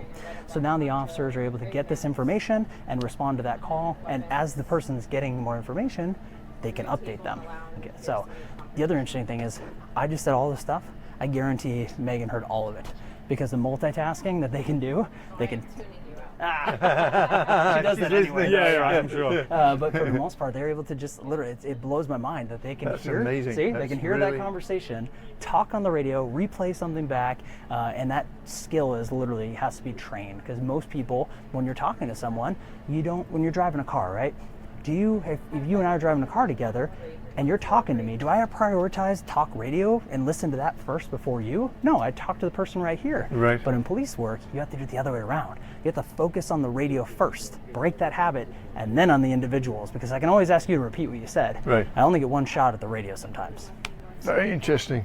Very cool. But you can see if you want to sit down. How many cameras are there in Beverly Hills? So we'll talk about that when we get to the real-time watch there, but we have over 2,300 cameras in the city, and it's growing. And some are being increased in the abilities. So some are obviously lower quality cameras and when they first started, and now they're getting upgraded to 4K and pan-tilt zoom, and you'll see some of those cameras and you'll be like, wow, you can watch somebody like picking their nose like in a car from 40 feet away or more, it's That's insane. crazy. Yeah. That's crazy. Wow, very interesting. But you can give your a shot at being a dispatcher. Let's do it. So, you can have your phone here, a typical phone, as you imagine they have that, so you can rest it. Yeah, you can rest it right on your shoulder, so you can type with both hands. You could also wear like an actual a headset aspect to it too. And you see on the bottom there's actually a pedal. That's a pedal. And if you were to push that, that's actually what is able to broadcast over the radio, so you can just do it with your foot. So I can start talking and typing and pushing a pedal to broadcast to the officers in the field. Wow. So it is a very unique system, all these different buttons. She's on the fire department side, and something will come in, let's say from a different direction. If his shirt button pops, he's definitely going to draw the gun thinking he's under attack. Right there, set up, mid. I do the same with fucking 3 monitors, you know what I mean? Jurisdiction, and they'll send it out to where it needs to go, or they'll have one from another place come here and then they'll deal with it. They got to know how to call Public Works. They got to know how to call pretty much everybody. So this place can be just busy, and that's why you see so many dispatchers. Stolen vehicles. Yeah. So we get stolen vehicle alerts here from the automated license plate readers from the real-time watch center, and the dispatchers will verify that plate. This is where we ignore the give it out to stolen the field vehicle officers alerts. and say, hey, this is where it just went. Go look for it, and then they'll be ready for it if it turns. It's because producer Michael's manning the helm half the fucking time, it seems. This is where the dispatcher hears about a stolen vehicle, and then we make the assessment on whether or not we want to do a high-speed pursuit, which is cool, and we will always do it, versus never get around to recovering the car. Amazing. Like that. So criminals, don't come to Beverly Hills. You're not going to last long. One of the things the dispatcher told me one time, what's the funniest call you've ever got? I'm like, wow, you know how we had an earthquake yesterday? I'm like, yeah. Right afterwards, someone called and asked me, when's the next one? So, just they can get calls from that to the only thing they hear on the line is screaming. And you say, what's going on? And they have to stay calm and try to get this information from somebody who's just screaming. And so at a certain point, you kind of think, wow, this is a tough job because they're sitting here maybe relaxing, and all of a sudden screaming. So that emotional intelligence of just being able to stay calm as a cucumber is another factor in this job. It is a tough job. Think about. Yes. Dispatchers, EMTs, those people do actually have a tough job, for the record. They do. Do you think this cop is natty? Fuck no. There ain't no cop that's fit that's natty. Harder than streaming? Yes, dude. Of course, being a fucking police dispatcher is harder than streaming. What is this question? What is this gotcha? It's like we'll be watching underwater welding or something, and then a chatter comes in and is like, wow, look at this job. Probably not as hard as Twitch streaming. It's like, no, dude, of course it's harder than Twitch streaming. What the fuck? They have to turn off their human factors. Amazing. So, yeah. Amazing. So this is a CSI of Beverly Hills. CSI Drive. Yes. Love it. They have their very own office spaces and processing areas. If we're lucky and I'm nice to them, they might let us come back behind this barrier. But even I don't have access to get past and access this area because some of it they have some of the most sensitive case information that's being worked on. Right. The DNA evidence can solve a substantial number of crimes nowadays. They do fingerprinting, DNA, and they can collect from footprints, you name it. They have the ability. Blood splatter. Yeah, I've been watching too much Dexter. Dexter. You haven't. It's a great show, by the way. Yeah, great show. All the things that they do in here. It's like, this is where our rape kit backlog is. Are state-of-the-art equipment, and they get a lot of training. And a lot of times people wonder, well, I want to get involved in CSI. Well, it's hard because there's not that many openings for these spots, and it takes an incredible amount of education. Okay. I was about to say, this is another fucking part of policing that is actually useful, valuable, valid, very difficult. Can we come back? Can we? I have to ask permission. I just told them. You run the show. I have to ask permission. All right, let's do it. So this is our crime lab. So we're the crime scene investigation unit. We will go out and assist the officers, collecting fingerprints, any sort of biological evidence, DNA, blood. We can run fingerprints. That's actually what we use that computer back here for. We can pull latents from any type of items of evidence.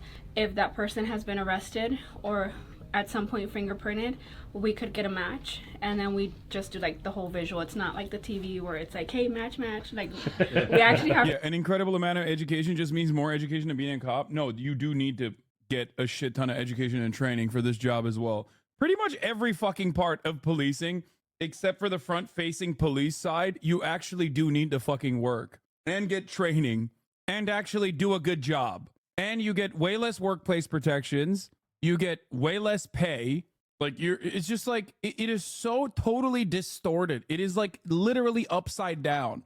It's so fucked up. You need a master's degree in forensic science, if I'm not mistaken. Yeah, you literally need I don't think you could do it with the undergrad either, but to do the one-to-one comparisons under our microscopes and whatnot. This is where we process DNA primarily. So we can do presumptive blood tests, gunpowder residue, anybody that shot a gun.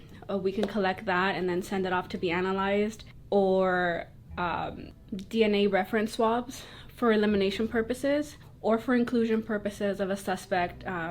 That way we can do just one-to-one comparison. So we do all that here. We have our little Woody. If we have any sort of clothing that might have any sort of bullet holes or knife marks for stabbings, we can dress him and kind of show up in what area of the body those could have been. Or if we just want to display the clothes, maybe something that a suspect's wearing, we can take a photo of it, and then a press release can be put out by our crime analysis unit, And then we have a bunch of like our fancy little machines. So this has light. We're able to use it like for indented writing or whatnot. One thing I've noticed, and perhaps you did as well, is that this fucking department looks barren. It looks so barren. Not a lot of busyness happening at Beverly Hills for a shit ton of the equipment that they have. There's something to consider. This system here helps us visualize any fingerprints, and we keep a lot of the supplies here for the officers. Tapes, envelopes. This reminds me of chemistry in school. Yeah. Yeah, so it's like an old school lab. We have these fume hoods that allow us to be able to do presumptive tests on drugs, and that's why the fume hood.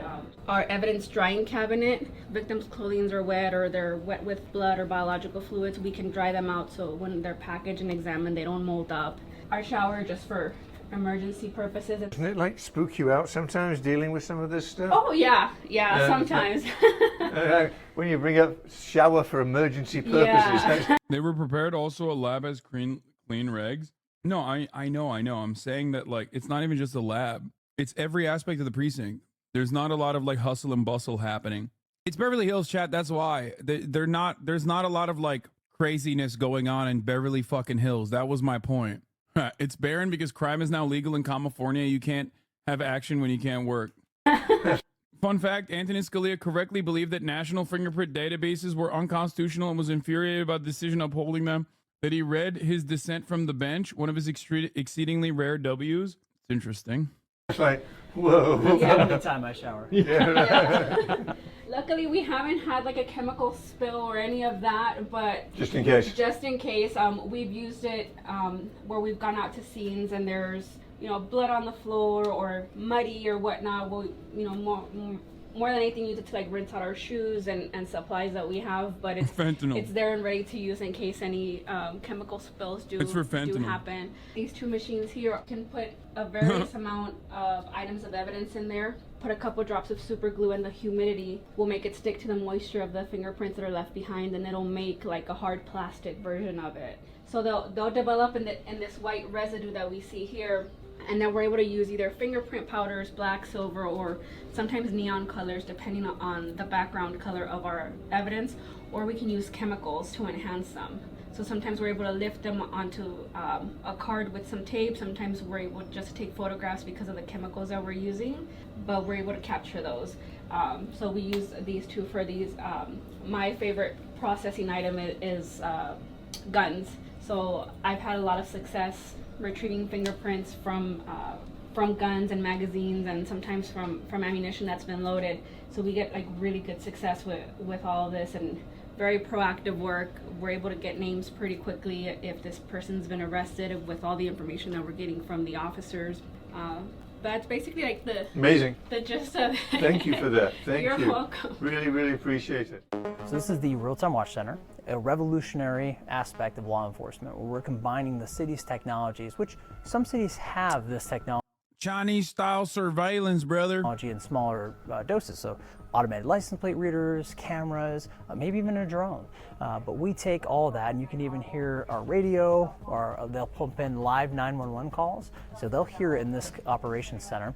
And as you'll notice, you have these different stations where you'll see that there are people watching the cameras 24/7. They can look for active crimes, or they can also pull back video and look for something that already did happen and find key evidence to help our investigators capture those people on the back end, which happens all the time. Our SWAT officer just served a search warrant last week relating to a robbery suspect that occurred in June.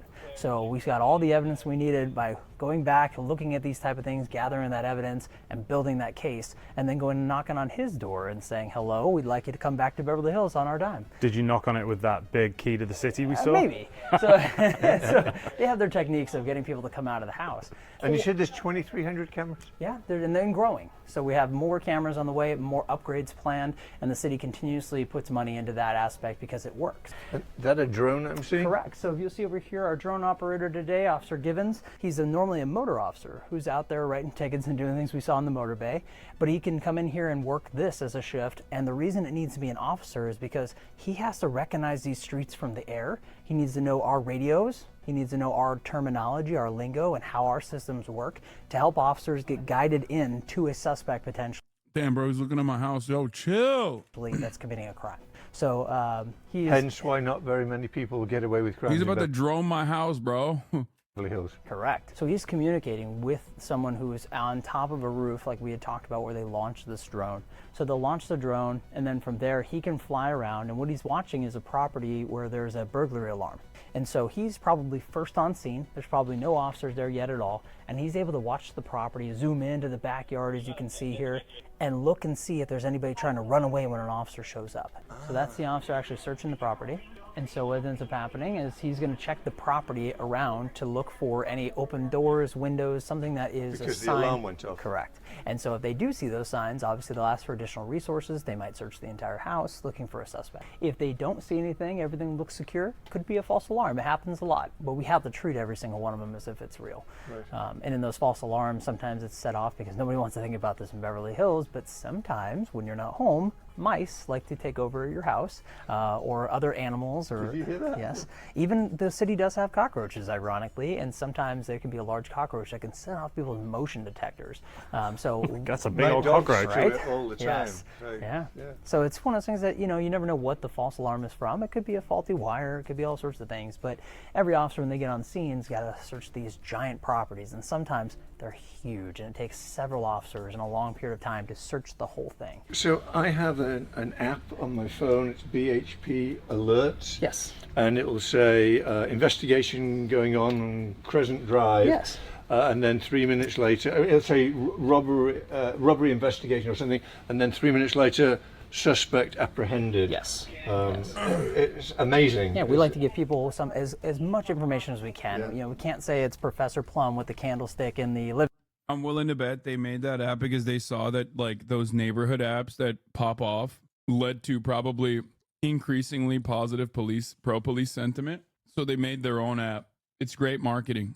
There's literally nothing better as far as marketing than Nextdoor and all of those other apps that are constantly fucking projecting like whatever minor crime that people suspect is a major crime half the time is occurring. Living room, but you know, we can give a lot of details to the public to stay away from here. We're searching for somebody, and once we get them, we do like to tell people. Sitting is cool though. No, it's not. Those apps are terrible, dude.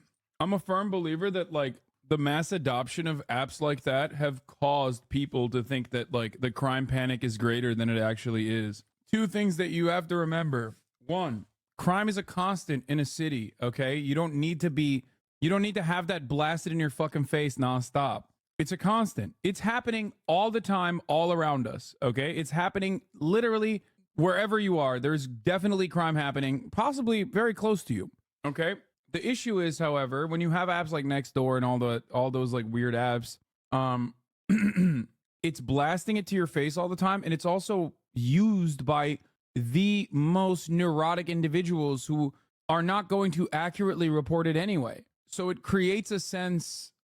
even if you are living in a city, it creates the sense that like there is so much more crime occurring than you actually think. So even if it was like adequately reporting all the crimes that are happening, it would still make your brain go crazy. It would make you paranoid. But it's even worse because it's not just real crime occurring in real time.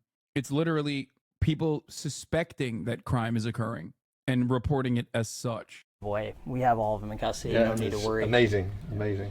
We're out here in front of the police department because there's also a special guest I wanted to introduce you to. It's one of our canine handlers, Officer Mike Downs, and his dog. Hi. I don't want to shake your hand because I might get my arm ripped off, right? No, he's very friendly. Good boy. Can I stroke him? Hi. Give him a good pet. Can I stroke him? Jesus Christ, dude. British people are crazy. Only bad dogs are canine dogs.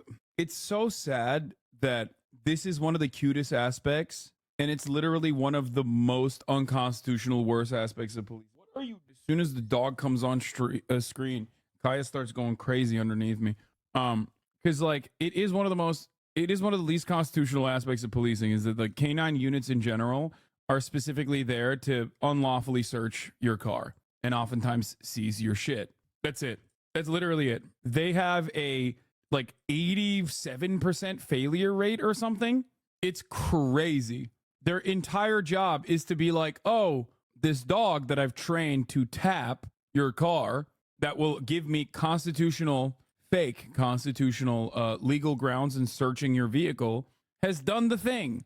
Yeah, it is their that dog that he's petting, this beautiful Belgian Malinois that he's petting, is a Fourth Amendment loophole. That's all this is. Hi. Good boy. What's his name? Darko. Darko. Can I say hi? Absolutely. How you doing? Oh, he's sweet. How old is he? He is 6 years old. Oh, bless Just him. turned 6 last month. Adam and I are both huge dog lovers. They do an amazing job, and he loves you. He's a good pup. Good boy. Darko is a 6-year-old Belgian Malinois, originally from the Czech Republic. He came over to the United States at about 6 months. He is trained in apprehension and explosives detection. Wow. And did you train him? So we typically will get them trained, but we train with them pretty much weekly, if not daily, to make sure that they stay up on all the skill sets that we need them for. And this is his... Yeah, you can't not... if you're a canine unit, you have to train your dog. There's no... That's just how dogs are. You have to consistently keep training it. Even if you didn't do the initial training, you still have to Toy, keep training. right? Yes. And he'll do anything for his toy. Within reason, yes. And within reason means apprehending suspects and explosives. Right. That's pretty heavy duty. Yeah, good dog. Take it. Now that's brave. Yeah. That is very brave. He doesn't even try. I mean, it's, oh, there we go. Yeah. He's beautiful. He's absolutely gorgeous.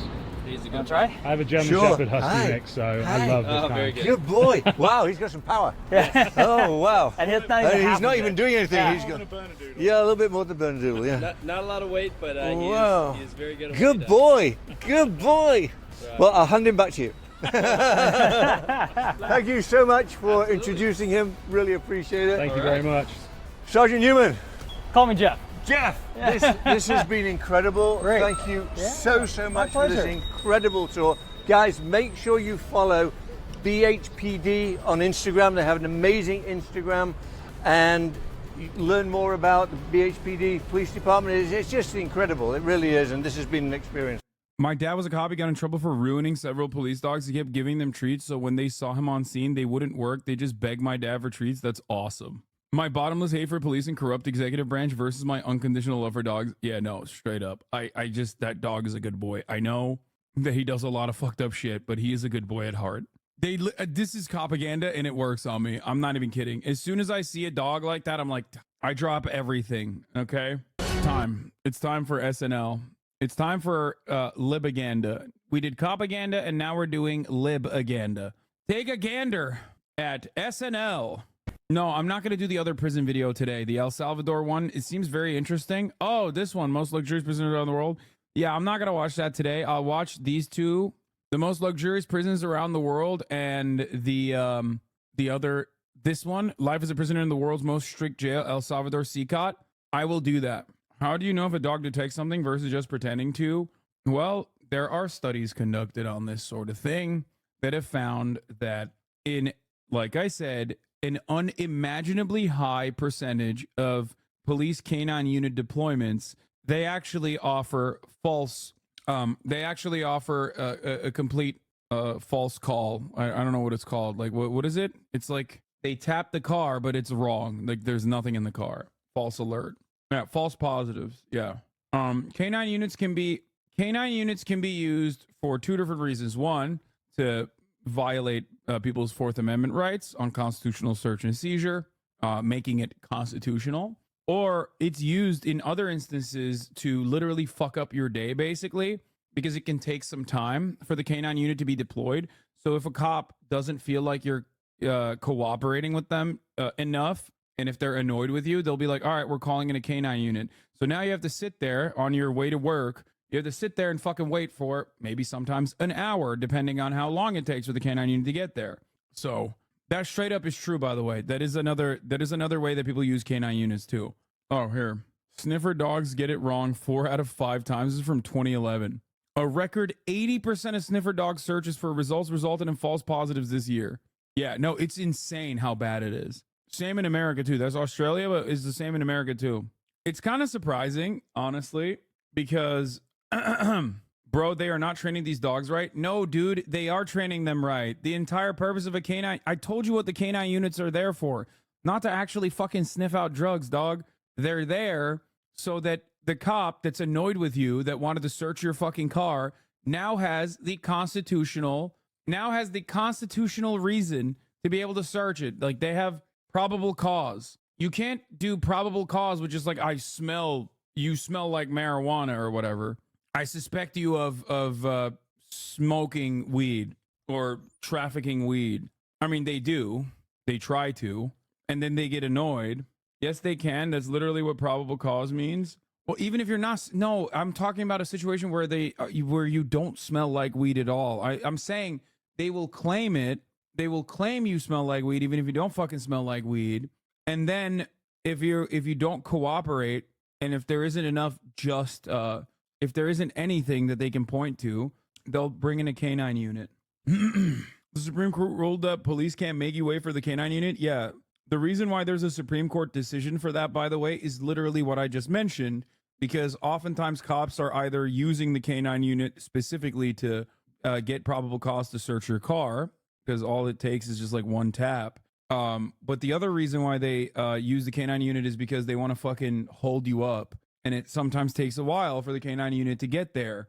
They literally do it deliberately. It's really fucked up. The United States court has held that officers may not extend or prolong traffic stops without reasonable articulable suspicion to conduct further criminal investigation, according to Rodriguez versus United States. A stop may last longer than is necessary to effectuate the initial purpose of the stop. Authority for the seizure thus ends when tasks tied to the traffic infraction are or reasonably should have been completed.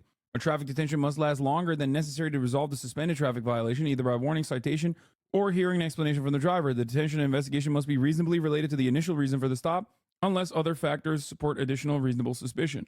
Any further detention must be supported by reasonable suspicion of more serious criminal activity.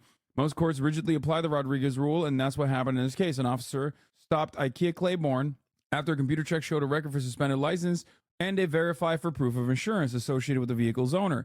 The officer found the driver had a suspended license and that both the driver and the passenger had records of drug crimes. The officer then requested a drug detector dog to come to the scene. Why would you suspect them to be on drugs or have drugs on their car? Well, they have a record for it. Yeah, reasonable suspicion is a lower bar than probable cause, which is to suspect, like, well, I think this guy has drugs on him.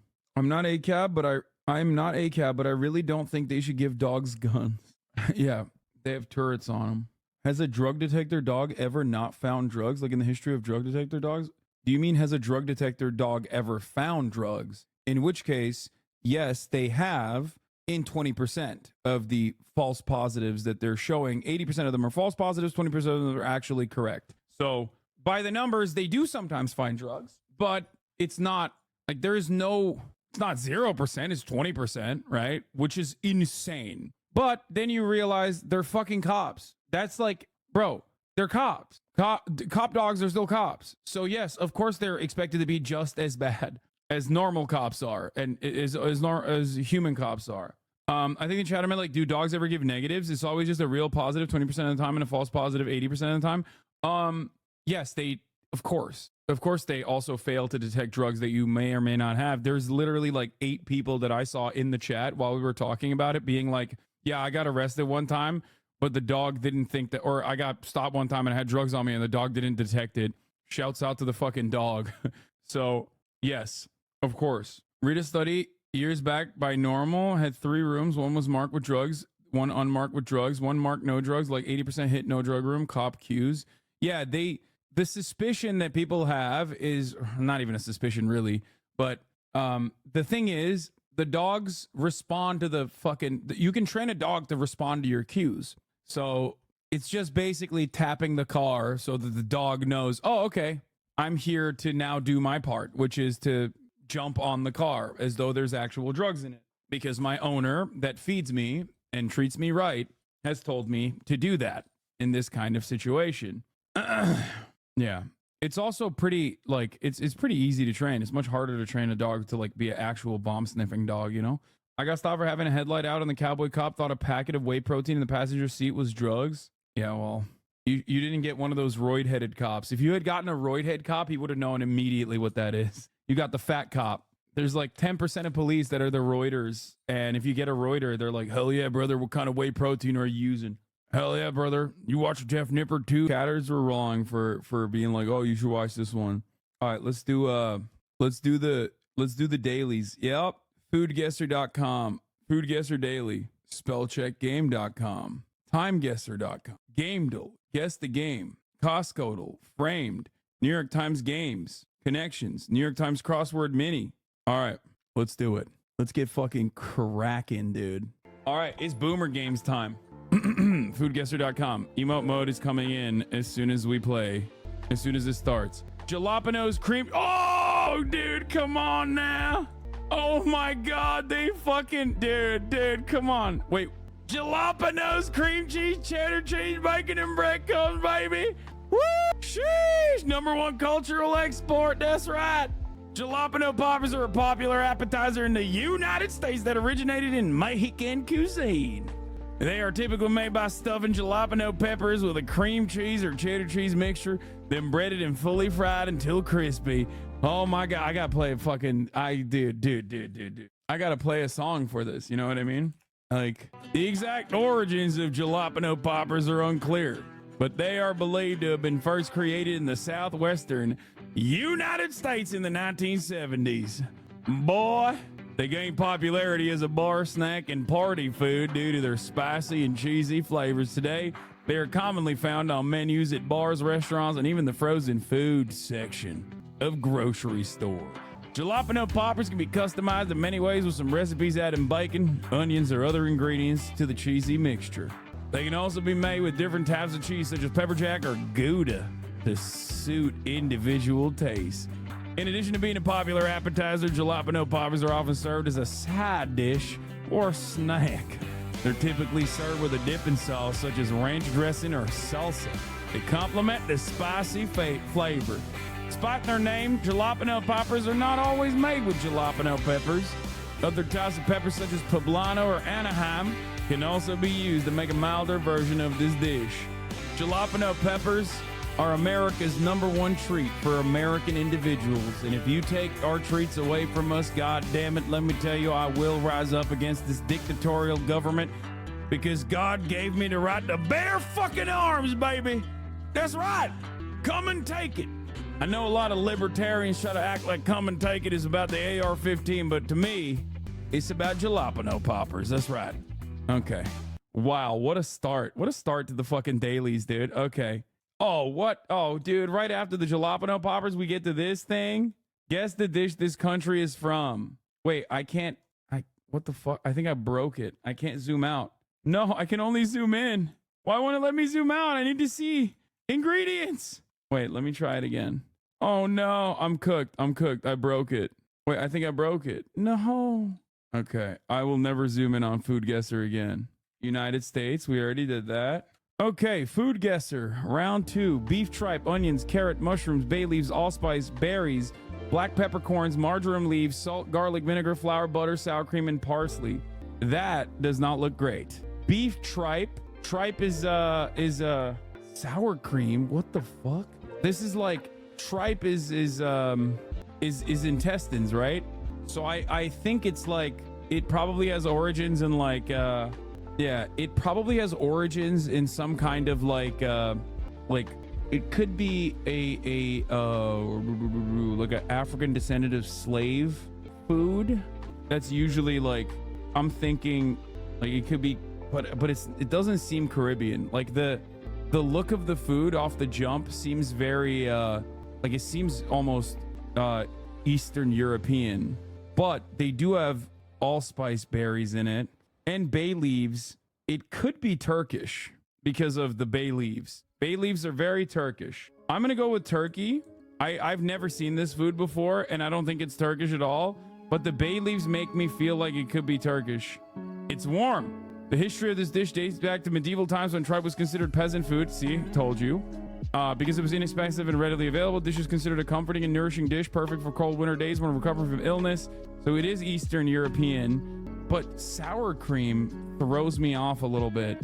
It is believed to have digestive properties and is often consumed as a remedy for stomach ailments. It's commonly served with bread or boiled potatoes, topped with a dollop or sour cream or horseradish for Polish, maybe? Let's go! Flaki, beef tripe. Flaki, also known as flaski. Flaki zupa is a traditional Polish soup made from beef tripe. Tripe is the edible lining of the stomach of various farm animals, typically beef.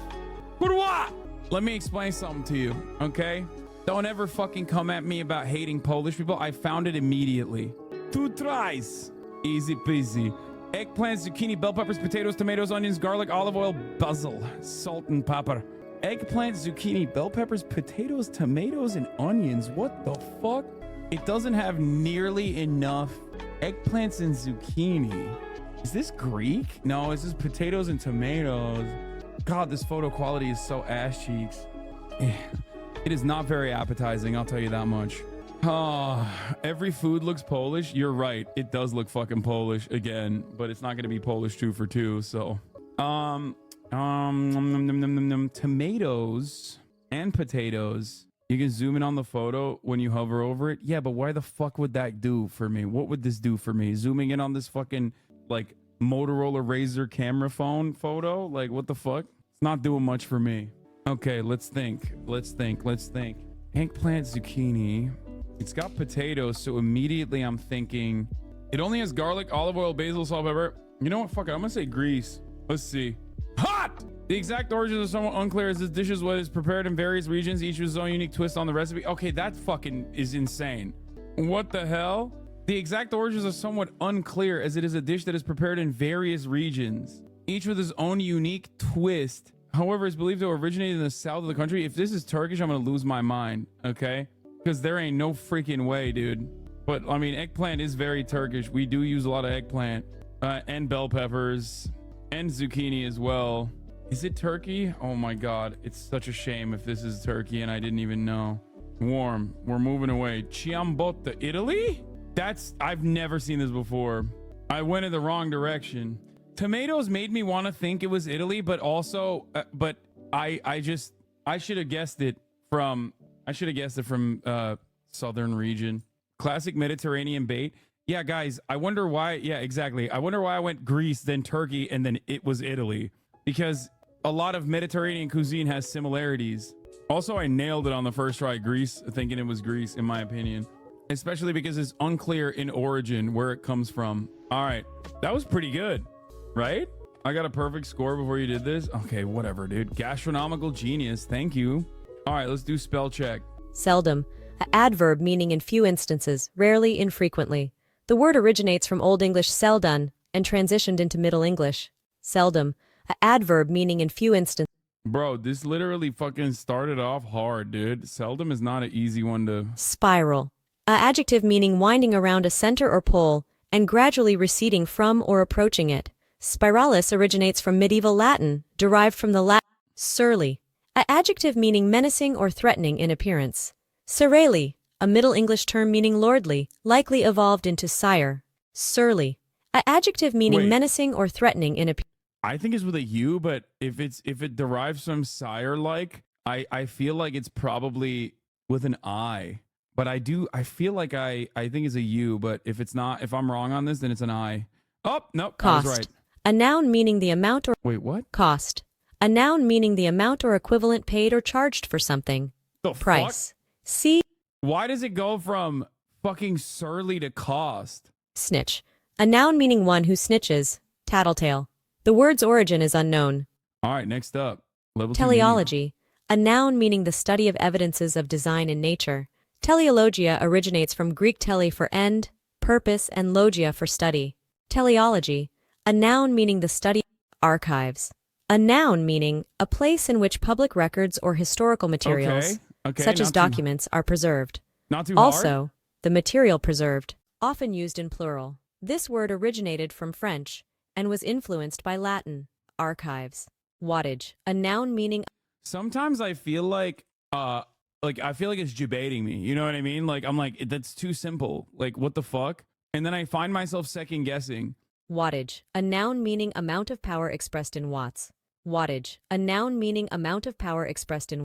Indict, a verb meaning to charge with a crime by the finding or presentment of a jury, such as a grand jury, in due form of law. I hate this. I hate this because indict is like, I always misspell it on my title because I've written it so many times due to Donald Trump getting indicted, and I almost always misspell it, and I don't know if I'm misspelling it right now as well. Nope, got it right. Trounce, a verb meaning to thrash or punish severely, especially to defeat decisively. The word's origin is unknown. Trounce. A verb. Damn, okay. Perfect score so far. Okay. Adrenergic. What Adjective. the fuck? Yo! Wait, what the fuck? Yo, you can't do trounce and then be like adrenergic. What? Bro, it said cost, trounce, and then adrenergic. Adrenergic. A adjective meaning liberating, activated by or involving adrenaline or a substance like adrenaline. Adrenergic. A adjective meaning liberating, active. This is wrong. There's no way I get this right. There's no fucking way. It's either an O or an E, and I don't know. It's either adrenergic or it's adrenorgic. I think there's an E here because adrenergic. Adrenorgic? Is it adrenergic? No, that sounds too much like it fucking actually is. I'm gonna go with my first one. It's wrong. Yeah. Sagittarius. Oh, a noun no! meaning a southern zodiacal constellation, pictured as a centaur shooting an arrow and containing the point in the sky where the center of the Milky Way galaxy is located. Sagittarius is Sagittarius? Fuck! Sagittarius. A noun meaning a southern zodiacal constellation, pictured as a centaur shooting an arrow. I'm cooked. Oh no, these are so hard. Fuck. Oh no. Come on, think. Sagittarius? If you're a crystal girly, you'd know this. No, dude, it's not about knowing the word. It's like, I know what it is, and I've seen it a million times over. It's just that the letters are so confusing in some of these words. Ah, boys, the hard one is cooking my ass right now. It's not good. I'm dumb. Okay. Sagittarius. A noun meaning a southern zodiacal constellation, pictured as a centaur shooting an arrow and containing the point in the sky where the center of the Milky Way galaxy is located. Sagittarii is Latin for archer, derived from sagitta, meaning arrow. It's like one of those that I can't tell if there's like 2 T's in it or 2 G's. 2 G's. I think it's like something weird like this. It's one of those words that like it doesn't spell. It sounds like it's Sagittarius, but I mean, fuck it. Plenipotentiary. An adjective meaning invested with full power. What the fuck? Yo, come on, son. Okay, this one is the hardest level 3 I've ever encountered. What the fuck? Plenipotentiary. An adjective meaning invested with full power. Derived from medieval Latin, plenipotentiarius means invested with full power. Plenipotentiary. An adjective meaning invested with full power. Is it plenipotentiary or plenipotentiary? Plenipotentiary. An adjective meaning invested with full power. Derived from medieval Latin, plenipotentiarius means invested with full power. Plenipotentiary. I think I'm gonna go with the E, but I think maybe it's plena. Is it pa? Like the A here? There's either an A here or an E here, and I don't know which one it is, and I don't know. I have no one guiding me. Fuck. Oh god, this is so tough. Why is it so tough? What the fuck? Oh god. Okay. Fuck it. We'll go with the E instead of an A. No, you know what? My first instinct was an A. No! Diphtheria. A noun meaning an acute febrile contagious disease typically marked by the formation of a false membrane, especially in the throat, and caused by a gram-positive bacterium, Corynebacterium diphtheria, that produces a toxin causing inflammation of the heart and nervous system. Are you Diphtheria is from New Latin, derived from French diphtherie, and Greek. Dude, what the fuck? Are you serious? Diphtheria. A noun meaning an acute febrile contagious disease typically marked by the formation of a false membrane, especially in the throat. Lysozyme. A noun meaning a basic bacteriolytic protein that hydrolyzes peptidoglycan and is present in egg white and in human tears and saliva. Lysozyme. That's insane. Doing this to an ESL man is like illegal. This is, I fucking don't even know. To fuck you. Adrenergic. Oh, it was 1 G, 2 T's. And also a whole bunch of other shit. Wait, what? Sagittarius with 1 U and no O. I am English mother tongue and you did better than me today. What the fuck? Plenipotentiary? Plenipotentiary? That's how you read it. Ah, English is so bad. Diphtheria. Lycosine? That's how you spell lycosine? Learn your phonics, man. She didn't say lycosine. Oh, I thought she said lycosine.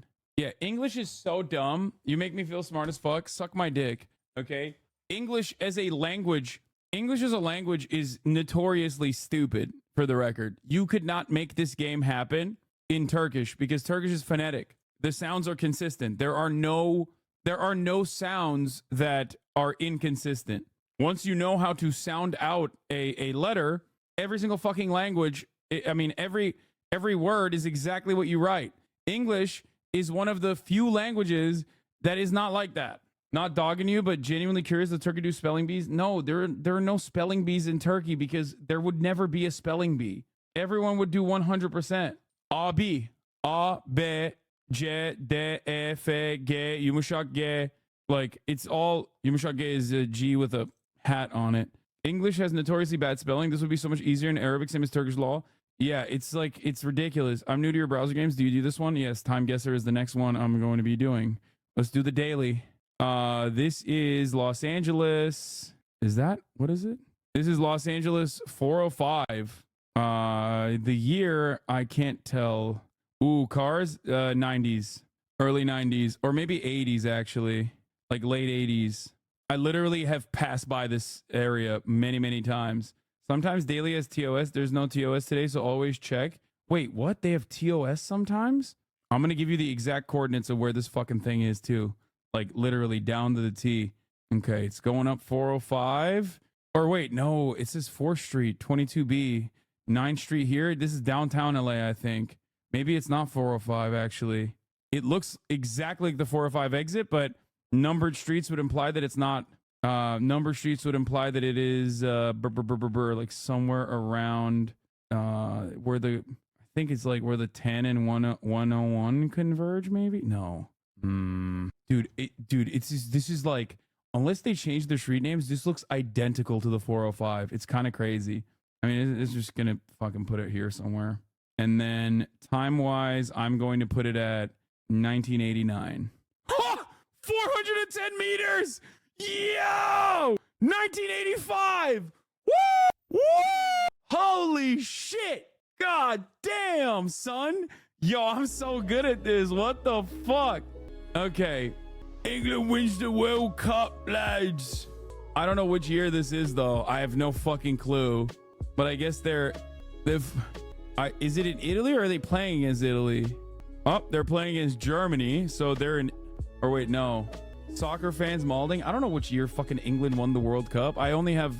I can just look at their gear. And their gear implies... I have no idea where this is, too. Like, I have no idea where they played the year. If I knew global events, like, if I fucking followed that shit, it would be easier to lock down, but I can't tell. Let's see. Let's try to do the ethnicity guessing off of... I mean, cameras are like... This is like 60s, right? Try to guess the ethnicity off of, like, commonplace laborers. Looks like it might be in Europe still. Maybe back then they were doing it in Europe. It's England defeating Germany 4-2. It looks like this is a time when like they were just starting to implement color cameras, but they also have TVs here. Fuck, I don't know shit about sports. Where the fuck did this World Cup take place? I have no idea. I'm just gonna say France. No, did it ever? Fuck it, let's say Italy. Why not? 1964. Bobby Charlton, 1966. I was 2 years off, and it was the World Cup trophy. And it was, well, I mean, location-wise, it's not that far off, but still, that's because England is close. It's coming home, and they brought it fucking home, lads. Your three heads were screaming? I don't fucking know. This is, I mean, the cameras. Okay, there's a Android user in here. Bro, I have no idea. This could literally be like, oh, wait, never mind. Indonesia or Malaysia? Probably Indonesia. I was going to say, this could be like, or fuck, I don't know. Yeah, I'm still thinking they're too tan though, right? Like they're so consistently tan. Like it needs to be a sunnier. I think I'm still gonna go with Indonesia maybe. I don't know. Is it? I don't fucking. What could it be? Let me look at these places. Let's look at like, maybe it's not Indonesia. God, Indonesia's so big too. Is it Malaysia? No, it's gotta be Indonesia. Fuck it. And it's not like it's not Jakarta. Fuck it. Let's do here. And the year is relatively recent, like 2019. Oh, fuck! I'm so cracked, dude. I'm so fucking cracked. I'm so fucking cracked, dude. Holy fuck, you're so good at racial profiling. No, dude, it's fucking how many like tan looking Asian countries would have women wearing the hijab. It's not, you can narrow it down quite dramatically after that. But like a different type of Asian looking, because you could say India or Pakistan or whatever, but like it's not even race science. You're just, that's why I said it's either Indonesia or Malaysia, but I feel like, fuck, I'm so good at being racist. All right, let's do it. Gang traffic forbidden over. Okay, this is fucking funniest language of all time. Okay, fake ass, dumbass fucking fake ass, dumbass language. Is it 90s? I feel like this might be the 90s. Herkulesgaten, Gende, Mötvattugaten och Klarabergsgaten, Handevisten till Nils Ferlins, Sitta Klara restaurant. They got the Oscars? No. Wait, what is that? That looks like a flag. That is a 90s Merc. That's a 90s E-Series Merc, Mercedes, I think. But it could be like 88, 1988. I don't know. Yeah, I'm gonna go with 1988. And I'm gonna go with... it doesn't look like Netherlands. Like, I don't see any public transit, okay? Yeah, we have ein serious problem, ass language, exactly. So it could be Belgium, or it could be Netherlands, but wait. Oh, you know what? I think this is like near red light district, Netherlands. I'm fucking, where the fuck is Amsterdam? Fuck it. Boom. 1973. Oh, it's Stockholm. Fuck. It's Legerverhuvenden. It's not bad. Still only 1,000 kilometers. That's not that bad. Year was 1973. I got that off. Like I said, late 90s. I was wrong on that. Year I fucked up big time. Okay, this wasn't my best. Yeah, Piccadilly Circus. It's not that the time is the hard part is finding out where the fuck is where is Piccadilly Circus? I have no idea. It like as opposed like on the map. I don't know. Oh, now I do know. Okay, fucking got that right at least. Fucking hell. Year is 1908 is the time. Philips, Coke, enjoy Coke. Canon, calculators, cameras, and copiers. Cars are old, but is it in fucking 90s or is it's earlier than 90s? It's got the fucking grainy footage, yeah. It's looking like it's looking like it was shot on film, which is normal. They've got fucking audio, video, cassettes. They've got audio, video, and cassettes. Well, they got cassettes in the 90s, right? Fucking hell. Go ahead and say 1991, right? Right. Cassettes, video, cassettes. Make the guess. 1984. Oh my God. 72 meters from the correct location. Fucking hell. Only 38,898 out of 50,000. Is that good? Is that actually a good? I think I got a better score yesterday. My father used to work for Coke when I lived in the UK. Okay. Daily classic. Your geography is really good. I don't think so.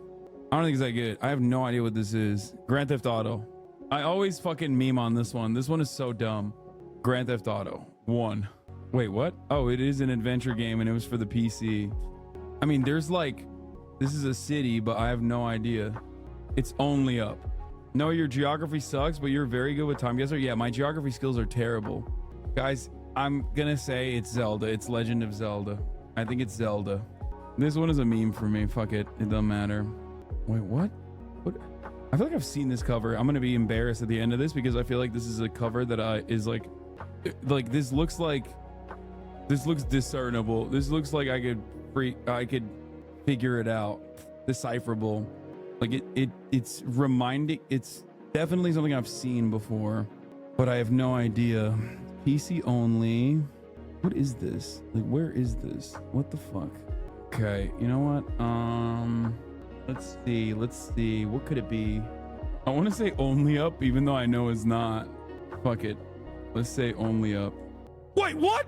Dude, my gut is crazy. I got a 10-10 gut. Guess the game? What the fuck is this? How do we do this? What is this game? Wait, what?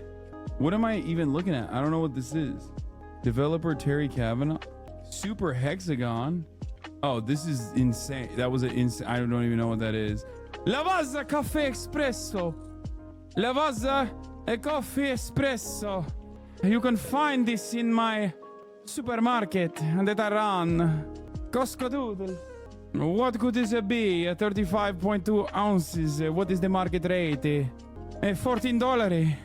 That is how it goes for at the Luigi store from yesterday, if you recall. At the Luigi store. I have no idea how much this is. I fucking don't even know. My brain is broken.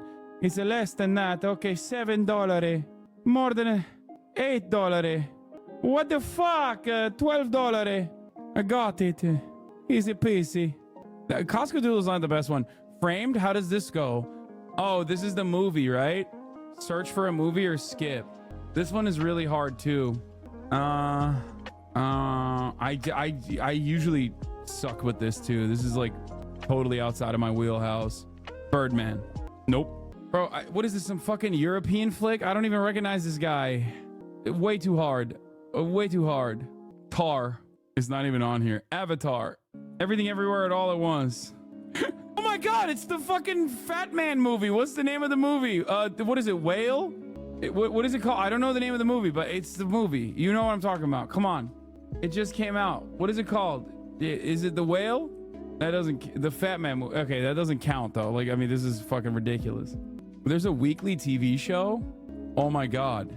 I know this. Oh my god. I think this is... Oh my god. I think this is the fucking TV show that my dad watches. Some EU Oibrov detective show.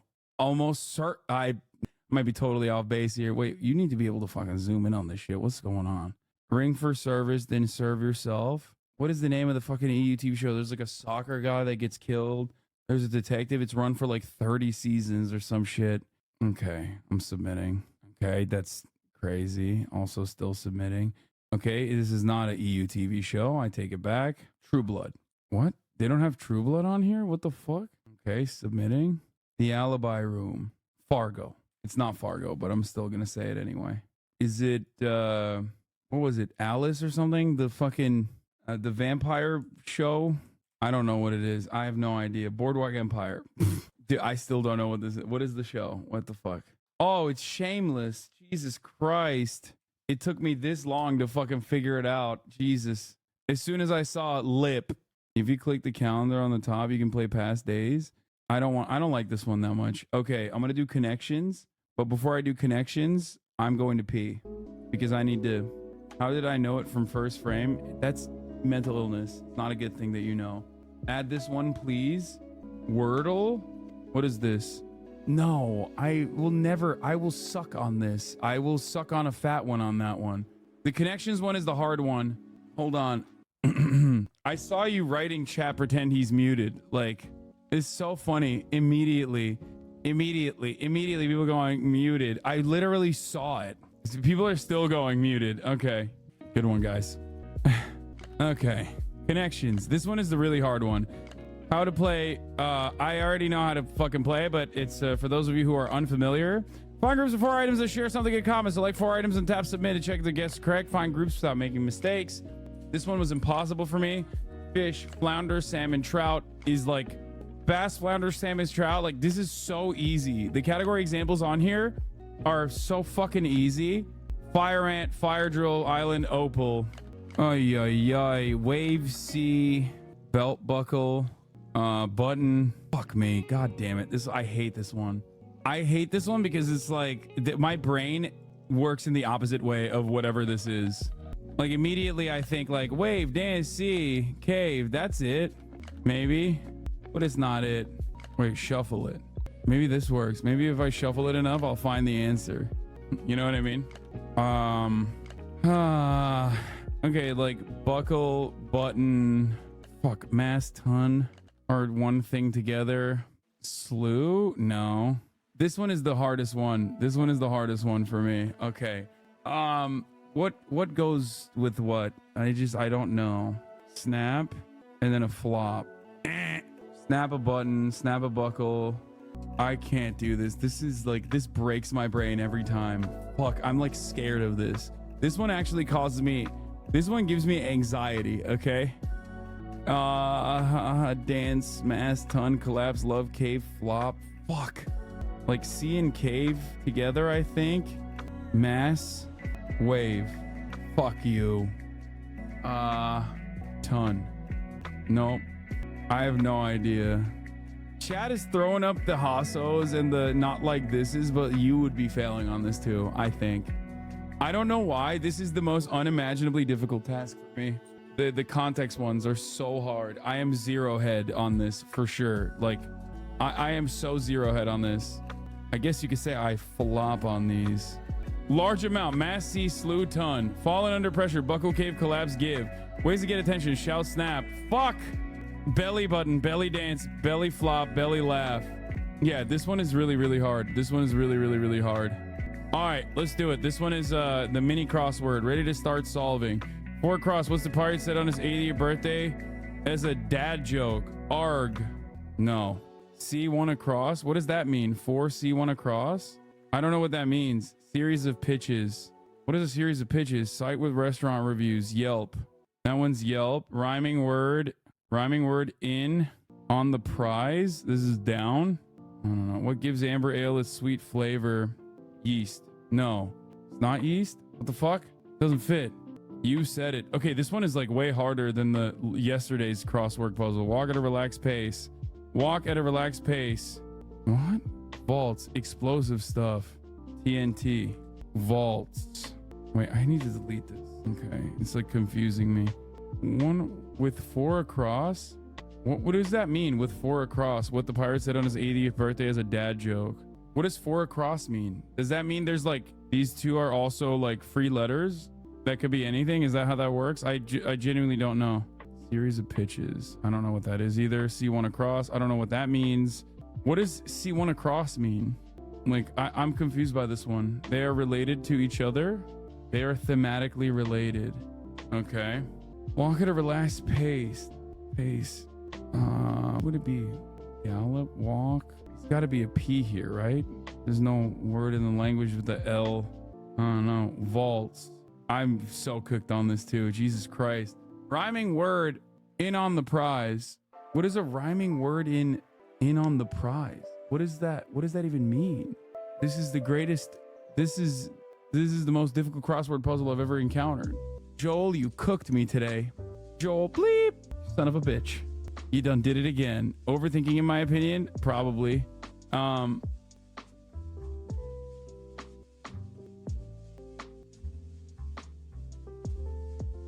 What gives amber ale a sweet flavor?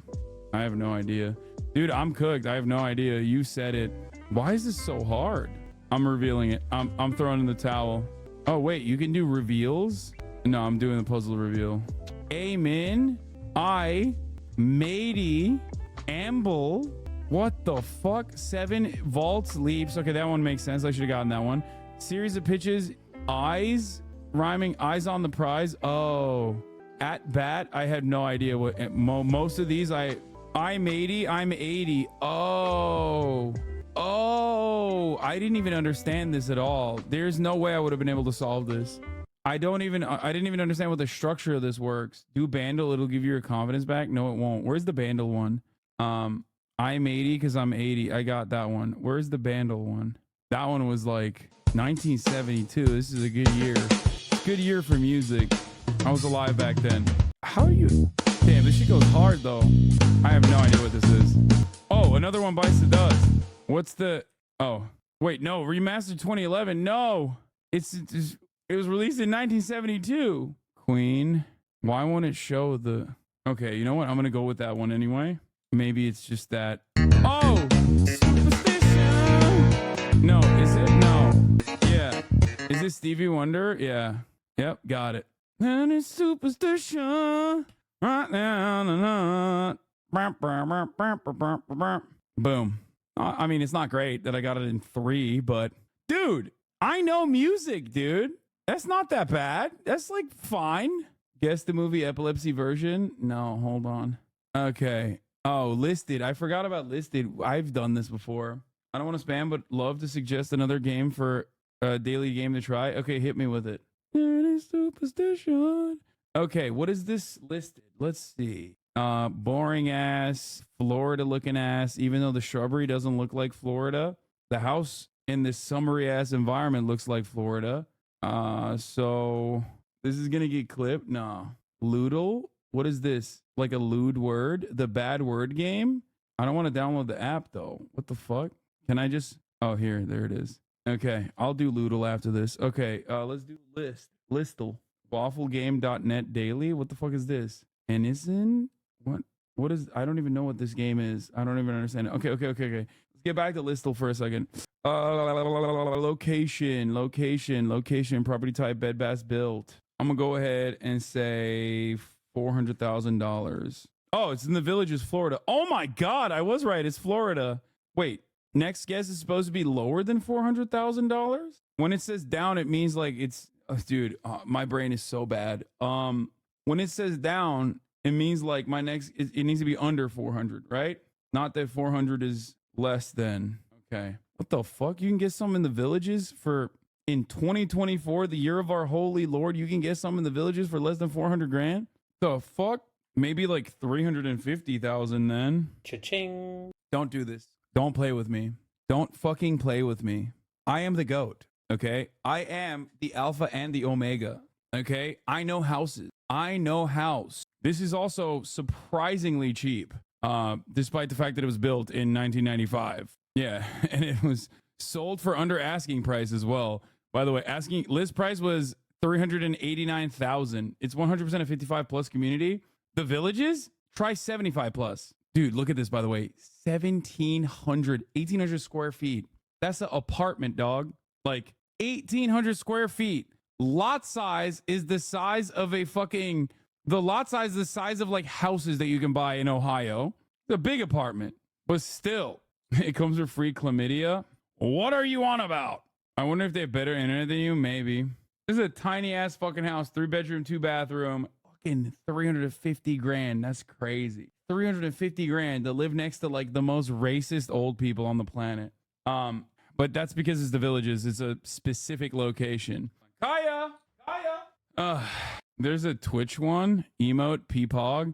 Guess the emote is 6 try scaled down version. I'm gonna suck at this because I don't know any emotes. That's not KegW. That's fucking... It's ironic that you put emote only because like people are gonna spam the emote immediately on what the emote actually is. I think it's the Forsen one, right? It looks like it's probably the... I don't think it's lol W. You guys are wrong.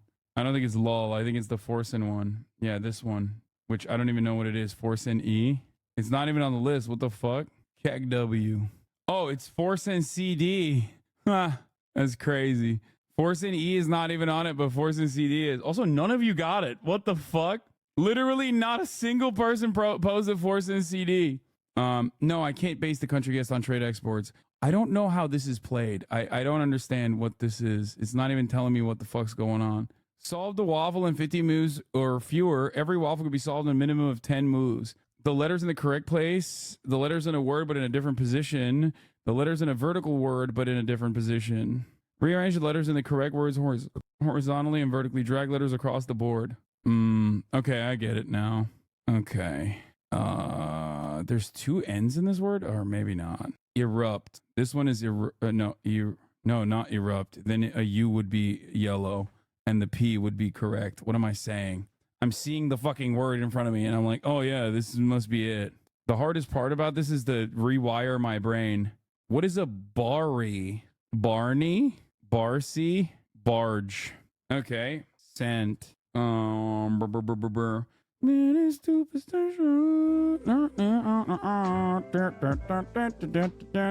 Ruined maybe? Or rained? No. Ray. What? Raise is raise. Wait, what? Okay. Oh, I'm supposed to be making sure the swaps are correct too. Not just solving the right. Mm-hmm. Okay. What is this? Boss man. The E is either going to be here or here. Either it's going to be BE or it's going to end in an ES. And this, the yellows don't do any help for me, honestly. It doesn't help me at all. Well, this O can't go anywhere, so it's definitely on here. And it's not. Hold on. The V is on this letter somewhere, so I can. You have 9 swaps. You were chilling. I want to make sure every single one of the swaps are correct, though. I love that people are throwing Haas 0 head right now when I'm actually kind of cracking. The fuck? Like, what do you think that, like, it's going to be with one swap? All the words are going to be fucking shown on the board? You dummies? What the fuck? Y'all are crazy. I don't think you understand how this game works, dude. What the fuck? Stop spamming Haas 0 head here. I'm fucking 5 heading. Oh, God. The worst part is, so the E either works as BE or, but it has to be on this letter. Oh, no. It can be, the E can work as BE and then, but Bevs? No. Bews? Bevs? No, it can't be Bevs. No, because V's not supposed to be on here. So it's not Bevs. That's not a word anyway. I'm gonna, oh, fuck. Okay, so the E is on this one. It's not even on this. It's not BE anything. It's supposed to be, so the O is actually on this letter? Yeah, of course the O is on this letter. It's stuck here. Fuck, so what could it be? Bows? Oh, fuck, this is hard. It got real fucking hard for me. Yikes. Why is this so goddamn hard? What the hell? The A has to be here and the U has to be here because there's no other place for it to be on. US? Wait, what was the letter that was on here that was yellow? N? But that wasn't for this one, right? If it's a yellow on 2 letters, it doesn't mean that it's like, it can either be in yellow for this letter or it can be yellow for this letter, right, chat? This is like, that's one aspect of this that is like a little bit confusing. So if there's like a yellow letter right here, does it mean it can be either yellow across or yellow like as a column, right? Or as a row? It doesn't mean that it's, that's what it, okay. I think I don't know this word, honestly. Like, I don't think I know what this word is. It's going to be something so stupid. Bows? Bows? Bous? Bous? Bayous? I'm fucking YOLOing. What the fuck? Oh, the A is supposed to go here. Fuck. I'm fucking up. The dream is gone. It's dead. Wait, what did I swap? I took the E out of there. Okay, this is definitely what it is. Okay. Event. Naive. It's over. It's naive and then, but I don't know how to swap it with like less moves. Fuck. I shouldn't have. I fucked up twice. Bonus. An event. Nikki Haley has won the Washington, D.C. Republican presidential primary. Oh boy, big news. Please try tiles. What the fuck is tiles? Match elements. No, I'm not even trying that. Are you kidding me? My chemistry is out of control. No, I'm not doing that. Chemistry is not happening. Try and guess the Loodle in 6 turns. Every guess must be a valid lewd word. Hit the enter button and submit. After each guess, the tiles will change colors to show if your guess was to the Loodle. Dicks, the letter D. I means it's in the Loodle in the wrong spot. Rim job, the letter M is not in the Loodle in any spot. Okay. This is insane. This is okay. So coming. Okay. So G, N, and M are cuming. There's 2 M's on it. There's 2 M's in coming. No, chat, don't disrupt the process. The goat is working. NG. I don't know enough. I can't think of enough lewd words with M. This is hard, dude. What the guess what this is not doing? Making my dick hard, okay? Loodle. It's like MNG. I don't know. MNG. I don't know. I can't think of any lewd words because like when I'm Twitch streaming, I feel like my lewd word lexicon falls apart. Pussy was once a word. Wait, really? So the devs are fans is what you're saying. It's not NG. It doesn't end with an NG. So it's like fucking me up. I can't think of anything. I'm so stuck on coming. I can't even think of any lewd words right now. I'm not even joking. Like lewd words with 6 letters. Like what letter has fucking, what words have 6 letters? I can't even think of any 6-letter lewd words, really. Like, if it was 4 words, it's a little bit easier, you know what I mean? Like anal, that kind of thing. And it's not an ing, because like gaping, right? Gaping? Does gaping have, what did you clip? I don't know. I mean, I'm coming. Okay, do not come. Do not come. Fuck, suck, butts, tits, ass. Oh my God. Bondage. Bondage. No. All right, let's try it. Nope, that's not enough letters. I mean, there's too many letters. B-O-N-D-A-G. Fuck. MILF. Finger. Let's do finger. Fuck it. Why not? There's no M in it, but I can't even think of a word that has M-N-N-N-G in it. Gang. Gangba. Gangbang. But gangba. You can type in shorter words, by the way, to get new letters. True. Didn't think about that. Play a word that has none of these letters. That's the strat. Okay. Fappert. Oh, it won't let you write random letters. It won't let me game it. I thought I could game it. It's fucked up, man. Come on. Queef. No, U's not in it. Okay, so C, U, and I are not in it anyway, so that's good. Fart. Farter. Okay, so M-A-E-N-G. What the fuck? Wait, what? G's got to be in the start. Gamer? No, it's not. No R, no T. No, and A's not there either. Maybe G's not in the beginning, actually. Fuck, one of these letters has got to be the first letter. Come on, it has to. 1, 2, 3, 4, 5. I have all the I need one fucking I need one letter that I found all the letters. What could it be? M-A-N-E-G. Gooner. Goomer? Guamar? Is Y a letter? Because then it's like gay men. Is it gay men? Is that lewd? I don't think that's lewd. Yeah, it's not even in the dictionary. Gay men. You can't think that I'm wrong for this, right? I mean, look at the letters. Gay, Y being the last letter, and then M-E-N, men, right? I'm not crazy for this one. Yeah, gasmen, gadmen, gazmen, ga men, gap men, gape maybe? Would it be? Then it doesn't work because gape. So I got the G in there. A, P, E, and then M and gape, gaping them. Oh, what? A can't be the second one anyway. What the fuck am I doing? That was dumb. I think E is going to be here. The second letter is going to be E because it's not the last letter. So it's got to be second letter. Men. So then it's like men gay. Men gay. It's men gay. Okay. It's menage. Like menage a trois. Oh my God. The GOAT. Undisputed champion. Literally 5 head. Literally fucking. Dude, that's crazy. That's no one can do it. No one can do it like me. Oh, Adam Vision is the one who made it? Oh, might not be your thing, but another daily game is Loodle, like a bad word Wordle. I know Pokey played it all the time. Sorry, that was a self-promote. That's so funny. This dude sold it as though someone else brought it up. They should strike you for false words like gay man, men gay. That's why Cussy was in the game. Adam Vision, you need to subscribe for $5 or for free, my man, so you can send me links at the top of the hour and also avoid the ads at the top of the hour, lest you get clapped by Fossabot. Come on, dog. Man gay. Gay man gay. Oh no, the dev was in here. What the fuck? Hey, I'm usually subscribed. Yeah, well, you are now. Here's a 3-minute ad break for everyone else other than you. As a member of the gay men community, I forgive you. You should do most of them. Thought you want to see this, a palette cleanser. Dua Lipa stuns a new photo. Thank you for the palette cleanser, young Peasy. She surely does stun in this new photo.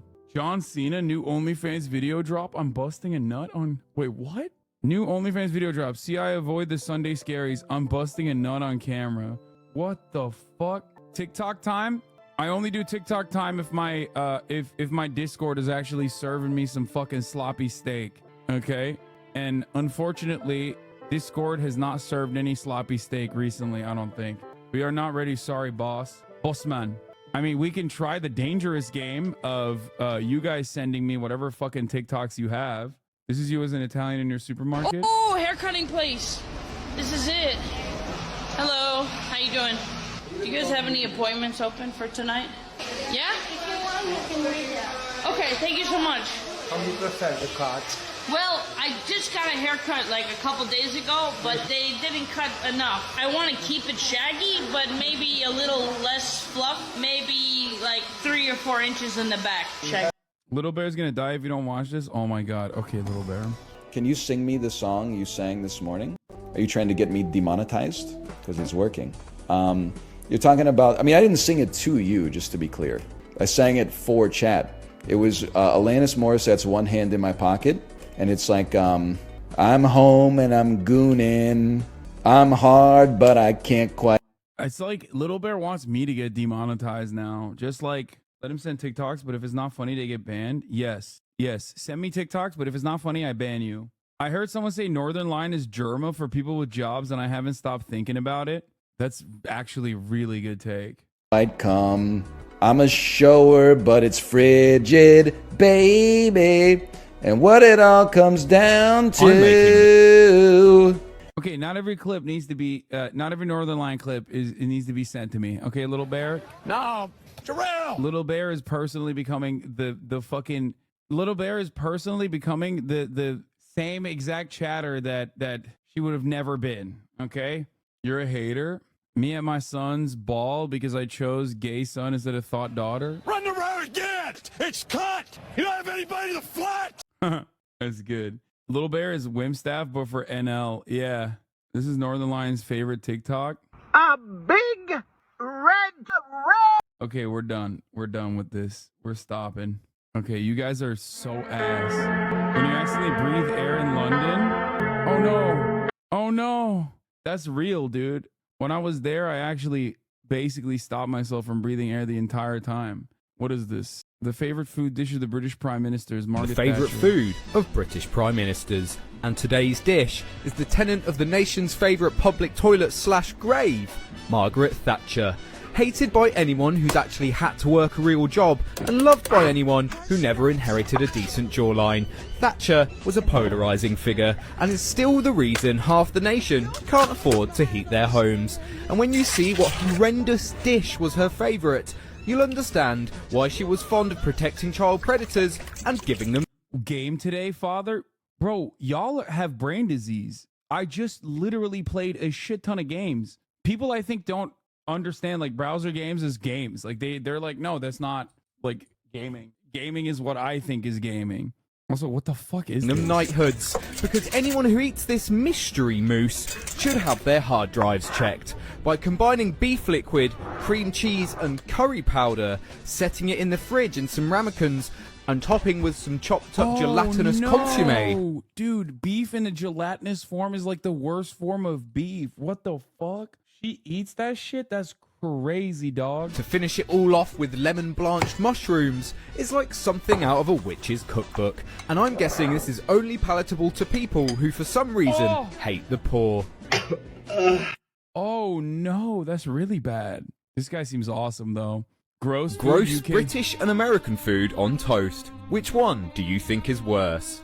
Starting with America, the country that cowers and collapses to their knees when they see a different culture eat beans for breakfast, despite ironically living right next to Mexico, chipped beef on toast is sold all over the country, and Americans often tout their love for the cheap processed beef in a flavourless white sauce on some bread. And then we move on. What Americans eat that? That's not... I like this guy, but... I like the guy from all the Thatcher jokes, but that's not an American breakfast thing at all. Onto the great British beans on toast. He just made up a thing. What? Oh, it's corned beef hash? Is that... Ain't no one putting spam on a roux on paste on toast? I've literally never seen what the fuck that is. It's called SOS shit on a shingle. That's called shit on a shingle, but it's like he put it in a fucking blender. I've never even seen that. Shit on a shingle is a World War II ration. Listen...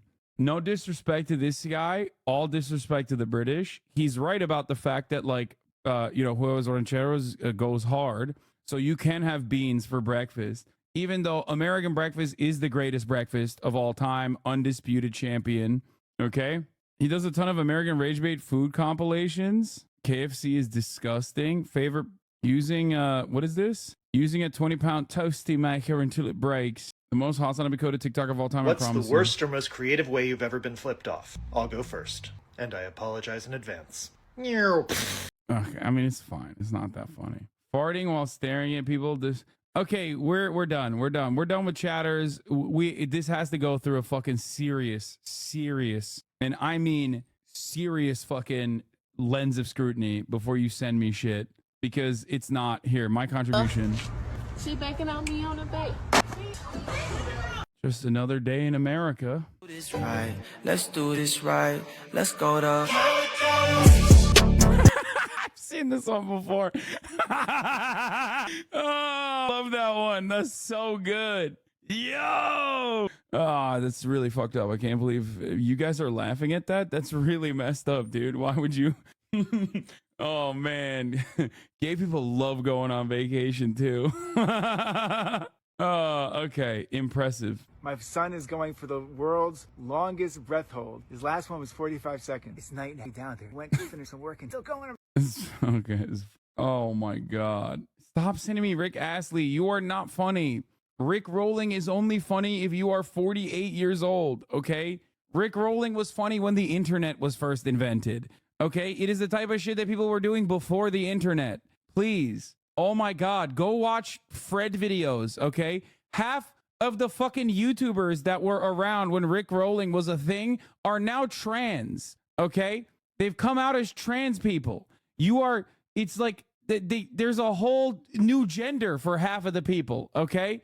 It's the equivalent of saying bazinga, okay? The other half retired. This is your community, no doubt.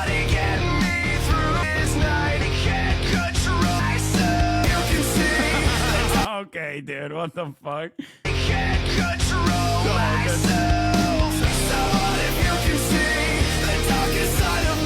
See, they don't even have a conclusion on this because she immediately starts dating the wolf. Banger. Okay, that was not a bad one. Not a bad one. Me taking money from a single mother after I quadrupled the rent. Okay, that's Nandre sent this to me. You have me right there. Oh. You got me.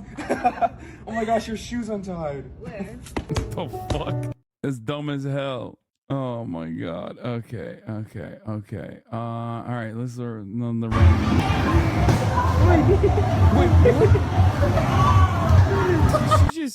Wait, is that a cop? Wait, what? She just smacked the shit out of that kid. Yo, that's funny as hell. That's awesome. Look at this little shit. Boom. See, I'm a simple man. I'm a simple man with simple tastes, okay? This one's fire, trust. I bet it's not fire. Okay, bro, stop. Sending me the same fucking clip.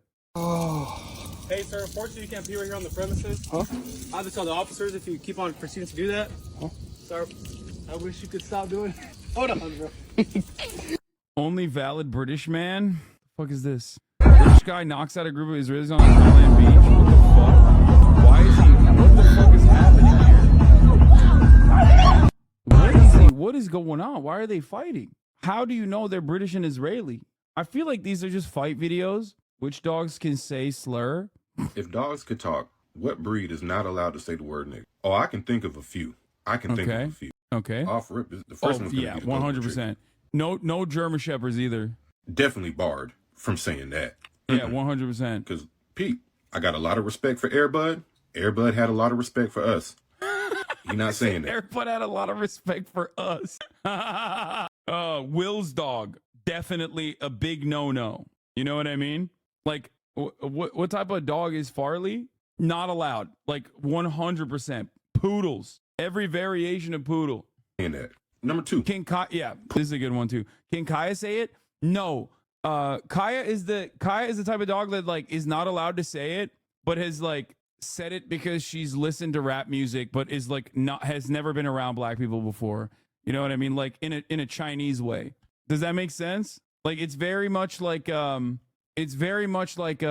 Chinese guy who's never actually met like a black person before, but has heard rap music. That sentence got more raised by the second.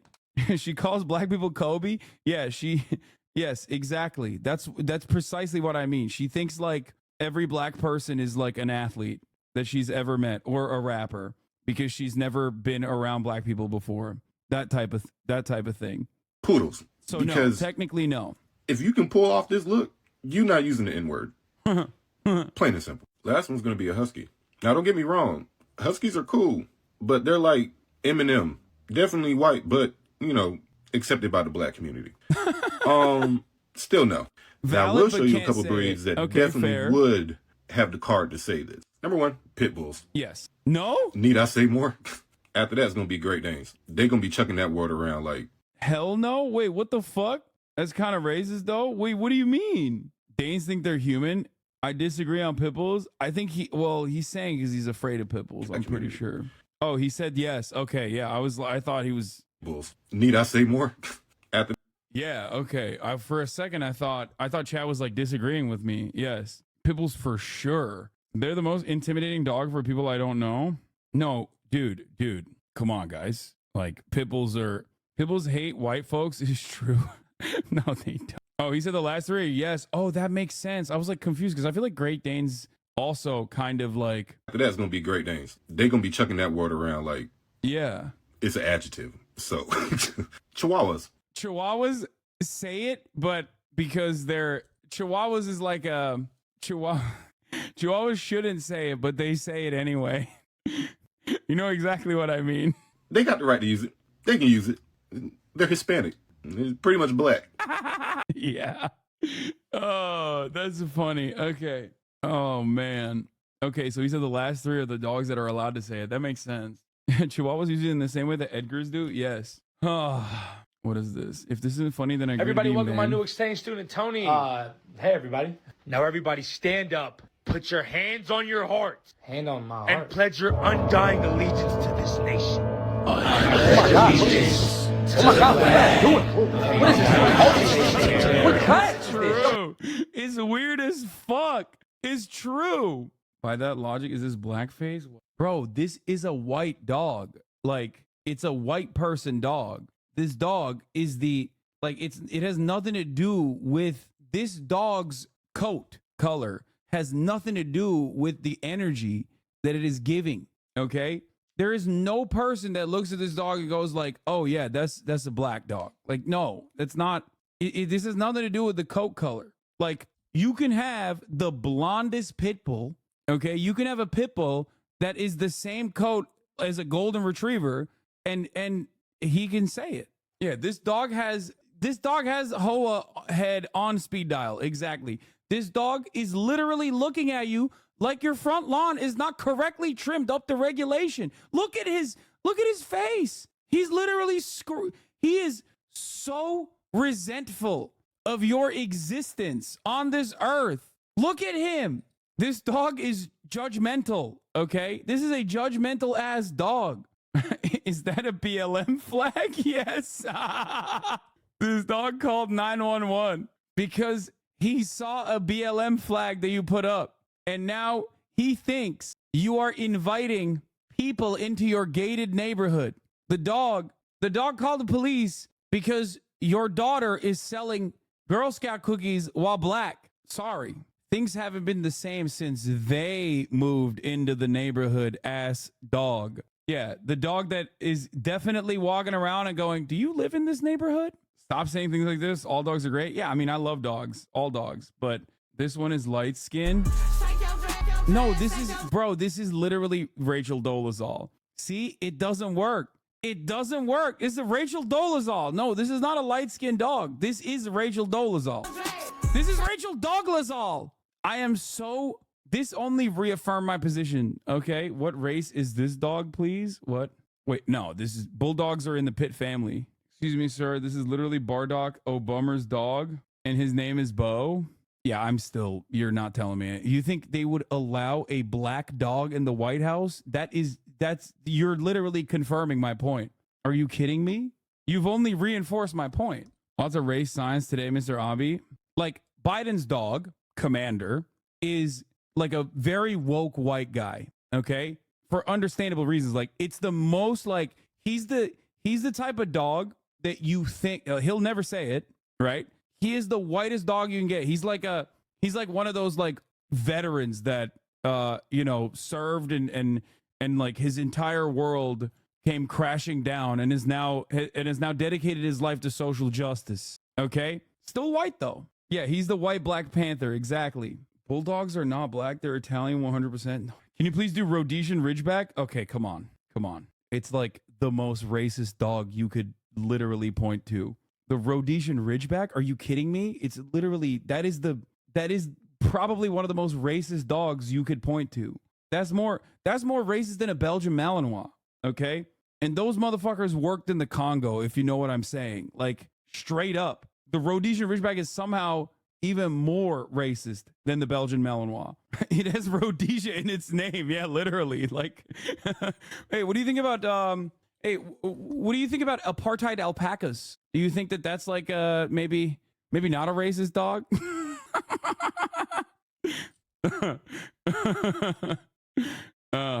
Chad agrees that bulldogs are old British men. Thoughts? I do kind of agree with it too. That's why I was saying like bulldogs are an interesting one. It depends. XL bullies, everything that is like anywhere near the pit bull variety immediately is a dog that can say it. My dog would be light skinned. She's a Rottweiler poodle mix. Bulldogs are black. Here is why. Did you? Nah, don't look away. Did you eat a treat from right here? So why they saying you ate a treat? Dog. I've seen this before. You ain't eat a treat from. Did you eat? I'ma ask you again. Did you eat a treat from right here? All right. Not Airbud, Bud. This is the most valid dog of all time. I'm AI with the braids. I'm AI with the braids. Christ. This is actually fake. They put the audio on after. Why do you have to ruin this? If this isn't a good TikTok, you're allowed to kill me. When you really think about it, the only issue with states' rights is that it's... Why do you have to do that? I don't want to do this to you, chatter. I don't want to do it, but I will. I will perma you. I will do it. It's just, why do you come in here on a Sunday, the Lord's Day, and say you can kill me if you don't laugh at this TikTok? And it's a 4-minute long political TikTok. 4 minutes and 13 seconds. 4 minutes and 13 seconds. Why did you think? And you just doubled down. They're doubling down. Trust, it's funny. I don't want to do this to you. I don't want to do this to you. It's just like it's funny, like in a haha. It's political. Like it's political haha humor. But that doesn't mean that it's like haha, we're taking a look at like a 10-second clip off the rip. Don't do this to me. Don't. I'm taking you out for an hour. Give it a chance. Oh my God, I'm gonna ban the rest of the chatters. There is no world where I'm watching a 4-minute TikTok. I don't want to take them out. I don't want to perma them. I'm sure the video is actually good. It's just not the vibes for it. You know what I mean? I rarely link shit. Least deranged gray name. I really link shit. Please trust me on this. Oh no. He unified a racket is what he did. It was a Quasar hat rack, or whatever the fuck it's called. And in this house, Paul Madiba's your hero. Ed the story. Oh, Phil's a mind killer, Tom. You gotta relax. I told you we should have brought the still suits. He hasn't seen the movie? No, it's fine, dude. I know the fucking. I know what happens in Dune. I was joking earlier. What happened to Jinxie? Bro, this is literally an M-HUD clip. But except M-HUD would find this when it had like 3 likes. This is very much like M-HUD would have found this clip when it had like 3 likes, and it was the only comments were like in a different language that I do not understand. Like M-HUD doesn't M-HUD thinks this guy is too mainstream now. He doesn't watch him anymore.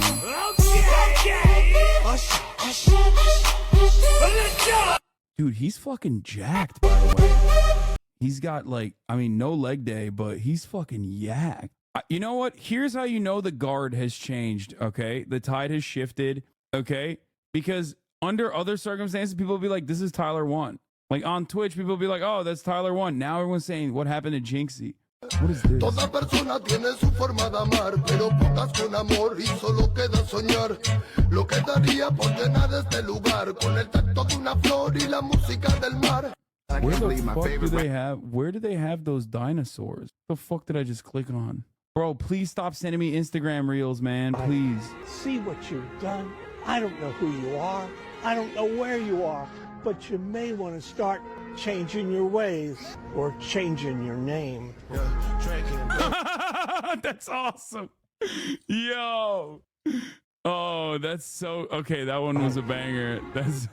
That one was good. That one was good. Okay, the vibes were saved a little bit on that one. Please watch. This is actually funny. I sometimes think chatters come in here to just like send me not funny clips on purpose. Watch me toss this toy at my son. Okay, that'll be good. It was a trap. Nikki Haley won a DC primary. I didn't even know there was a DC primary. Please, I beg of thee. Stop. Oh, cats are so weird. Hey! I just realized Kaya was, I think, licking her own boobs or something. Hopefully she wasn't. Because that, as far as I understand, continues the lactation. Certified Nandre banger? What? There's no sound. There's not even music in this. This is so deep fried. But not even in a... Top tier TikTok.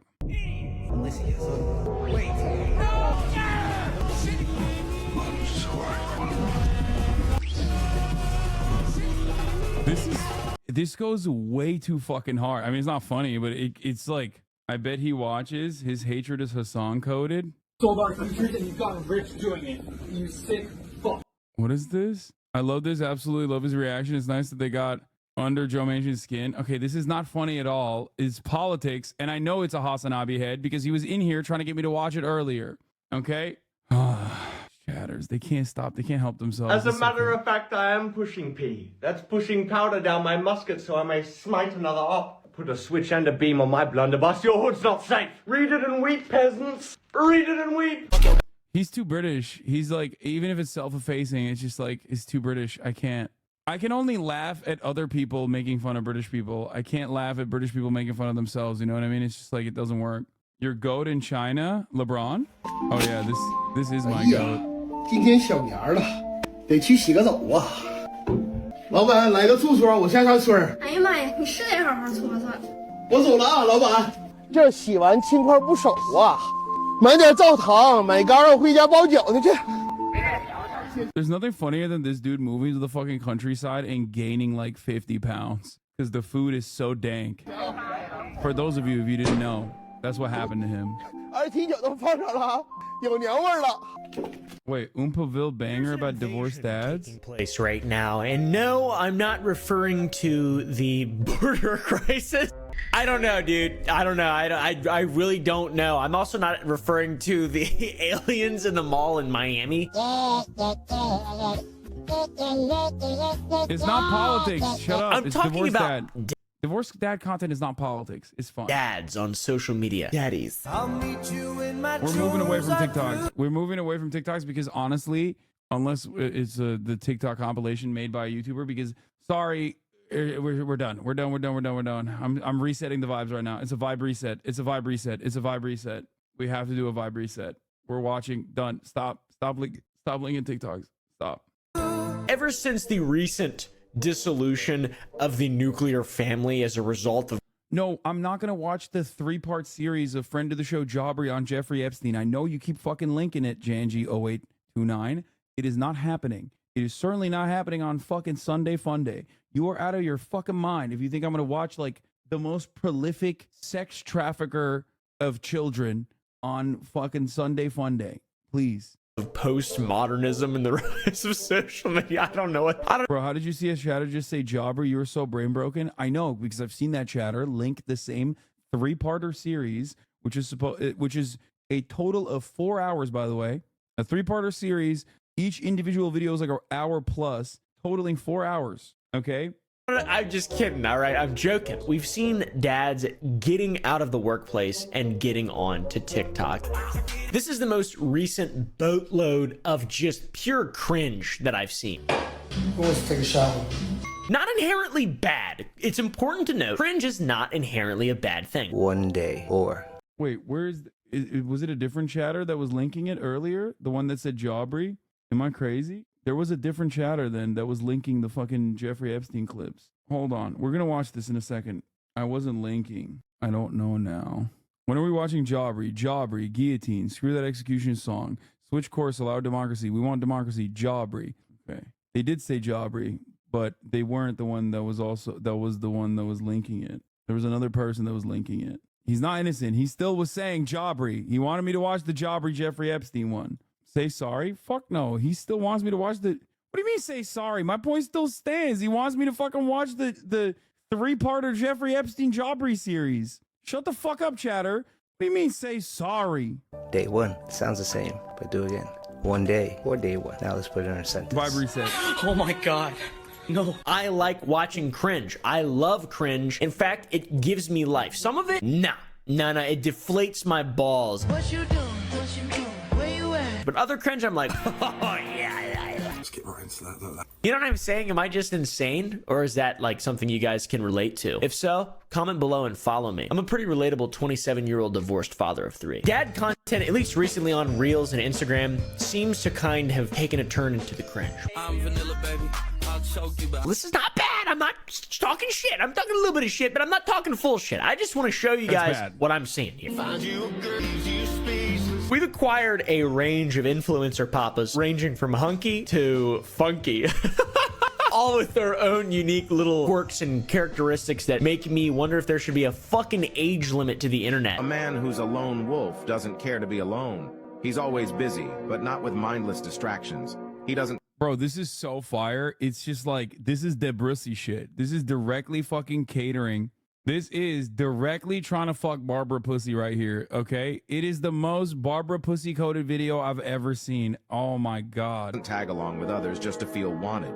Instead, he's crafting his own destiny. How are these guys so handsome and they don't have wives or something? Shit, man. This is gonna be me in like 5 years. Our first example is a fella named Josh Hopkins. You definitely know who this guy is. He's a very wholesome content creator, or at least he was. Back when he was Tyler Toney from Dude Perfect. Just kidding. He does look a lot like him though, to be honest. Dude's a fucking veteran and also a US firefighter. Oorah, thin red line, motherfuckers. This is the first thing I saw of him. Baby girl, I'm going to take you shopping today. What do you want? Anything? I want a necklace with your name on it, so they know whose throat it is. Oh, and this is why I was like, all right, well, maybe. No. Oh, dude. Yo, they're so horny. They're so horny, bro. Why? It's just, oh my God. Oh my Lord. Oh, cataclysmically horny. Maybe I can talk a little bit of shit because he made that. Because I really don't like being mean, and I don't plan on being mean. I plan on being funny and entertaining, which sometimes is just a little bit mean. It's working though. Look at the comments. Lamau, the divorced moms love it. I mean, yeah, it's just like, that would work on me, not gonna lie. Oh my God, you guys stop. Don't admit that. Don't admit that. Don't do it. Don't admit that. Delete your comment. Mean. I think that if I made that, I would expect a lot of hate and pushback. And I'd be like, yes, I'm an idiot. Sure, there's nothing a man can say that will make me weak.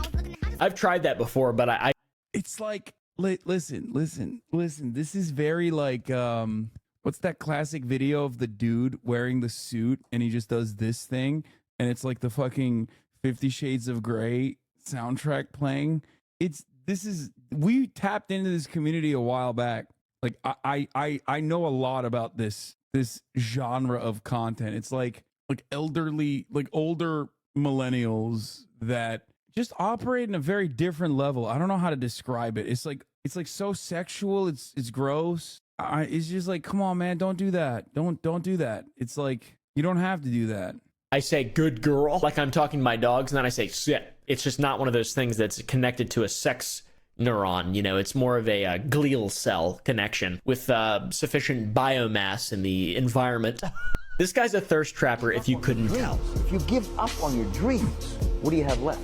I love that he's wearing that fucking Amish ass hat, which is, you know, I can't disrespect the hat.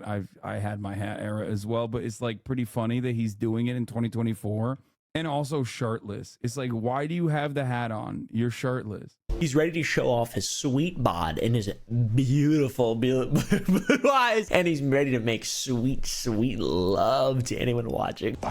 Oh my God, was it this guy that was the Jobbery linker? No, it wasn't this guy that was the Jobbery linker. Oh, it was this guy. When are you going to react to the new Jobbery? Asking. I know you have a busy day and not expecting you to do it. There's like a couple chatters that have been demanding that I watch the Jobbery Jeffrey Epstein videos for like the past, like since the first one came out, and I said I was going to watch it. There's like a couple chatters that come in here and fucking say like, when are you going to watch it? When are you going to watch it? And it's like, I love Jobbery, okay? But it's 3-4 hours long total, okay? It's too much. Trust me, there's a lot of fucking people watching this shit. Look! Every man needs a woman open to that journey to bring the best out of him. Oh, by the way, I have Will and Nandre and myself and Connery's Pants are gonna go watch Dune 2 in a little bit. Just letting y'all know. On you to see. Like at the top of the hour, there's a 3-minute ad break, letting y'all know, and you can avoid those ads. Dune 2 with the popcorn buckets. I'm gonna fuck the bucket. Here's the 3-minute ad break now. See, come on down. I got something to teach you. What, Sienna? What'd you just say? Oh, really? Not sure you can handle what's in this brain. What the fuck? Can I be teacher's pet? Yup, not enough men out there to do that. Ball game fire. This is the audience. Wouldn't you like to know? When do the lessons begin? Goes both ways. What's the safe word? Colorado. That's my safe word. This guy gets so many followers that absolutely love to watch him. Not only do they love it, they're completely willing to watch this man do anything to get a piece of it. They just fucking want it. Everybody wants that gets. And he ain't wrong, by the way. He absolutely gets what he wants. Oh, when he Nandre's says what he literally wants outside. someone What to the wear, fuck? the comments agree with him. He's dressed like a dweeb, kind of. And he also reminds me of the dwarves from The Hobbit. Like the ones that are kind of like normal sized. Does that make sense? No. How they're kind of tall and shit in that movie. He looked like he'd be one of them damn dwarves eating there on that hardtack, on that lemon loaf. What do they eat in Lord of the Rings? Bro is opium. He is, dude. He's opium as hell. Nandre's, hold on. And Will's gonna be here soon too. What if she wants because daddy can fight? What does that even mean? Maybe I have to be a girl to understand. I love that it's just a bunch of middle-aged women, like 50, 60, 70 even year old women who just, they're scrolling, watching like family related stuff, kids being reunited with their deployed parents after 3 years, gender reveals, and then just this fucking guy shows up and they're like, oh, this is a whole new corner of the fucking earth. I feel like I can also show all these people's names and shit because I'm not taught. This is awesome that this exists. This is no hate. This is all love. This is peace and love from Oompaville. This guy knows what women want. He knows that they want a strong man that submits to him. Women will naturally submit when they feel safe, protected, and led by a strong man. So if your woman is acting masculine, ask yourself if you're being a man or a little bitch. If your woman is acting masculine, you mean like being successful? Shit. This guy knows what women want, by the way. That's the point. That's the real point of it. They want a strong man who makes them submit because he's a man. Not like physically, never touch them obviously, but just like that's what it is. He also knows what to say to get the ladies going. Check this shit out. Some good dirty talk. Oh my god. You're a fucking whore, like you're my fucking daddy's girl. Whose hole is this? No way. Oh, wait, hold on. J. Aubrey Jeffrey Epstein document. Shut the fuck up. Shut the fuck up. Oh my god. Did you already watch Dune 1? Yeah, of course I watched Dune 1. No, I'm just going into Dune 2 fucking dicks out, dude. People are, man. Really? Yeah. That's wild. Who do you think you're most like from Dune? Jason Momoa. Oh, little Duncan, Idaho moment? It's so funny that his name is Duncan, Idaho. It's just like everyone has like cool ass names and he's just Duncan, Idaho. I know. Well, you'll learn a little bit more about Duncan maybe this movie. People saying you're barren? Oh, fuck you. I'm barren, bro. No, I'm you're barren. No, I'm so barren coded. Are you kidding? When I shave my head and I'm bald and shit, sometimes I just float around my apartment like him. Duncan, Idaho is also the way I found out that like Jason Momoa was actually from Iowa. What? Oh, you didn't know? This is my favorite fact. What? Bro, how like so Jason Momoa his mic is not off. Why are you I'm saying? just probably not talking into the SM7B. Yeah, what the fuck? Why are you saying his mic is off? Duncan, Iowa. What's up, Brav? Jason Momoa looks like he is like he's from Hawaii too, technically, and I think he's like half white, half Hawaiian.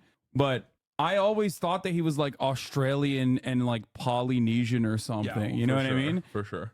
And then I saw him without the beard in the Duncan, Idaho, in the Duncan, Iowa look. Let's see this. And then I found out that he's actually like I thought he was like either full blown Hawaiian, like, you know, some kind of like poly, right? No, this motherfucker is he grew up in Iowa, bro.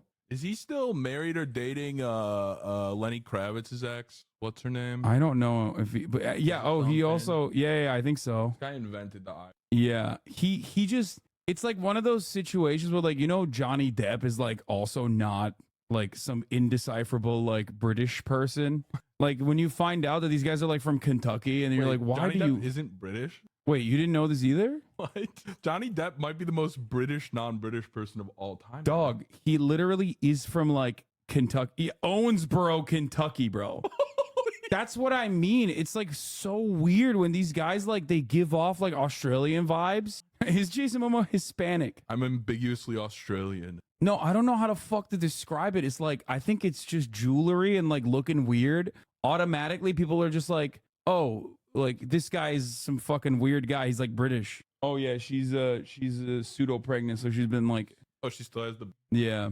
Why is Nandre dressed as an undercover cop? Oh my god. He just came at you so fucking hard. Who said that in chat? Who hurt you, man? That's such a Whoever good... said that in chat, you have no drip, okay? they just locked you down, dude. All You're right. arrested. This ain't true. Dude, this shirt's awesome. Look, it's guy from. Yeah, the shirt is actually, the back is cooler than the front. But Kind of, it is. But you know, what are you gonna do? Weebs out, baby. Weebs out. I thought it was Samoan, but he was just Jason Momoan. Fucking got him. Wait, let's see. Let's look at his Wikipedia this page. is actually blowing my mind. Jason Namakaya Momoa is an American actor. He made his acting debut as Jason Ione in the syndicated action drama series Baywatch Hawaii, which was followed by portrayals of Ron and Dex in sci-fi science fiction, Stargate Atlantis, blah blah blah blah blah, Khal Drogo. But yeah, he was born in Hawaii, and I think he's like his father's native Hawaiian, but well, his mother's German, Irish, and Pawnee ancestry. Okay, so he's like half white.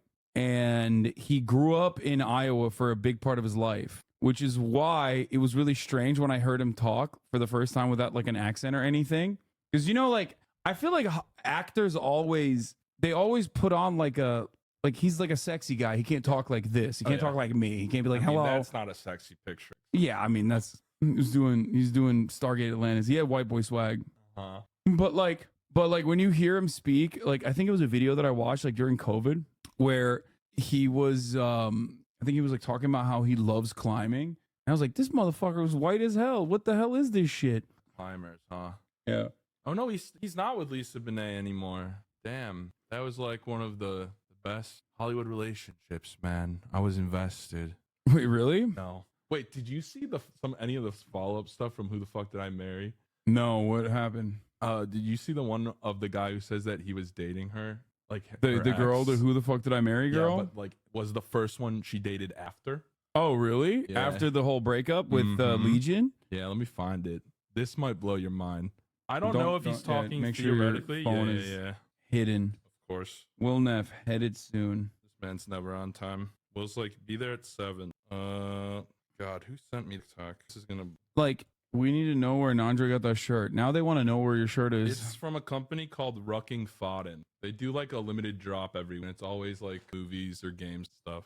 No podcast question mark. We're going to watch Dune 2. We're Dune your mom, chatter. I'm actually so Hasan trying to blend in with whites by doing some race investigations. White people's favorite activity. Where did you Discord it? I dated Risa Tisa. I know right now y'all like, now, Tom, you let dated me Risa say, Tisa? first and foremost, I'm pretty sure he's talking about Risa Tisa as okay. However, this guy says some of the crazy shit I have ever heard in So it's not actually I'm like not 100% sure. I need let's the go to the opinion of comments. all the people. I don't think he's saying the Risa Tisa, but a Risa Tisa type. Oh, okay. Some people aren't listening. He dated a Risa Tisa, not the Risa Tisa. I don't know though. So yeah, I've dated her multiple times. So yeah, he's saying he dated a Risa Tisa, but he's clickbaiting. Which, you know, do it, King. Wendy out here. The thing y'all gotta understand is, I went through the comments and I saw so many judgmental comments about, you know, what she did wrong, red flags she should have saw, all this stuff, right? But at the same time, it's like all these people who are commenting, yeah, y'all do the same thing. And like when people comment under my videos and they're like, well, Tom, where do you find me these women at with all these problems and all these women with all these issues? You are those women. That's what's so crazy to me. Everybody's ignoring the fact that they have their own personal bag of BS when they out here commenting in the comments. What? You are the problem. I am the problem. We all are the problem. We don't know what we're doing. An insane take to say that she was the problem in the entire Who the Fuck Did I Marry, you know?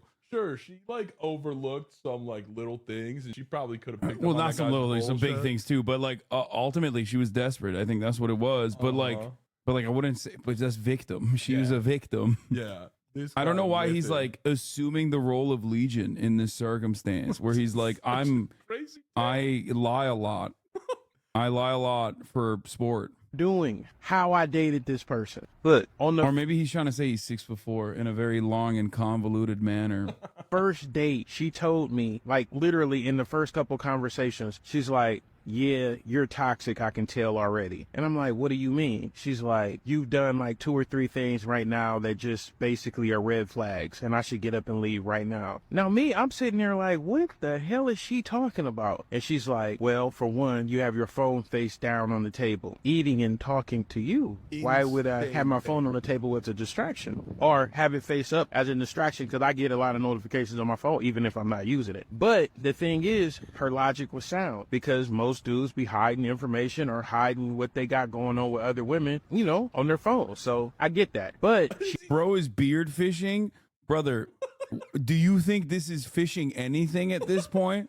Fuck you mean, bro? Yeah, it's like saying Santa Claus is beard fishing. Like, nobody has any... nobody thinks this dude has a solid jawline under that beard, okay? The fuck do you mean? The assumption that all men are cheating and that's why they keep their phones down on the table. Jesus. I mean, he just voluntarily assumed the role of a bad guy for some reason. Self-reported so hard. Everyone wants to eat from the story. I think so too. I think he's a bit of a scammer, it seems. Eventually, he explains how this girl that he was dating is hurt because the last guy she dated lied about having HIV and had an anal fetish and would only put it in her butt. That's where this TikTok goes. Okay, we don't have to watch all 7 minutes. I'm clicking away from that. It goes. We were wild. before you got here. We were watching Divorce Dad Talk, which Sunday is fun day, baby. I don't get the problem. Everyone knows black men don't cheat. Exactly. Is it clearly? You say that. Oh yeah. If someone said that You to got me, it. You got whose hole is this? I'd be like, well, in here, right? I do. You're in the moment. Whose hole is this? Guys, is that out of pocket as fuck or what? I tell you what, if I was a girl, none of that shit would work. But guess what? I'm a guy. My point is invalid. My point is moot. What is this hole? Whose is this? What's it for? I do what with it? This guy really loves the 2 words good girl. And also, if you don't eat ass, you're not his type. So he loves calling you good girl and then getting his ass ate, which is very strange. When you date me, I have one rule. You must eat ass. I bet it stinks, though. I bet he eats a lot of protein, so he probably poops a lot. Maybe I'm just too acoustic to understand that. I don't know. What do you guys think about that, though, by the way? The whole eating cake thing. Yeah, having your cake and eating it, too. That's what he wants. Or eat your cake and have it, too. I forget. Whatever old Ted K said. Masculine women need to get the fuck out. You need to be reformed. You need to be 15th century, all right? No more thinking. No more talking. You need to sit there and eat ass. Taking a woman out of her masculine era and putting her in her feminine era is a real man's job. It's not for little boys. It's not for little boys like you. It's for big men like me. My guy is a bit quick to judge, though. For being a sort of fucking freak weirdo, he's anti-freak weirdo. I mean, what do I mean by that? He doesn't like it whenever you make thirst traps. He's kind of a gatekeeper, it seems like. If you find this sexy, please unfollow me. I'm trying really hard not to show his erection in his pants because he is a homosexual man. I'm pretty good friends with the gays. He embarrassed himself on the internet for the world to see. You gotta love it, right? Whenever I see stuff like this, I like to remove myself from the situation and see it for what it really is, or try to, at least. And if you think about what is really happening here, it's a 37-year-old man who is posting thirst traps. Sometimes I like to sit on my tire swing. No, there's nothing wrong with that. It's just He's showing that he's got a soft side. Bro, tire swings fucking rock. Yeah, he's showing that he's like a bit of a soft boy. He has a hard, crusty exterior. He's 37 years old. That dude is only 5 years older than me. Like about to be fucking 4 years older than me. That's insane. Dude. What the fuck? Yo, steroids really rough old, you man. up, dude. I am old. Guys, I am 32 years old. I'm about to be 33 in July. Jesus Christ. Once you're past 30, it's over. How old are you? 31. Fucking old piece of shit. Exactly, bro. Exactly. Will's 34. Yes, this is true. Damn. He's old as hell, dog. He's old as hell. We gotta take care of him. Oh, man. He needs crutches to get around. What are you doing? This is an old man. We be out here old as fuck. Yeah, this is crazy. Northern Line is 34. Okay, we know, Lil Bear, Northern Line facts. It's kind of funny to think about, isn't he? No. Somebody said yesterday Germa's 50. No, Germa is older. He's like 37 maybe. I don't know how. Let's see. I thought he's like almost How like as old old as my is grandparents or something. Germa? I mean, basically. Yeah. That's Yeah. like 50 in streamer. 38 is like your old guard. You're the CEO of Twitch at this point. You know what I mean? You might as well be. You are old, but you take good care of your health. Thank you for acknowledging that I'm old. The fuck? But you're a healthy 30, man. Yeah. You be a healthy Like, maybe 32, or you be me a 31. You want to trade? Something else. But then again, he has an he does adult stuff. He's got spicy links, so it makes sense. This is just his grift. It's his job. It's, you know, I'm a YouTuber. He's this guy. Luckily, they didn't Dude, show how the more. fuck is he posting that, man? How's that over? That's a damn children's app. You're posting audio like that. I'm not even sure if I can show that. Here, I'll do a thirst trap. Ready? I'll do a thirst trap. Ready, guys? That's not real. What the fuck? Oompa is actually shredded. I don't know why he's like, yes, bro. God damn, dude. I'm gonna get banned now. Don't do that. I'm gonna get banned. Yes, no. Oompa is fucking Oompa Loompa. Oompa Caleb is legitimate. Oh, what the fuck? Yeah. You could cut somebody with those things. Yeah. When I say he's cut, I meant like his toenails.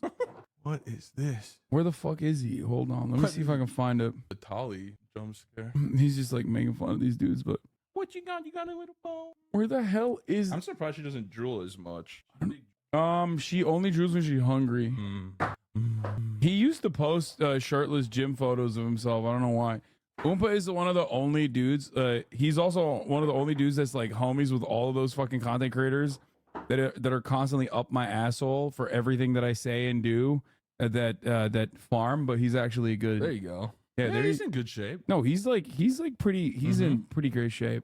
Jim in the camo sweats is a vibe. Yeah, I mean he's Texas. Yeah, hook him. What's Josh think? By the way, don't try harassing him. He knows how to deal with haters. When trolls come in my live stream and talk shit, my life is better off being blocked. I was exposed to this against my will. He's a real man. He doesn't back down from a fight. We've got proof. Bro got into an epic battle at Nobu in the Bahamas. He went to jail. What is going on? A little bit of roid rage, it seems like. Wait, also, to be what? clear, I don't know if he's a father, but he refers to him insane. Wait, why is TMZ tracking this man? I don't himself as understand. daddy. Turkeys won't be the only thing Daddy will be stuffing this Thanksgiving. That's how he got to the top of the list there. Let me know what you think. Out of 10, how cringe? I think that's a solid 9 out of 10 for me, a 27-year-old man. Our next guy. What the fuck, dude? In What? November, it's a 9 out of 10, I think. Dude, it's like, bro, that's straight up Debrussy. That is 100%. This man is catnip for the Cougars, okay? He's just posting shit specifically if you are over the vibes wise. You can be any age, but like vibes wise, if you are like a 35-year-old divorced mom who fucking smokes a pack of menthols a day, that is who he is like. Cracked. That is who he is tailoring his content towards, okay? He's feasting. But I feel like at the same time, too, like out of all of the content creators I know, you would be the person who would be most likely to use I don't use pickup lines at all. People always say stuff like this, like I don't use any pickup lines whatsoever. It's called a face card, dude. And I'm out here, I'm writing poetry, you know, I'm taking like full photo shoots. I gotta work my ass off. Do the zoom in face thing. I can't because it's so high. You always have to stretch. That's it. It's funny that you only have like 7. You don't Wait, need really? Yeah. Your OBS is way more streamlined than I expected. It's because I use it everywhere. So like it's so easy to just like recreate this on any computer I want to. Yeah, that's true. That's nice.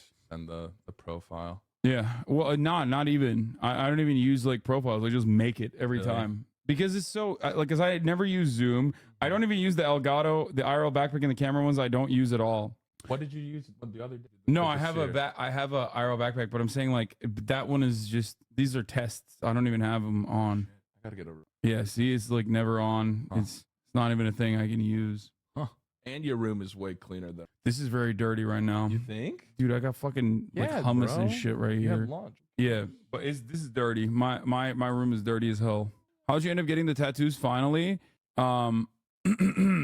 I scrubbed it very hard. That's it. Nandre needs to get a bit closer to the mic. Where's the Glock though? I got you. Oh, let me see that thing. Holy crap. Yo, mom, check it out. This is awesome. For how much Nandre clearly watches the stream, he doesn't talk into the mic. It's fucked up. Yeah, They're man. right. Listen, SM7Bs are great mics and all, but it's really annoying how you have to talk right into them. Yeah. You know? I'm sorry. Well, I guess streaming is the most difficult job, isn't it? It's so hard, man. There you go. That's the thank God. It's brutal. Me moving my mic every 10 seconds. Yeah.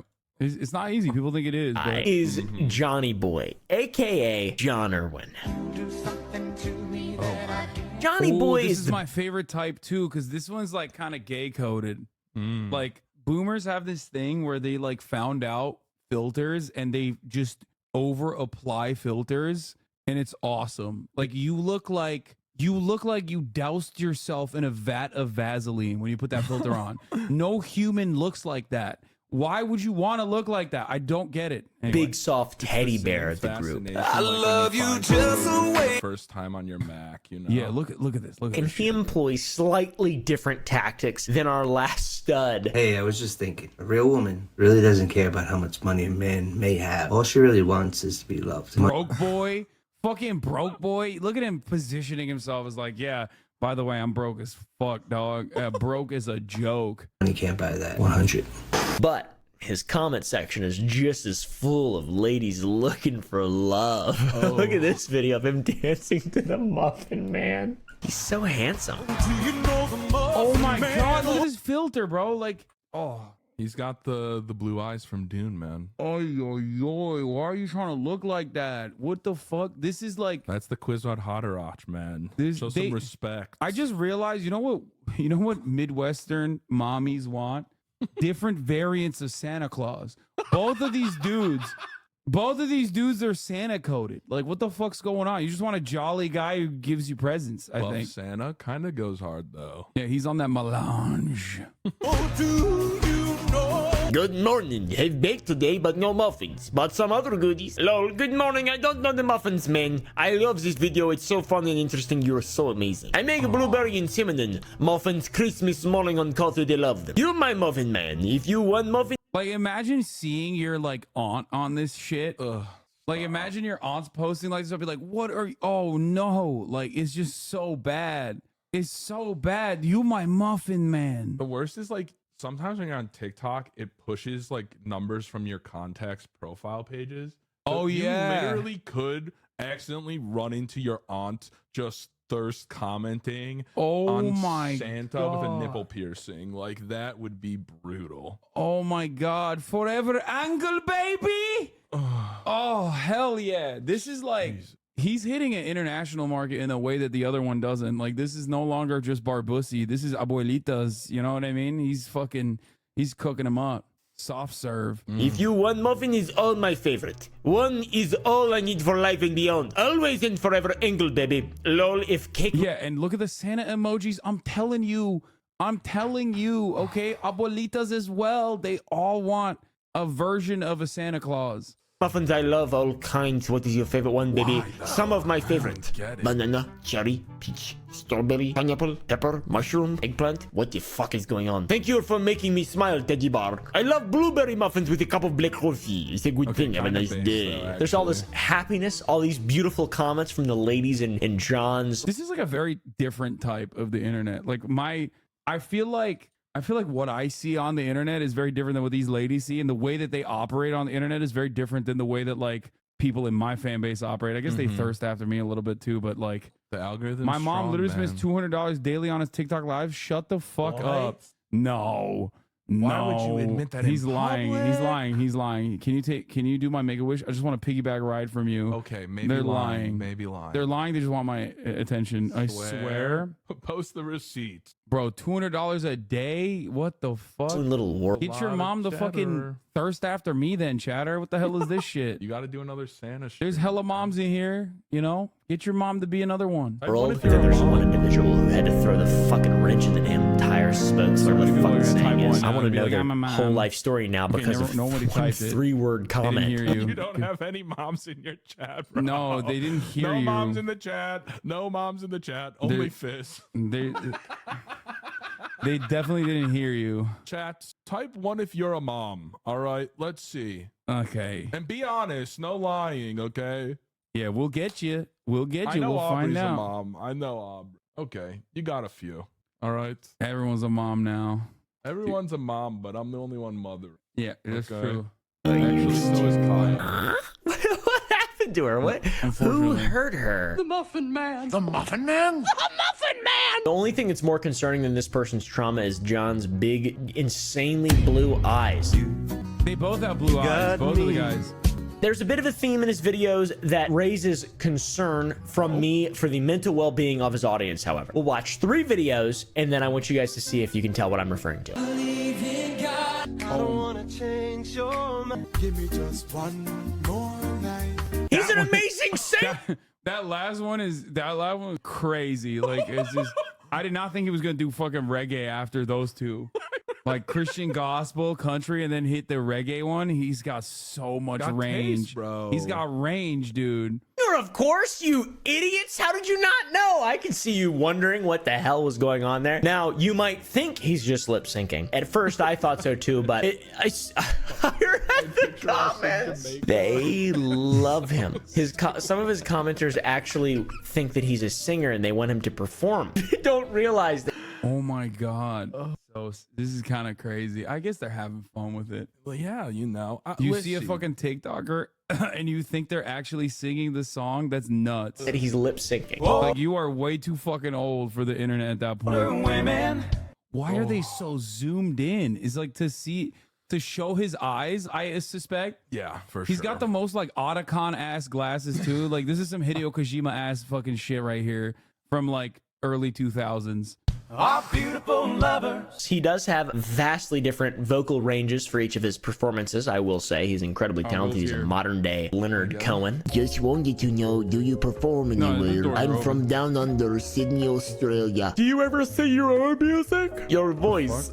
Those blue eyes and that cowboy hat are elite. Thank you, Piss Jokar. I like that name. For some reason, I feel like that guy's trolling, but I don't know. But Sandra ain't. She loves this guy. Take this beautiful performances on the road, John. We need some John Irwin originals. Piss Joker commented on another video. Bro, you can't be fucking coming in here looking like that, dude. What the fuck, bro?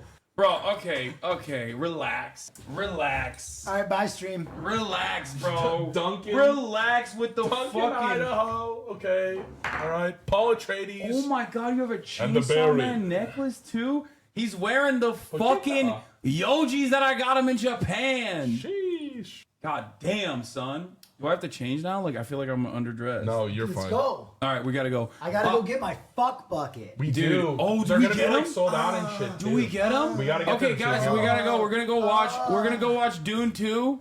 Yeah, tomorrow I'll give you guys my take. He's the Kwisak Haderach. Love you all.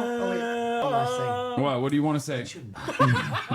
Will has been, he's like, his dyslexic ass been trying to read Dune and everything. Dude doing the audiobook. Into the stream. He's been stimming the Gom Jabbar bit since TwitchCon, bro. Yeah, he's been so invested in Dune, it's crazy. Wait, can I make a suggestion? What, is Connor coming here or no? Instead of this song, What?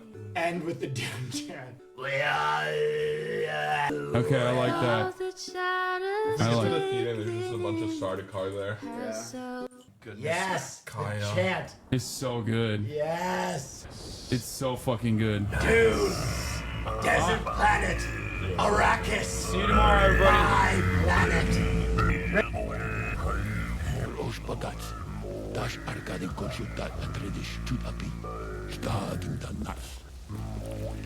Atreides legions are the finest in the Imperium. Trained by Gurney Halleck in Duncan, Idaho. Saduka, si ukapade, sakusa akista fada.